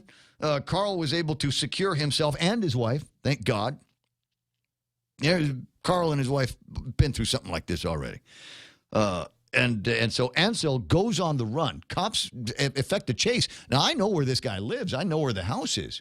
And so that's a chase from not too far down the street from where we are, all the way up to Anderson Air Force Base, went through the gate at the base, crashed the car into the boondocks, went running into the boondocks, where apparently he stayed all night and got, as I call it, stabby, but you said he got knifey with base security.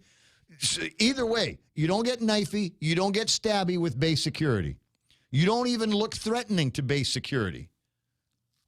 Lethal force is authorized on the base, and there aren't a lot of people on the base that carry weapons, but the security guys do. And as Mike pointed out earlier, the weapon that we're going to use on you is not going to be there to slow you down. It's not going to be meant to wound you.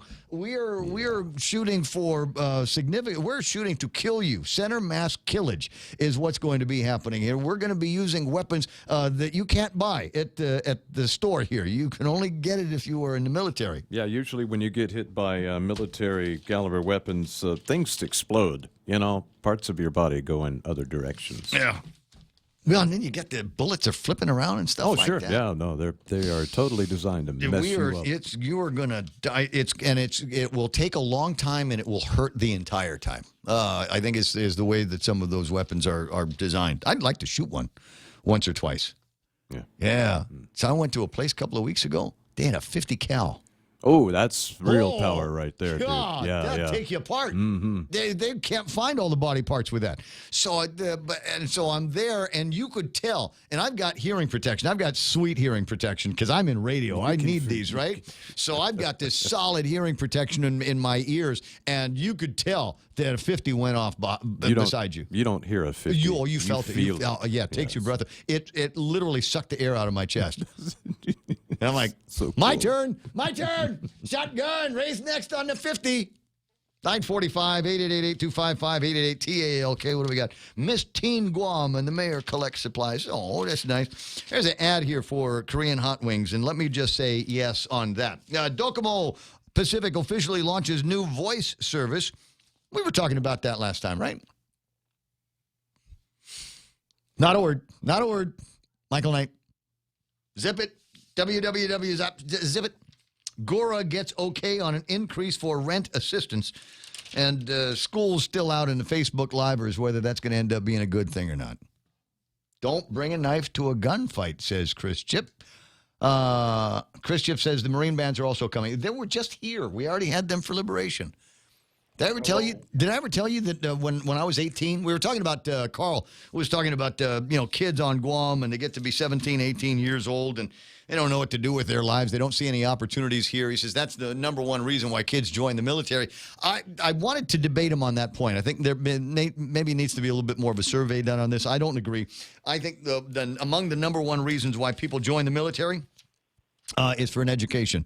That would have been it for me. When I was 18 years old, I wanted to fly. I wanted either aviation or journalism, because I already knew what I wanted to be. I wanted to be this, or a pilot for something really expensive. And they said no because you got lousy eyes, and that was kind of took the wind out of my sails. But the guy says, "But we'll do anything else you want. Do you want to be a doctor? You want to be an engineer? We'll send you to school." Well, if I can't fly a helicopter, no, screw you. Stupid. No regrets. Don't look back. 9:46 in the morning, and those are a couple of the interesting riffs on today's interesting stories. Tom, I'll get to you in a second, but there is one last one here that I laughed out loud when I read it this morning. Page 16. By 16, they're already into national, international news. Autopsy confirms financier Epstein's suicide. Rebuts conspiracy theories. So the New York City's chief medical examiner determined Friday that suicide by hanging was the cause of the death for financier Jeffrey Pervert Epstein. Body found 6 days ago in a Manhattan jail cell while awaiting trial on sex trafficking charges. Everybody that saw the CME's report immediately said, this guy's full of baloney. Hey, for me, the conspiracy never was whether it was actually him or not. For me, the conspiracy is who did it. Who did it? Because we believe it's a murder made to look like That's suicide. Exactly what I think. So pulling in the chief medical examiner's office in the state of New York. You want to be in on the conspiracy? We'll either pay you an awful lot of money to write the report, so legally it looks this way, number one. Or number two, hey, Mr. Chief Medical Examiner, you remember when we went on that trip to Barbados? You remember some of the fine young things we hooked you up with? Yeah. Either the report comes out the way we want to, or you're the next victim. You're going to be the next victim of a high-profile leak. How did that go? 9:48 in the morning, and those people think exactly like that. I mean, you don't have to be a major conspirator to do that. Tomas, what are you doing there? Just kicking back, relaxing. Yep. Anyway, I guess Carl Peterson forgot that lethal force is also authorized in his case. The invader is already inside of his house. I'm sure he didn't forget that at all. I'm sure that was probably one of the things that was running through his mind is not whether or not he could dispatch this guy and save the taxpayers any more money, but is it possible that he just didn't have access to his pistola at the time? That's right. Anyway, before I let you go, I'm planning on a trip to the Arizona desert to look for some rare cactus plants. Do you know of a friend that might be lawyer enough that in case I get bitten in my family jewels by a rattlesnake that he might be able to suck the poison out?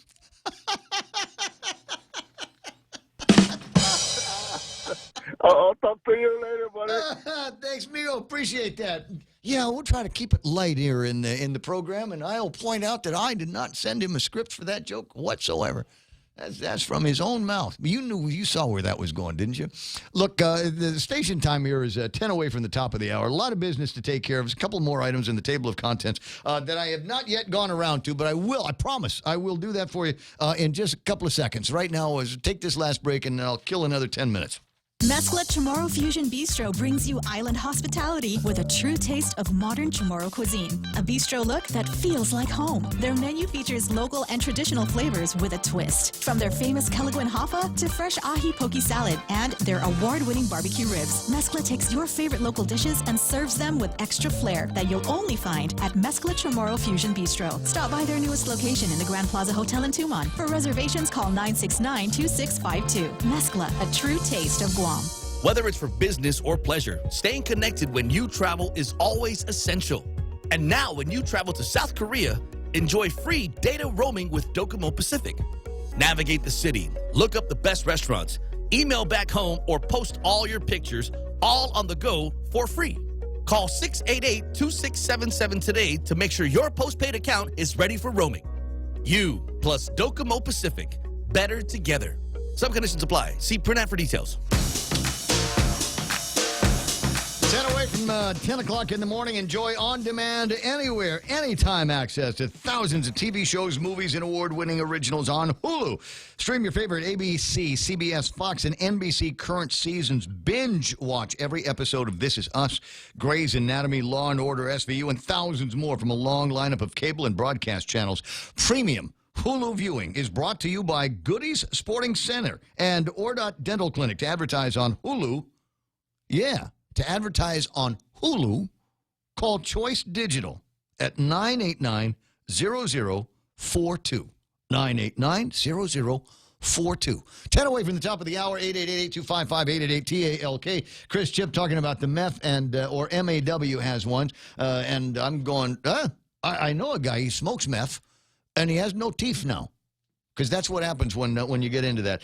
There is a friend of mine once opined is the real news story sometimes is not on the front page of the news. Sometimes it's not in the back page of the news. Sometimes it's somewhere in the middle of your newspaper is where the big story is. And so I generally will tend to, if I see advertisements for RFPs, IFBs, kind of help wanted, I always read those with interest.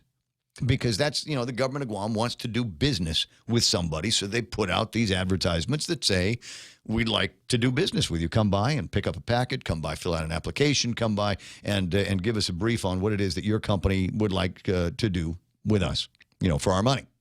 And in a lot of cases, I presume that this is all competitive, that they put these notices out there so that they can be seen. And somebody will respond in the positive, and the people of Guam, the taxpayers, will get a great deal because it was a competitive bid, and everybody got noticed because it was in the newspaper of record. There's an ad that went out over the weekend. I got to see which date it's out there. GVB is establishing a list for the following position: Director of Finance. Note, I don't say finance. Finance. The job pays from anywhere between $65,000, maximum of $98,000. I think there's benefits and bonuses that go in there. How much you want to bet? The successful applicant has already been selected. We just got to go through this dance here. We just got to put the ad in the newspaper. Watch how this turns. Watch and see what happens with this. Who is going to be the director of finance? So by way of helping out GVB to make sure that there are more than enough qualified applicants, I'm going to echo this one here. Because it would burn me to no end if they've already figured out who they want for the job, but they're going to stick an ad someplace and go, yeah, we took out an ad. Only one person signed up. Because it was the one guy that saw the ad. I need, if you want this job, and I don't know what the requirements are. Federal and local law require verification of identity and eligibility on all new hires. Some complies with law on a non-discriminatory basis, and equal opportunity employer. They got to put that in there. So I'm just kind of curious as who is it going to be? Who have they already picked to be the director of finance? So even if you're not really qualified. Ooh, like the guy over at the port, right? The mayor, right? So, do you know anything about finance? No. Yes. What do you know about finance? I know how to spell it. Capital F-I-N-A-N-C-E. You're hired. I know if I still have checks, I can write them. Yes, absolutely. What does the director of finance or an agency like that do? I mean, really.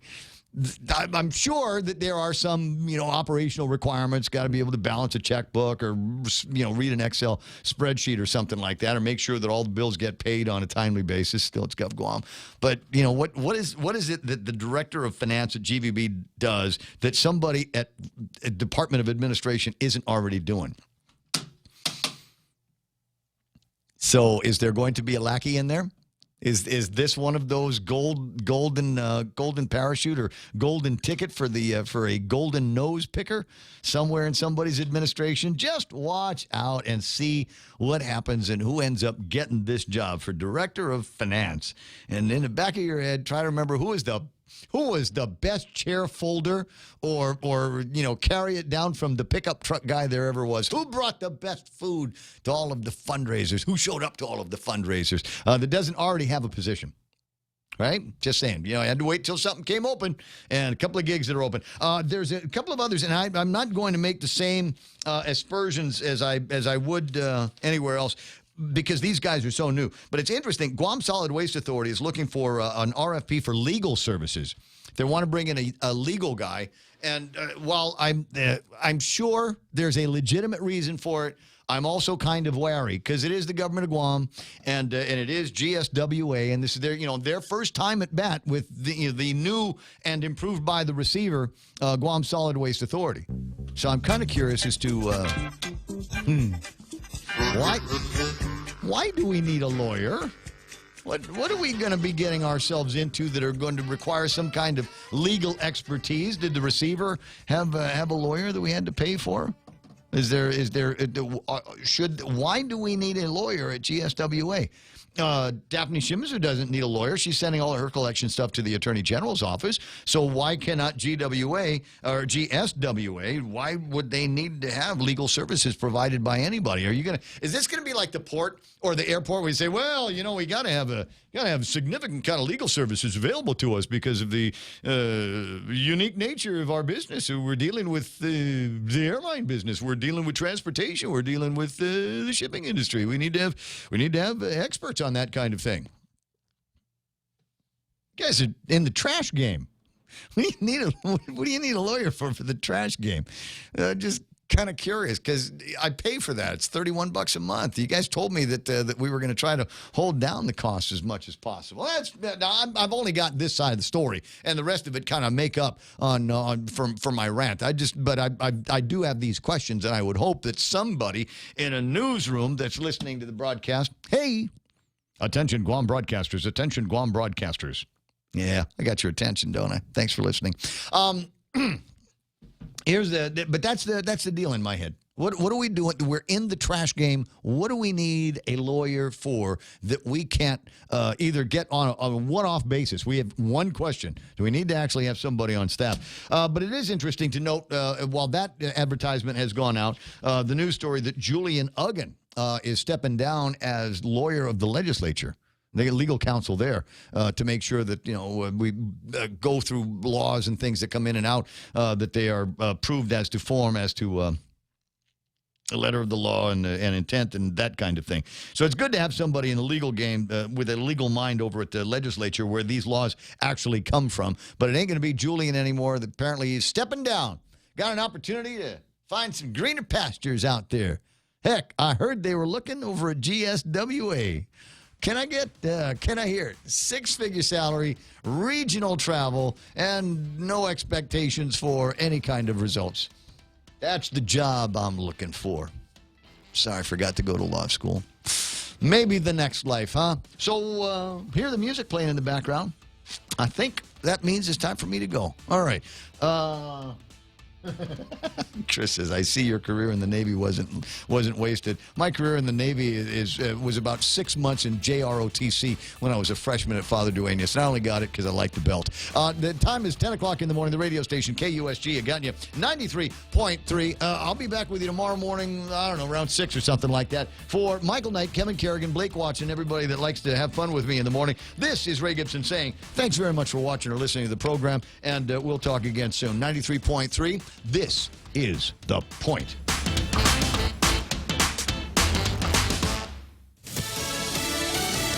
ISIS claiming responsibility for a deadly bombing in Afghanistan. I'm Jane Metzler, Fox News. It happened during a wedding reception in the capital of Kabul. More than 60 people killed, 180 plus wounded, when a suicide bomber hit the dance floor, smiled, and clapped along to the music, then blew himself up. Women and children among the dead. President Trump, meantime, wants to pull all U.S. troops out of Afghanistan. We've been there for 19 years. We're like a police force, and that's about it, frankly. I think it's very important that we